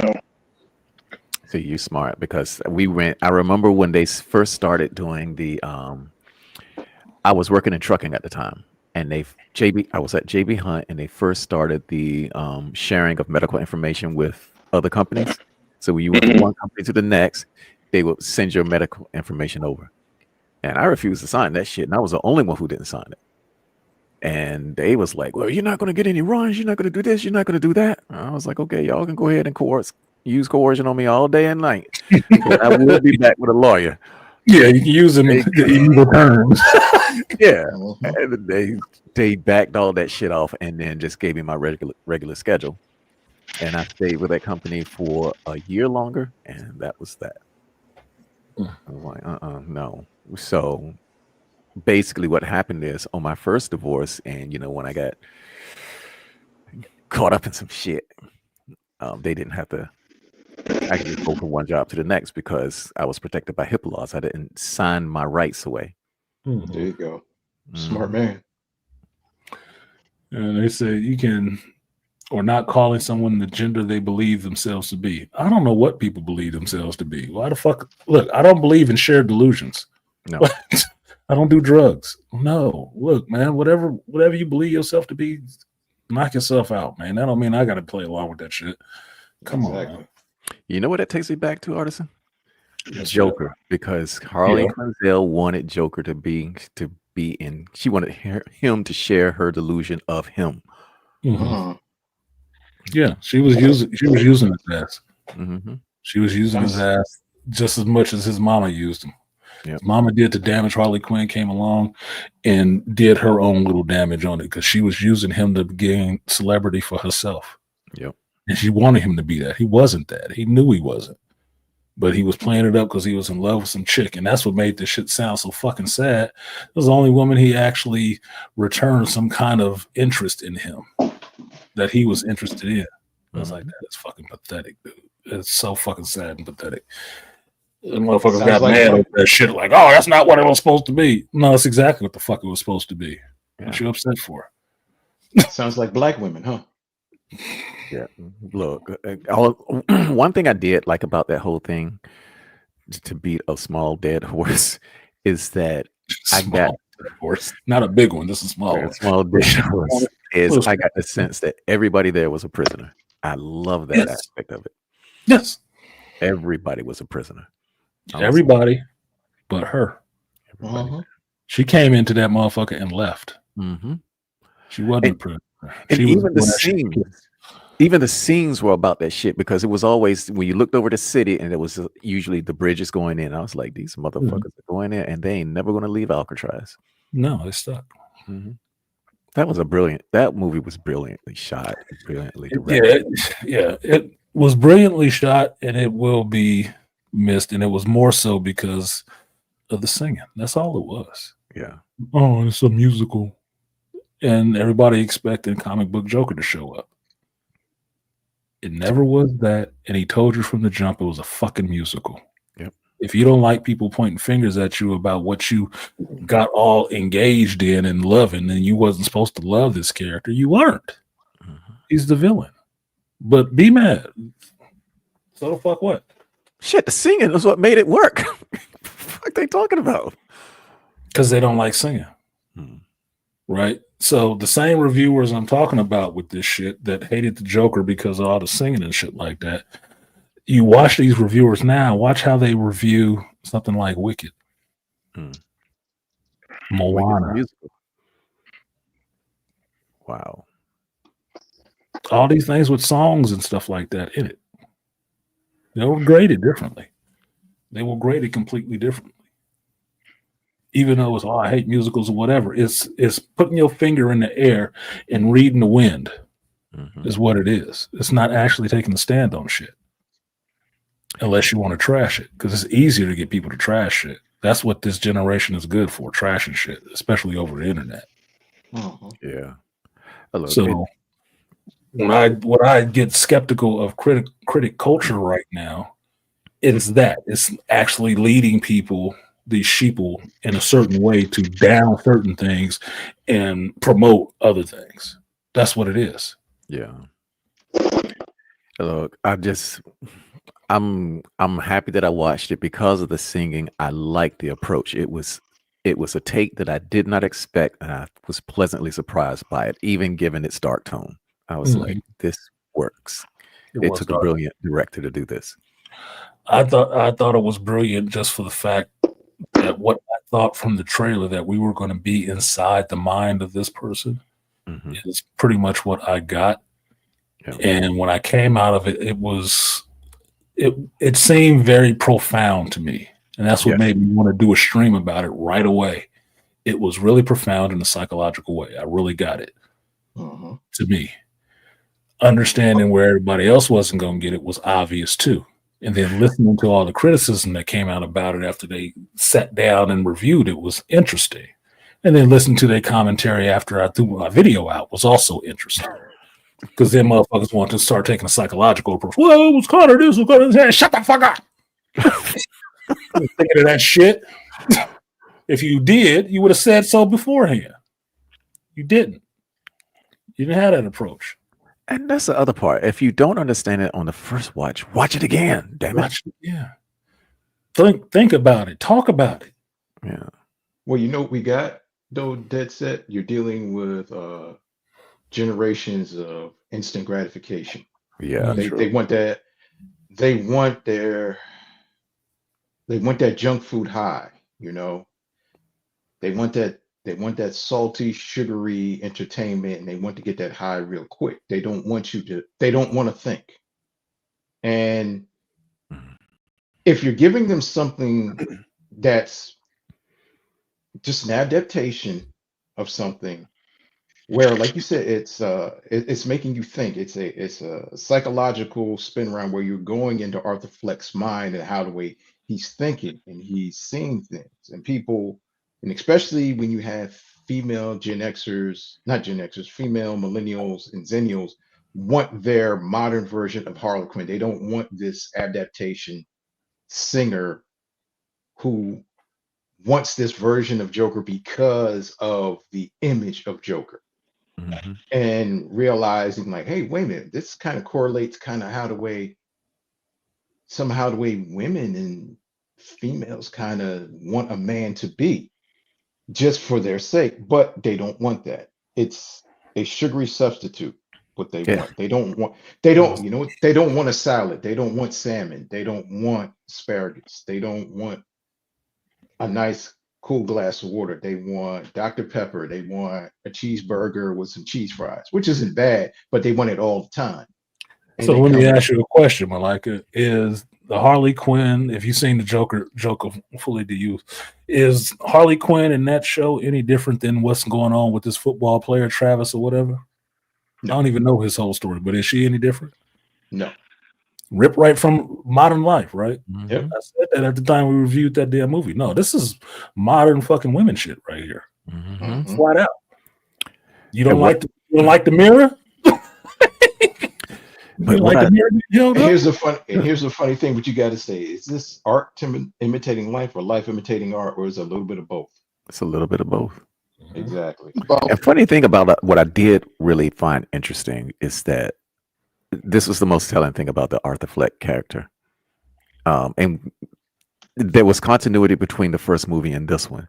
He never existed in the middle. He was never content. It was always one extreme or the other extreme. And when he was laughing, that was Joaquin Phoenix when he was doing that laughter, because it was like, is this motherfucker laughing or crying? It was so pain to watch. Is it pain? Yeah, like you said, is he laughing or is he crying? It was pain. It was like in between. There was no in between for him. Yeah. There was no balance for this man whatsoever. Man, my heart goes out to him. I'm like you. I found it profound, Artisan. I'm like, wow, this shit is deep. Well, why do you think men like us, and especially geeky, intelligent Black men, can relate to Arthur Fleck? Because first of all, as Black men in the society, we feel the pain that, especially if you're a Gen X and you were raised by a single mother and dealing with a single mother's bullshit, you can see that. Yep. Also, being an outcast, being a strange guy, but also a guy that is suffering from a mental ailment where he's laughing. It's a psychological defense mechanism where he's socially awkward. So he for him to deal, he has this laugh where he already looks weird. He looks emaciated. He's in a city where it's always full of crime. He's on the fringe of society.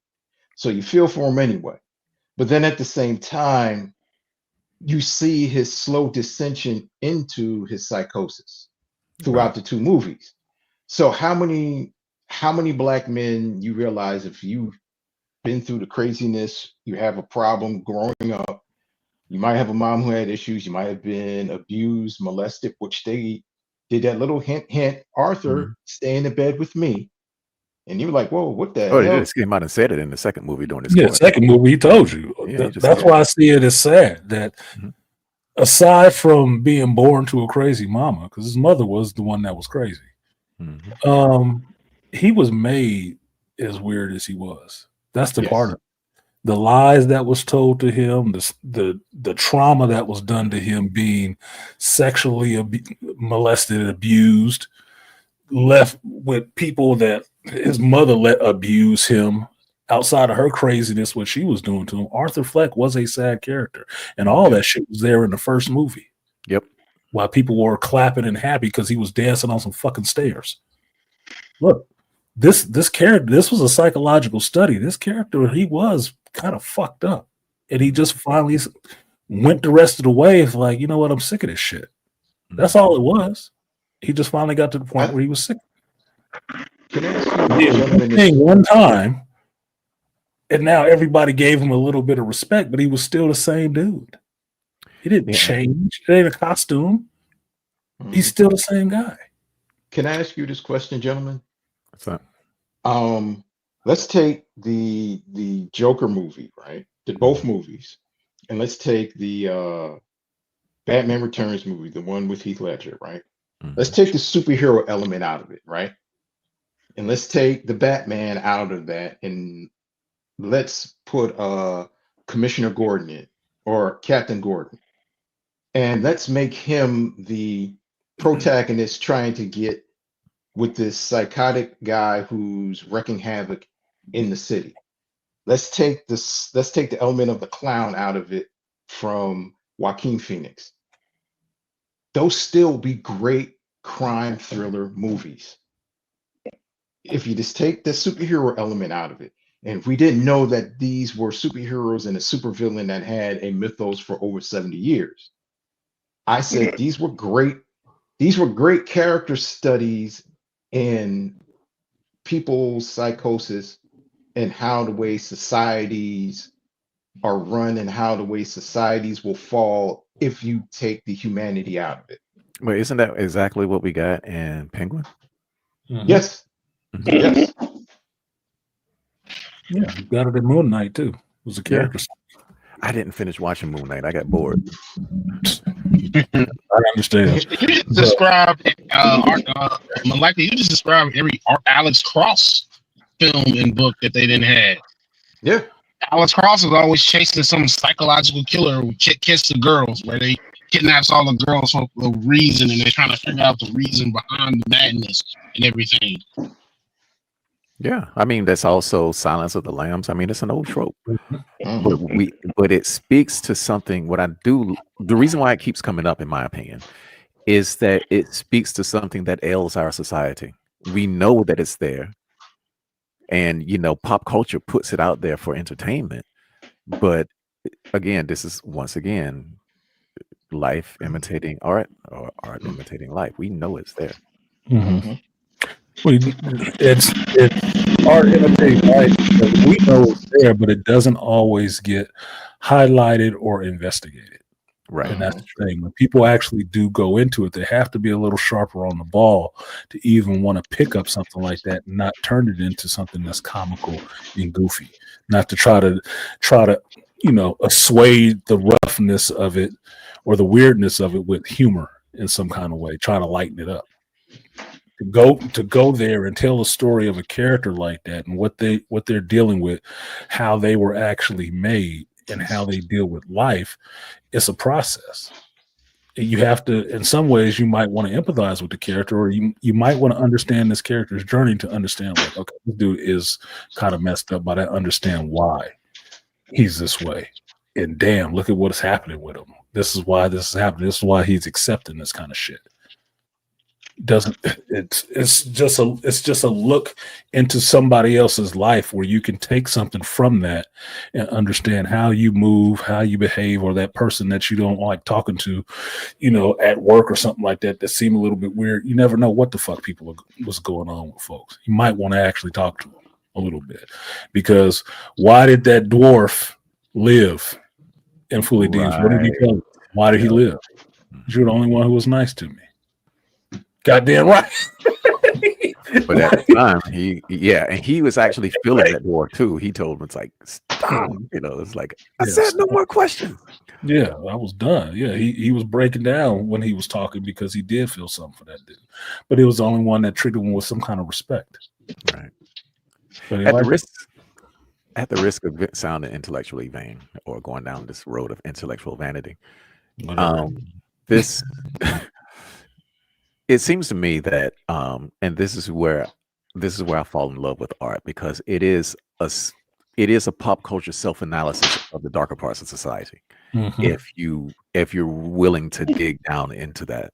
Yep. And I think, like old society, like when we're talking about like Thundercats, or we can even go back to Disney when they didn't even care about showing nudity in cartoons in the 1950s. Mm-hmm. So if we go back into that, and those things were not really that dark. Those were things that most of us would consider, well, that's just life. A child can experience death. They experience death through the grandparents because usually they were under one roof back in those days. Right. And nowadays I'm sitting here looking at this. It's like, well, it's a wonder why we can't really self-analyze ourselves or have some type of group introspection as a society, because we're too busy being convenient. Mm-hmm. And then too busy running away from the things that I would call natural. And that's where I get on people a lot. That said is about running away from the things that are natural and a normal part of you. You have to embrace those things. When I have deep conversations with folks about the bullshit that they're dealing with, part of it is about what you're trying to run away from and hide from. Right. Cannot hide from reality. Reality is here, whether you like it or not. The sooner you start adjusting to it, the sooner you start actually living a life and not needing drugs, alcohol, sex, and a bunch of other shit to keep you from dealing with what is actually right in front of you. Right. Reality. Stop running from this shit. It's here. This is what it is. And you have to understand it so you're not a victim of this shit. Plain and simple. So I thought it was a good movie. I thought the character was very sad because of all the stuff that the character actually went through. Before he killed anybody, he had already went through all this shit. Right. And was still living a life that you would laugh at You know, the motherfucker out there dressed like a clown with a sign, dancing on the side of the road, spinning a sign and shit. That's a grown ass man. And the message there was because one of his key attributes is that he was very sensitive. Mm-hmm. And all of that told me was that it's just like when women saying share your emotions. What that tells me is that if you're a sensitive man and you wear your emotions on your sleeve, you're just a clown to society. You're a clown to society, waiting for some teenage kids to come beat your ass. Yep. And how many young men do we know that live that way, who are very sensitive, who don't have the fortitude to? I mean, that's. I'm thinking that's that fucking girl in Wisconsin who just shot up the school. Mm-hmm. Or them Columbine motherfuckers. I don't think that's all of them. That's all of them. It is. That's why, if you remember, what was the red flag they were throwing up about the first Joker movie when it came out? That it was going to ignite these incels. Exactly. They know. They know. They don't want it. They don't want it talked about. They want to keep medicating you little motherfuckers and keeping you calm, blissfully ignorant. They don't like that introspection because then it starts pointing at people and things that you're doing in society. That if you think this character is so problematic, well, look, maybe you're doing this to 10,000 people. Mm-hmm. Maybe you are. And maybe at some point they're going to be looking at you like maybe you get what you deserve. That's what they're saying about that goddamn the CEO of United Healthcare. Yeah, like what? I wasn't even following that goddamn story. I thought somebody had made that shit up. I'm like, what? This motherfucker really went out there and shot a CEO? How did he get close? I actually go back into my, I guess you could call it my archives, and I talked about it. The Wayback Machine, the 8-track flashback, you know. Keep that first one. and foremost, this is it was a failure because I like to call it when rich people get cheap.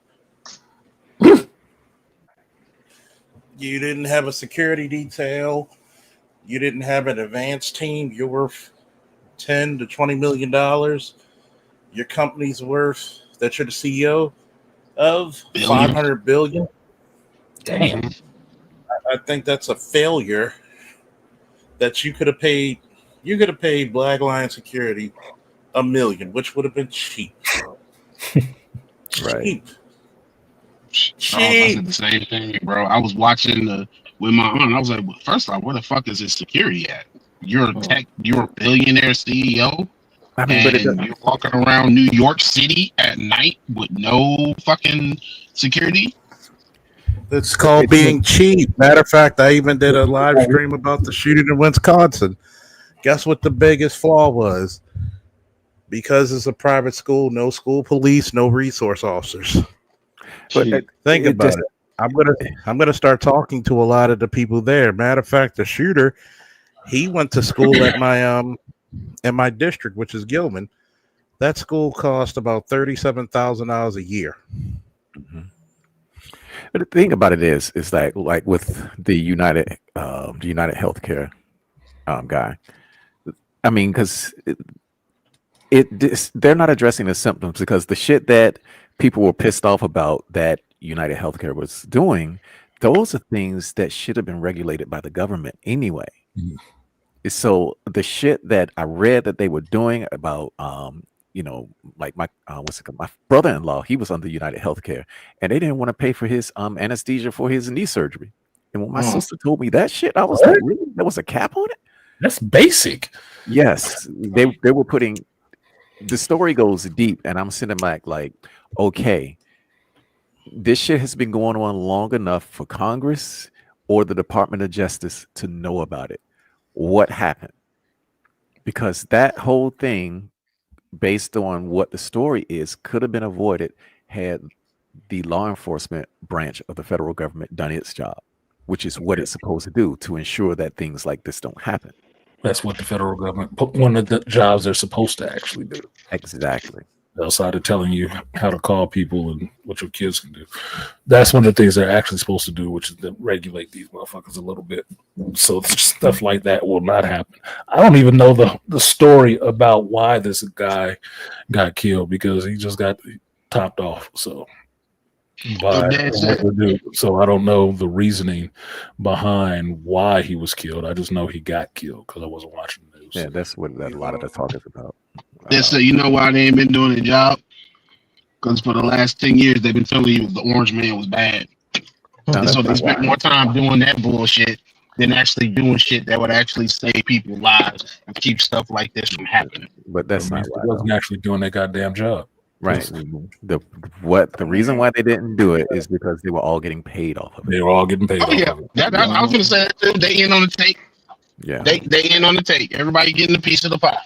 Yeah. If you see the government not looking into something that they should be looking into, that's usually why. They already getting paid. They know what's going on. They're getting paid off of it. That's why they're not looking into it. Mm-hmm. They're bought. Fuck up the money. They're bought. Exactly. They're bought. Yep. Bought and paid for. And the other part about that is, like, people say, I don't believe in lobbyists. I was like, well, lobbying is a right, brother. So how are you going to sit there and say you don't believe in lobbying? Okay, what are you supposed to do with the government? You're supposed to lobby it. Mm-hmm. The problem is that other people got more money than you. Yeah, you can get outbid. Yeah, you got outbid. That's basically what happened. There's not a cap, motherfucker. They can outbid you on that shit. Money is not free speech. Those you regulate fun. Money talk, bullshit walks. Mm-hmm. Mm-hmm. And the worst part about it is I like that system. So I mean, I even got to deal with my bullshit in it. I like that system. I'm like, look, if I got enough money to get shit done, I want to be able to do it. Well, that's what it is mostly, right? That's why you look to have, at least in this system, you look to try to have the most money you can because you can get more shit done with that. That's just the way it fucking works here. So I'm not in favor of necessarily throwing that system away, but you know, like can be kind of fucked up sometimes. Just because I ain't got no money don't mean that, you know, I see it for what it is. I'm amoral about the whole thing. Okay, Elon Musk is the richest man in the world, and he's going to be Doge, and people are concerned about it. I'm sitting back like, yeah, this motherfucker knows how to run an efficient company. Okay, yeah, no, they scared. That's what they it's like scared. I heard about that shit. Every man was doing that stream about that bill that they was trying to push through there, and the main thing that I caught on was that they was trying to make sure nobody can get their emails and shit. Exactly. I'm like, hell no, you definitely need their emails now, motherfucker. Yep. They probably don't even know how to delete them shits. I need all your shit. I need your shit. They're down the iCloud dump so I can read it. Mm-hmm. They're just scared that they thinking Lex Luthor's about to be the president. Pretty little. I ain't read comics. They need to shut up. They scared that dirty laundry about to get found out. Like, that's the reason why I can't wait till January 20th. Next year. I mean, I cannot wait.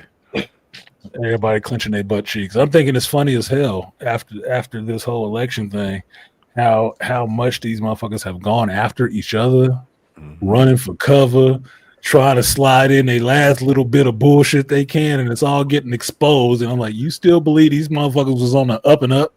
They trying to tell you the criminal was coming in the office? Look what the shit they doing. Exactly. Criminals already there. Y'all gotta be blind. What is this? The naked gun? Well, you here with the buildings on fire? Well, it could have been worse. You could have had Hennessy Harris. Oh my god. That would have been. Charles, don't make me choke on my damn power. Yeah, I didn't want to meet that in chief. That would have been tragic. Look. You mean AK Willie, get your shit? Go Willie, go make me go get Willie Brown. Hey Willie, come get your chick, dog. Get your bitch, man. We done with it. Yeah, man. Turtleneck VP. Yeah.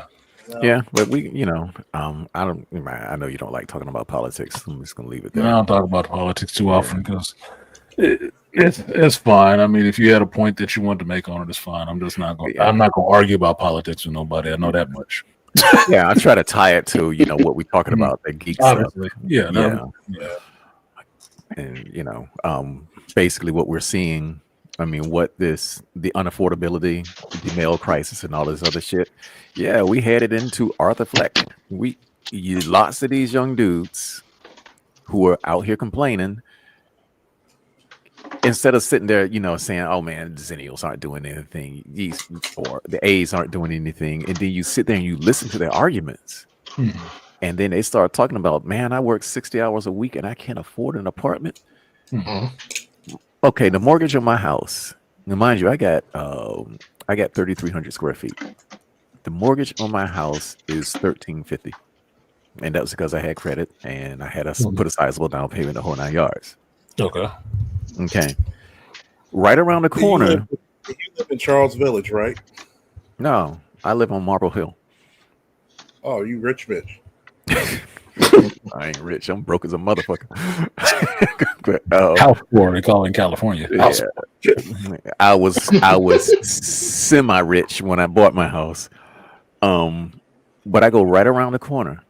There is a 900 square foot apartment for the same amount that I'm paying in mortgage.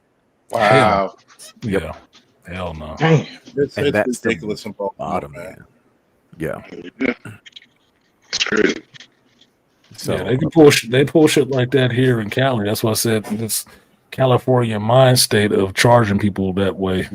I guess it's countrywide, but what I hear from other states, it's the same thing. It's getting everywhere. It's getting everywhere, and it's just like, oh, this shit is overpriced. I'm saying that from having been in the construction field. It's overpriced for what we building. That shit is way overpriced. It's not worth it. It's not worth that money. Fuck no, it's not. It's too small, and it's made too shabbily. It's not worth the money. The only way you can get that shit to drop is people stop buying that shit. But look, I don't know. It doesn't make any sense to me. Right, it's housing. People need housing. You're not going to get them to drop the food because people need to eat. And like my sister, she just sent me. She's a Jehovah's Witness, but around Christmas, she sent me a food evaporator. So because she likes to make dried apples, and she's like, it's like, hey, you could do this, that, because she likes to garden. And she's like my mother, and my mother, she's got a house in DC, and she grows enough food to eat, vegetables to eat around the edge of her damn 50 by 50 fence line. And it's cucumbers, it's onions, it's everything that she needs to eat, and the shit just grows. And I'm sitting back like, you grow this much food out of this little patch of land? And then, mind you, she's the daughter of sharecroppers, so it's just like, yeah. I mean, people forgot how much this earth produces. Yeah, produces a lot if you use it. Yeah, I mean, but you get the places out here in California, they'll fine you for that kind of shit. And really?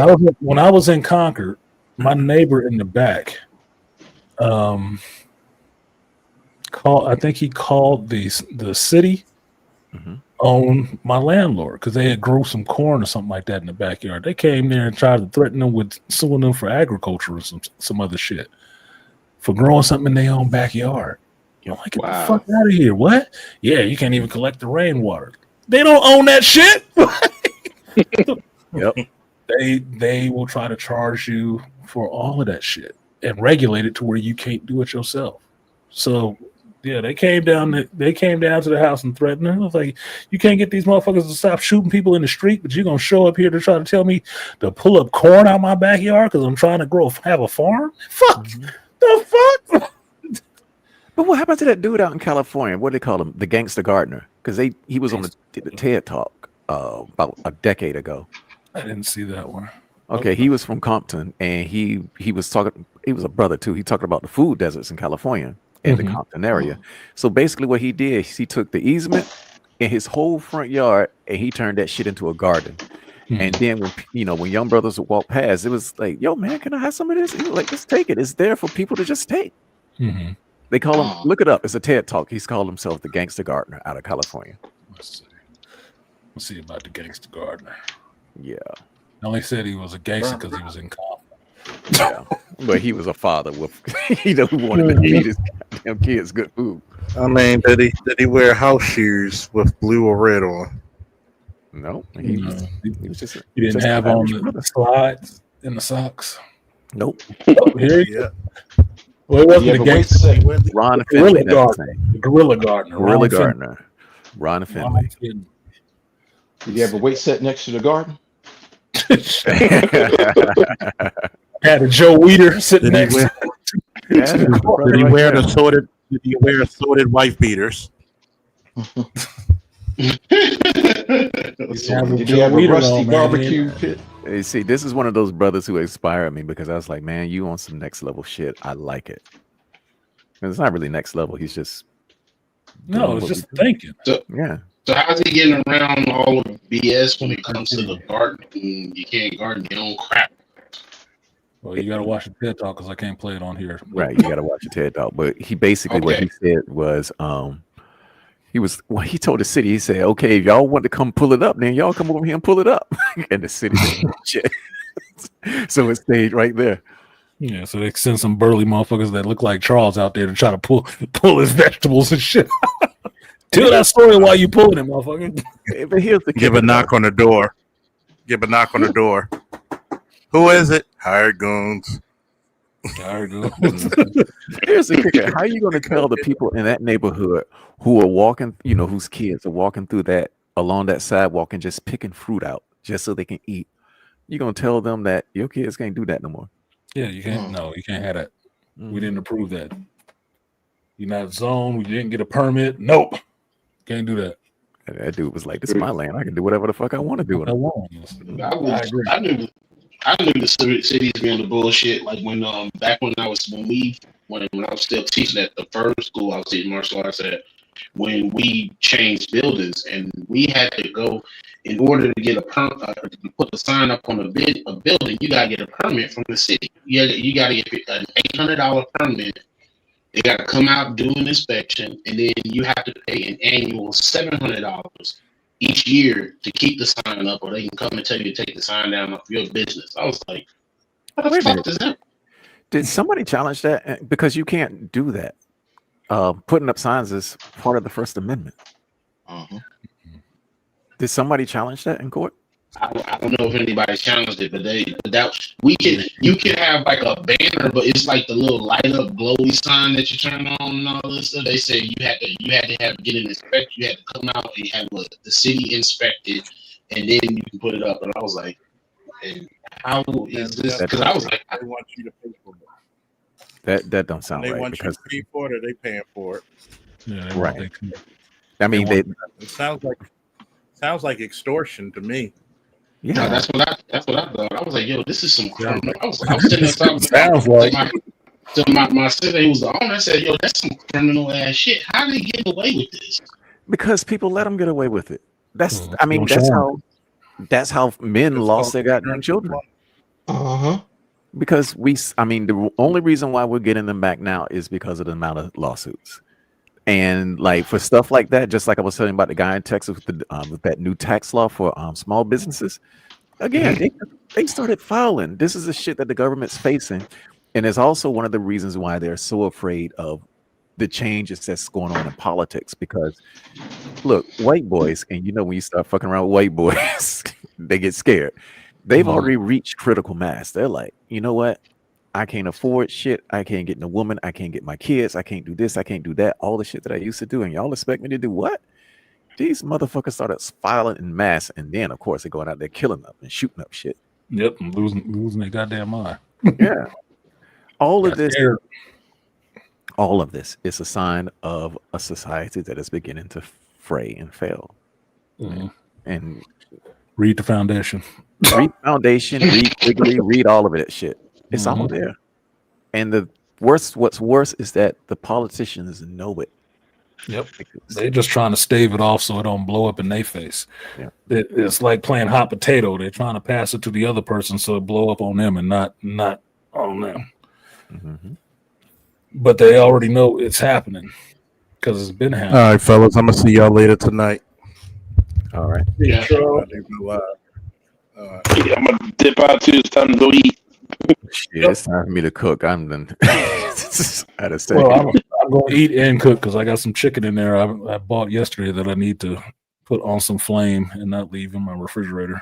So to get this burrito, get these enchiladas, and then go make that chicken. So I'll be set for the rest of the week too. So final thoughts for any of y'all? Because I know, Bang, you an hour or two ahead, so I know it's dark for you. Yeah, it's 2 hours out here. Yeah, it's 4 o'clock out here. So it's about that time for me to actually eat some food since I just ate oatmeal and alcohol. It's Bane in Hawaii. Yeah, I had my Apple Jack out here with you. Yeah, you got that Winter Jack rolling. The Winter Jack. You good? You can drink that all day. Man, this is ridiculous. Like, yes, this is dangerous. Yeah, I was about to say, don't get up. I've never finished a bottle myself. This bottle's almost gone. I feel like alcoholic over here. Like, wait a minute. I finished that bottle on that stream last week before last. I finished that stream. On that stream, I finished that bottle. It looks like I'm alcoholic. I'm not, but I did finish that. This stuff is good. Yeah, I gotta say this. Bane, you so big and you so dark. All I see is a white bottle going back and forth upon the magic trick. Fucking Chris Angel over there. Darkness. Darkness. Hey, that's just the monster looking at you through the shadows. Yep. There's worse things in the dark tonight. Well, I'm out of here. I'm gonna look for some more gems because, like I said, that Joker got me inspired. I was like, okay, something else I'm gonna watch again. I like. You already watched the Penguin, though, right? Yeah, the Penguin. I felt that. I love that, and I think it was a good ending too. It was a good ending. Did you ever watch Mind Hunters on Netflix? That was good. Yeah, Mind Hunters. It's about the start of the behavioral sciences group in the FBI. How they start tracking serial killers and doing all that psychology shit. Oh, shit. Using that to catch them. That shit is good. That first season is really good. I don't have Netflix. It's based off the book of the guy that actually started it. And it was deep. I like especially when he went trying to name drop and went back to Ed Kemp. We're friends now, huh? He looked at like, what? Like, you don't think we talk to each other? Like, it was crazy. Like, it was really good. These serial killers are in communication with each other, sharing trophies and stuff they've done, and like it was really good at delving into the building of it, especially how they viewed us. How you have to talk to Black people differently. Oh, why did you use that? Well, I'm talking to a Negro, so I thought I'd add cuss words because they respond better. Like we're stupid. It was like it's dealing with these people before they had a term called serial killers for them. Mm-hmm. Understanding this phenomenon that was happening with people, like you were just talking about, fraying of society and how you see that shit. Who these people are. Beastly, you got 2 different icons showing up here. I be on troll alert, man. I can't have one, too many. I be on troll alert. I don't even know how you even do that shit. Computer and phone and computer. Neither beast is saying anything. Okay. I'm just watching. I got the dump button.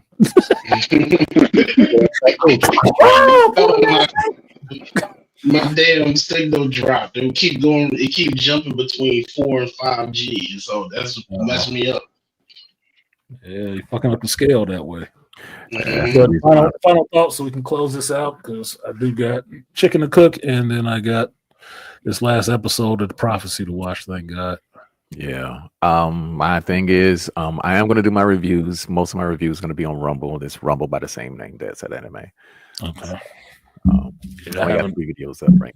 I haven't even ventured over to Rumble yet, so give me another reason. I know AM is on Rumble. Somebody else I listen to is on Rumble. I haven't went over there. I get tired of chasing y'all around to different sites.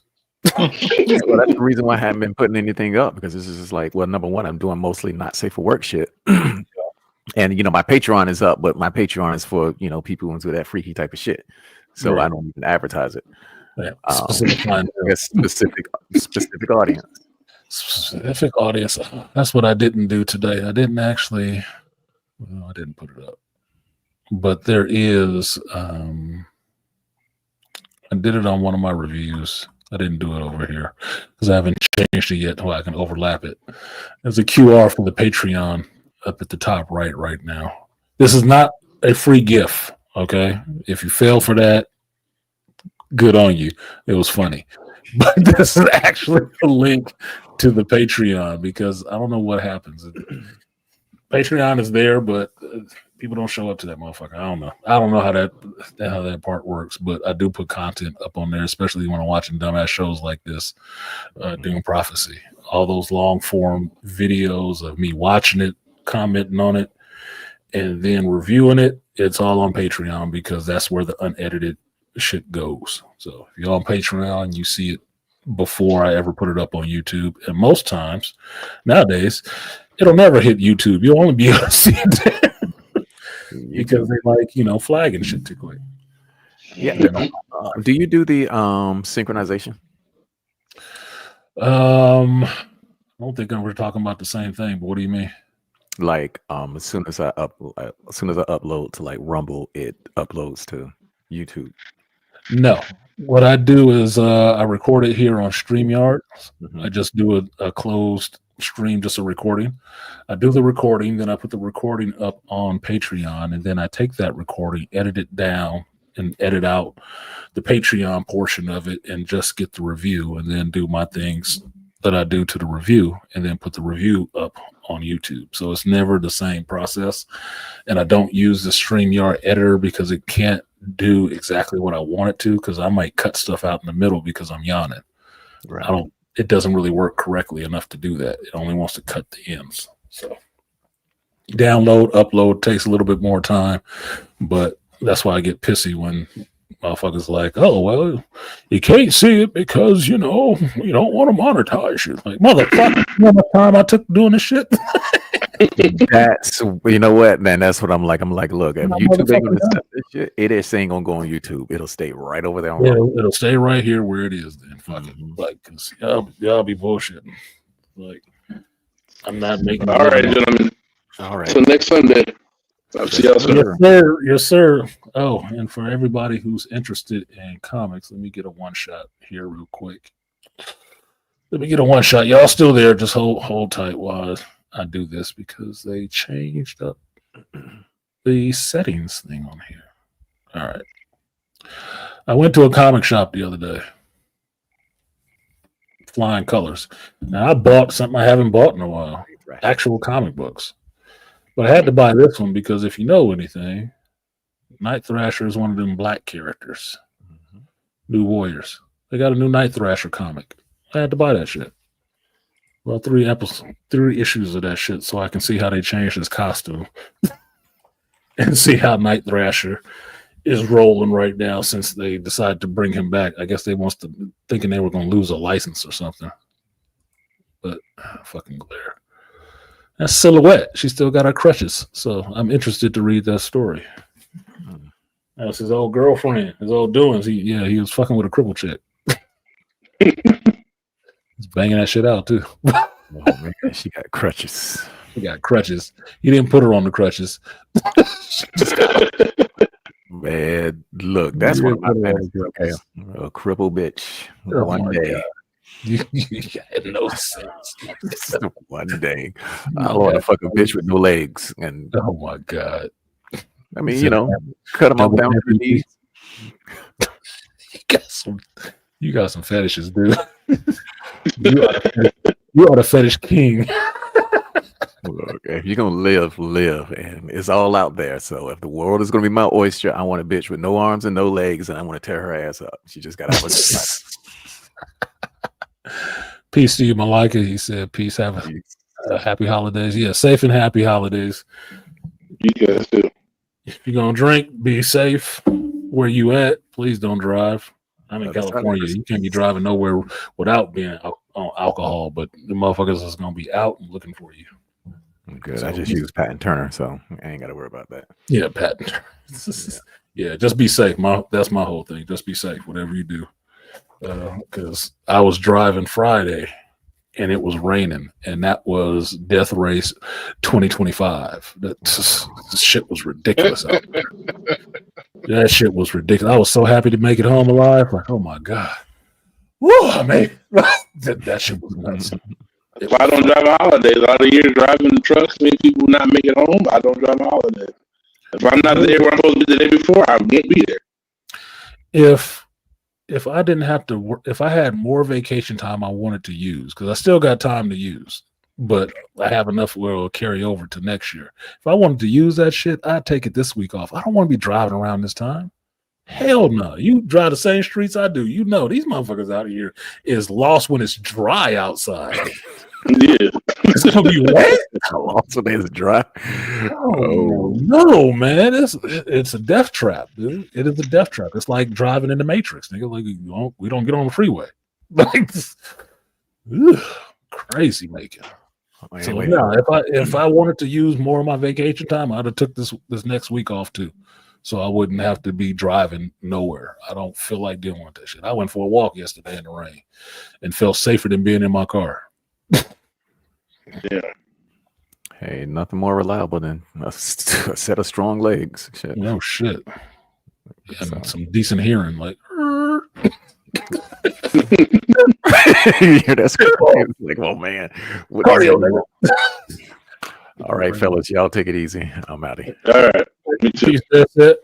Appreciate you coming through. Bang, BC, final thoughts. I don't know about it. Y'all be safe. Have a good one. Yeah, check out that Ali Wong. You'll see what I'm talking about. See how you feel about that, because you know you got Cam in your life, so I know what you can be thinking about. Yeah. No, you touching her talking about some of the stuff because like I said, I went to that with my ex. It took 3 months for her to hit the streets and the sheets. Whatever. They do what they do.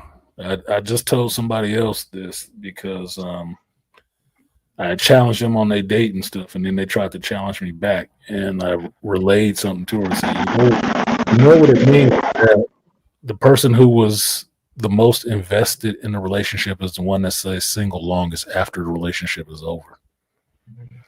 The one that wasn't as invested is the one that's back out there in the action really quickly. There's the one that's usually how you can tell the one that was fucking up. That's how you can. It's not about the cover story. It's about the behavior that you witness, right? And if the behavior is, I just got out of a relationship and now I'm running around with every Tom, Dick, and Harry balls around, your ass wasn't loyal in the relationship. You was doing some shit already. You just needed the floodgate to be open so you didn't have to keep lying about it. Trying to cover it up like a cat with a full litter box. Like, look, I'm gonna piss on the floor now because there's too much shit in here covered up. Yeah, right. I'm gonna just piss next to the box. How about that? So yeah, check it out. Tell me what you think of that shit. I'll probably watch it tonight. Yeah, it's quick. It's only like an hour or so, and you know it's just comedy, so you can laugh about that shit. See them people sitting in there. Okay. You bitches are sitting there laughing for that shit. Oh, real quick, I did watch it. Know that, right? I watched the Jamie Foxx stand up. Did you? That was good. I don't know what everybody's talking about. What it was trash. Jordan. That was cool. For me, it was heartfelt in some parts. It was heartfelt in some parts, but in another sense, it was kind of trash. Because my thing on it with the Jamie Foxx, so I didn't do my review on it yet, but I will just say it right now. The one thing about that Jamie Foxx special, it seemed like it was too much ego stroking for him, and it reminded me of Martin Lawrence's Run Tell That, even down to the costume. It looked like he did the same fucking show. Because you remember when the costume reminded of Eddie Murphy to me. The medallion, the leather, delirious to me. Eddie Murphy always did the leather costumes, but the brown costume specifically, if you watch Martin Lawrence's Run Tell that was the special he did after he had flipped out in LA in the streets and shit like that. Oh, you're right. Yeah. And then when he came back, he did a stand-up to say what was going on with him at that time. And it was called Run Tell That. And he was wearing this brown leather costume because Eddie Murphy was his idol. So he got the leather on, brown leather costume with them big ass boots on. Yep. Watching Jamie Foxx's special, that's the only thing I kept seeing once he rolled out there. And then after that, it just turned into a let me tell you what I did back in the day. That's what it was. Oh, yeah. Jamie's special? Yeah, I'm Jamie Foxx. I'm Jamie fucking Foxx. Yeah. What you doing? Let's take that phone call.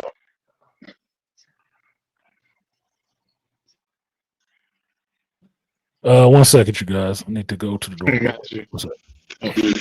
I'm telling my freaking cousin. Hold on. What are you? What?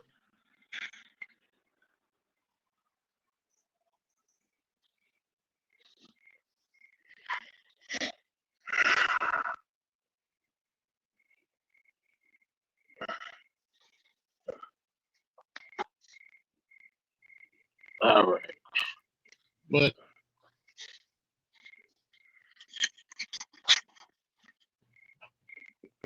matter of fact, let me look up that. Let me look at that Ali Wong special right now. That's gonna be in the chamber. Pardon me, my enchilada showed up, and you can't get in. You didn't follow the instructions. Enchilada or enchilada? Enchilada, not an enchilada. But yeah, besides that part, it was heartfelt. I felt like it was like how Dave Chappelle sits and talks to people. I felt that it was more like that. But I did get tired of hearing. I'm Jamie Foxx. Like, we get it. Yeah, I got tired of hearing that shit too. That's why I said it's too much ego aggrandizement in singing. It was less about, okay, you're telling a story. It's not as many jokes, but then you keep getting to this other shit. Like you keep trying to remind us of all this other stuff that you've done. And I can get that in the sense that I almost lost my life, but something in there wasn't jiving. He said he had he had a stroke, right? And then they had to do surgery on his brain and shit, right? I don't see no surgery marks on that nigga head. I looked for that. I was looking like that's exactly what I was looking for too. I just didn't know one I'm hearing that. I'm like, okay. I'm hearing that and I'm like, okay. So you had surgery on your brain. Where your scar, Negro? I'm not seeing a scar, Negro. So are you lying? I don't want to say you lying to me, but God damn it, I should see some war wounds. I don't see shit. Yeah. And the camera was panning around and shit like that. I said, I don't see no surgery marks. Yeah, I kept looking. I actually not a one. So where did they do surgery on your brain? Did they go through your fucking nose or something? I mean, what? This I don't know. And he took shots at Cat Williams for taking shots at him, which I thought was kind of funny. Like, keep fucking around. Yeah. I don't think I'm not a clone. But yeah, you ain't got no surgery scars either. Not that I believe in the whole clone thing, but yeah, for a stroke, you ain't got no surgery scars, and you have no kind of disability, no motor functions, nothing is wrong with you. He said he had to learn how to walk again. He said he had to learn how to walk again and shit. But some certain points in there, I'm sitting there thinking like, well, I understand you're a stand-up comedian, Jamie Foxx, but you are a hell of an actor too. And I think I'm seeing a performance right now. And that's what's fucking it up for me. Is that at different parts, I'm thinking I'm seeing a performance. Like you trying to get an Oscar for this shit. I'm like, I don't know. It was weird. It was rubbing me in a good way, in a bad way, all at the same time while I was watching that shit. And while I was watching it, I'm listening to what he's saying. Yeah, some of it is funny, and some of it I'm sitting there, and the other part of my brain is like, this nigga bullshit. Yeah, man, he went through some shit. Yeah, fuck all that. He bullshitting. This don't match up, man. It's not. The other side of my brain is working overtime. Like, nope, this don't match. This ain't matching up. No, I don't think so. Yeah, it is when you said that. Cause that's like the biggest thing for me. I was looking for that scar. You saying you had, I knowing that you said you had a stroke. They got a. I mean, hell, I think what Barry Gordy, you still see his scar because he had an aneurysm. They never going in his head. He had a brain. My brother's aunt that I was raised around had a stroke. She ain't been right since. That was over 10, 15 years ago. Still ain't been right. Now, she ain't no multi-million-dollar Grammy Award-winning singer, comedian, actor, none of that shit. No, she ain't got that kind of goddamn money. But she ain't never been right. The people that I know who've had strokes in my family, and these are women, ain't been right. Mm-hmm. You had to learn how to walk again. You had surgery. I don't see a scar. And it sounds plausible, but I'm not seeing that from you. So what was it really? And I don't want to say that because it sounds fucked up to say it. Like it hurts my heart to say that something like that, right? But it's like, no, nigga. Not sure. Eddie Griffin keeps saying Jamie Foxx has some head tattoos that have disappeared. I think Jamie has the money for laser removal, Eddie. He could, but look, I don't know. I'm Fox. That shit was bothering me too. It's like, we know your real name, Negro. Right. We know you know your real name, Eric Bishop. You said it. So you can't be that wrapped up, and I'm Jamie Foxx. You're not Jamie Foxx. You Bishop, nigga. You Eric. You pretending to be Jamie Foxx. Jamie Foxx is a put on. That's a stage name. That ain't who the fuck you are. Are your kids' last name Fox? No. I don't think so. That's who you are. Jamie Foxx is the character. And that's what I was saying. You was all into the character. So I don't know. He went through something, I'm sure, obviously. What exactly it was, I don't know, but he said it was a stroke. And if it was a stroke, that's one of the most miraculous recoveries I've ever seen for a stroke. Just from my experience, people who's had strokes. Yeah. So you say you had surgery? Okay. I don't see anything that accompanies what people usually have in surgery. Especially not on something we can always see, which is your fucking head. Right. I don't see a scar. You don't need to turn over one for me. I'm just saying, I didn't see a scar. Just saying. Seems like if you had one, you'd be wearing hats and beanies and shit. Right. Not short haircuts still. So I don't know. The special was good. It just something about it wasn't clicking 100% for me. I can't put my finger on it, but some of it looked stage and some of it did not seem good. But his daughter played her ass off. Yeah, she did. His daughter played her ass off. Looked like my damn daughter sitting up there. But she played her ass off. That was good. That's a good promotional moment. But whatever.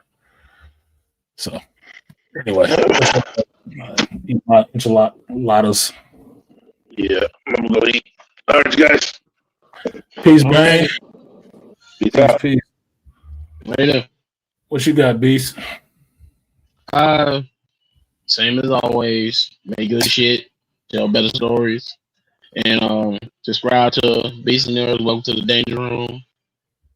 Still working on my series. Been doing a lot of offline play, so haven't really hit the live button, even though I got one in the chamber. Trying to actually figure some other stuff out too. Trying to see how to learn how to stream StreamYard through my PlayStation, since I'm playing it from the game directly.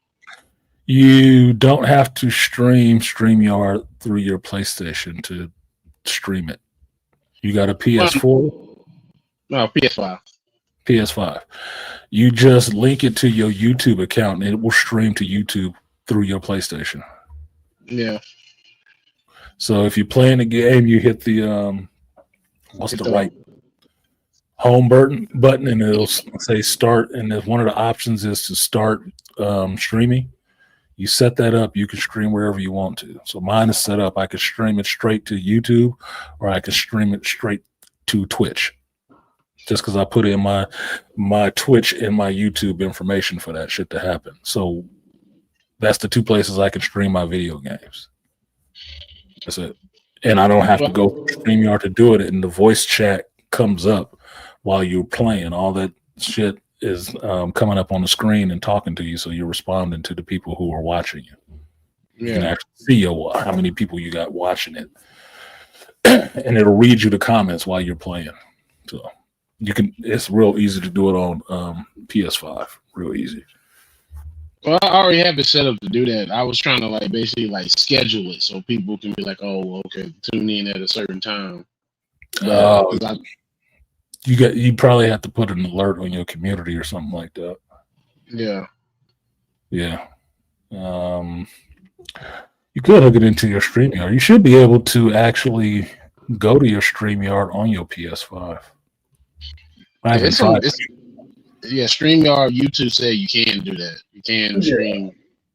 It should be because it's just another damn app, basically. At one point, it'll be just another app. You work it out. You got time. You're still off, right? Yeah. Yeah. So play around with it, not your dick. Yeah. That's what... All right, man. I'll see y'all. I'm gonna catch some damn Alex Wong stuff too while I'm at it. Yeah, might as well watch it. I talked about it. You might as well watch it. See what I was like. See what I was in there. Yeah, that was funny, but I don't know about that. I don't know if I agree.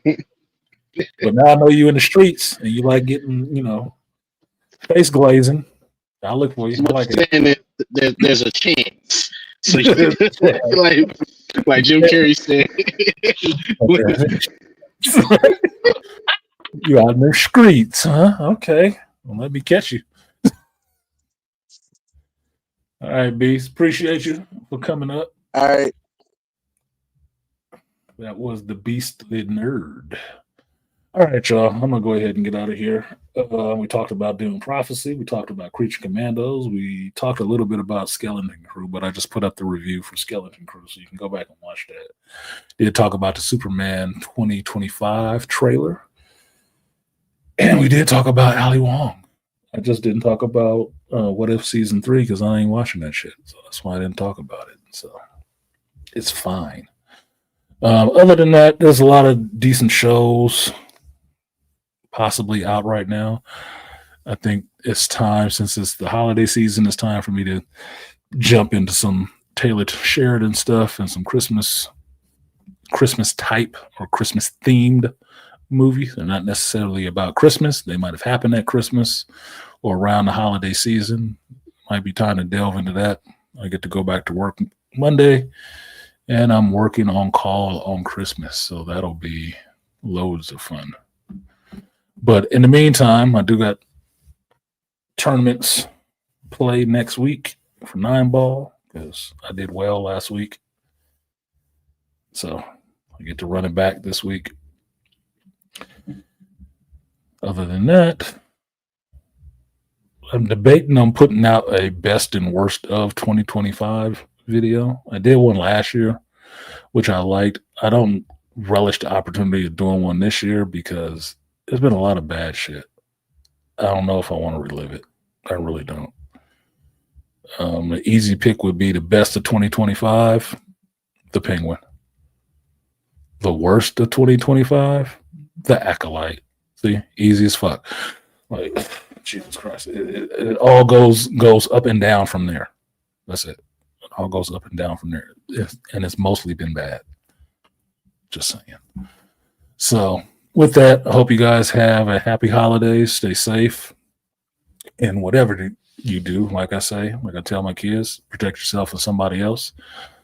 And I will see you guys next time. This has been The Hero's Journey. I do this every Sunday, rain or shine, home or away. I will do this stream so we can talk and you can have your say on this life and everything involved in geekdom. I will see you guys next time. Peace.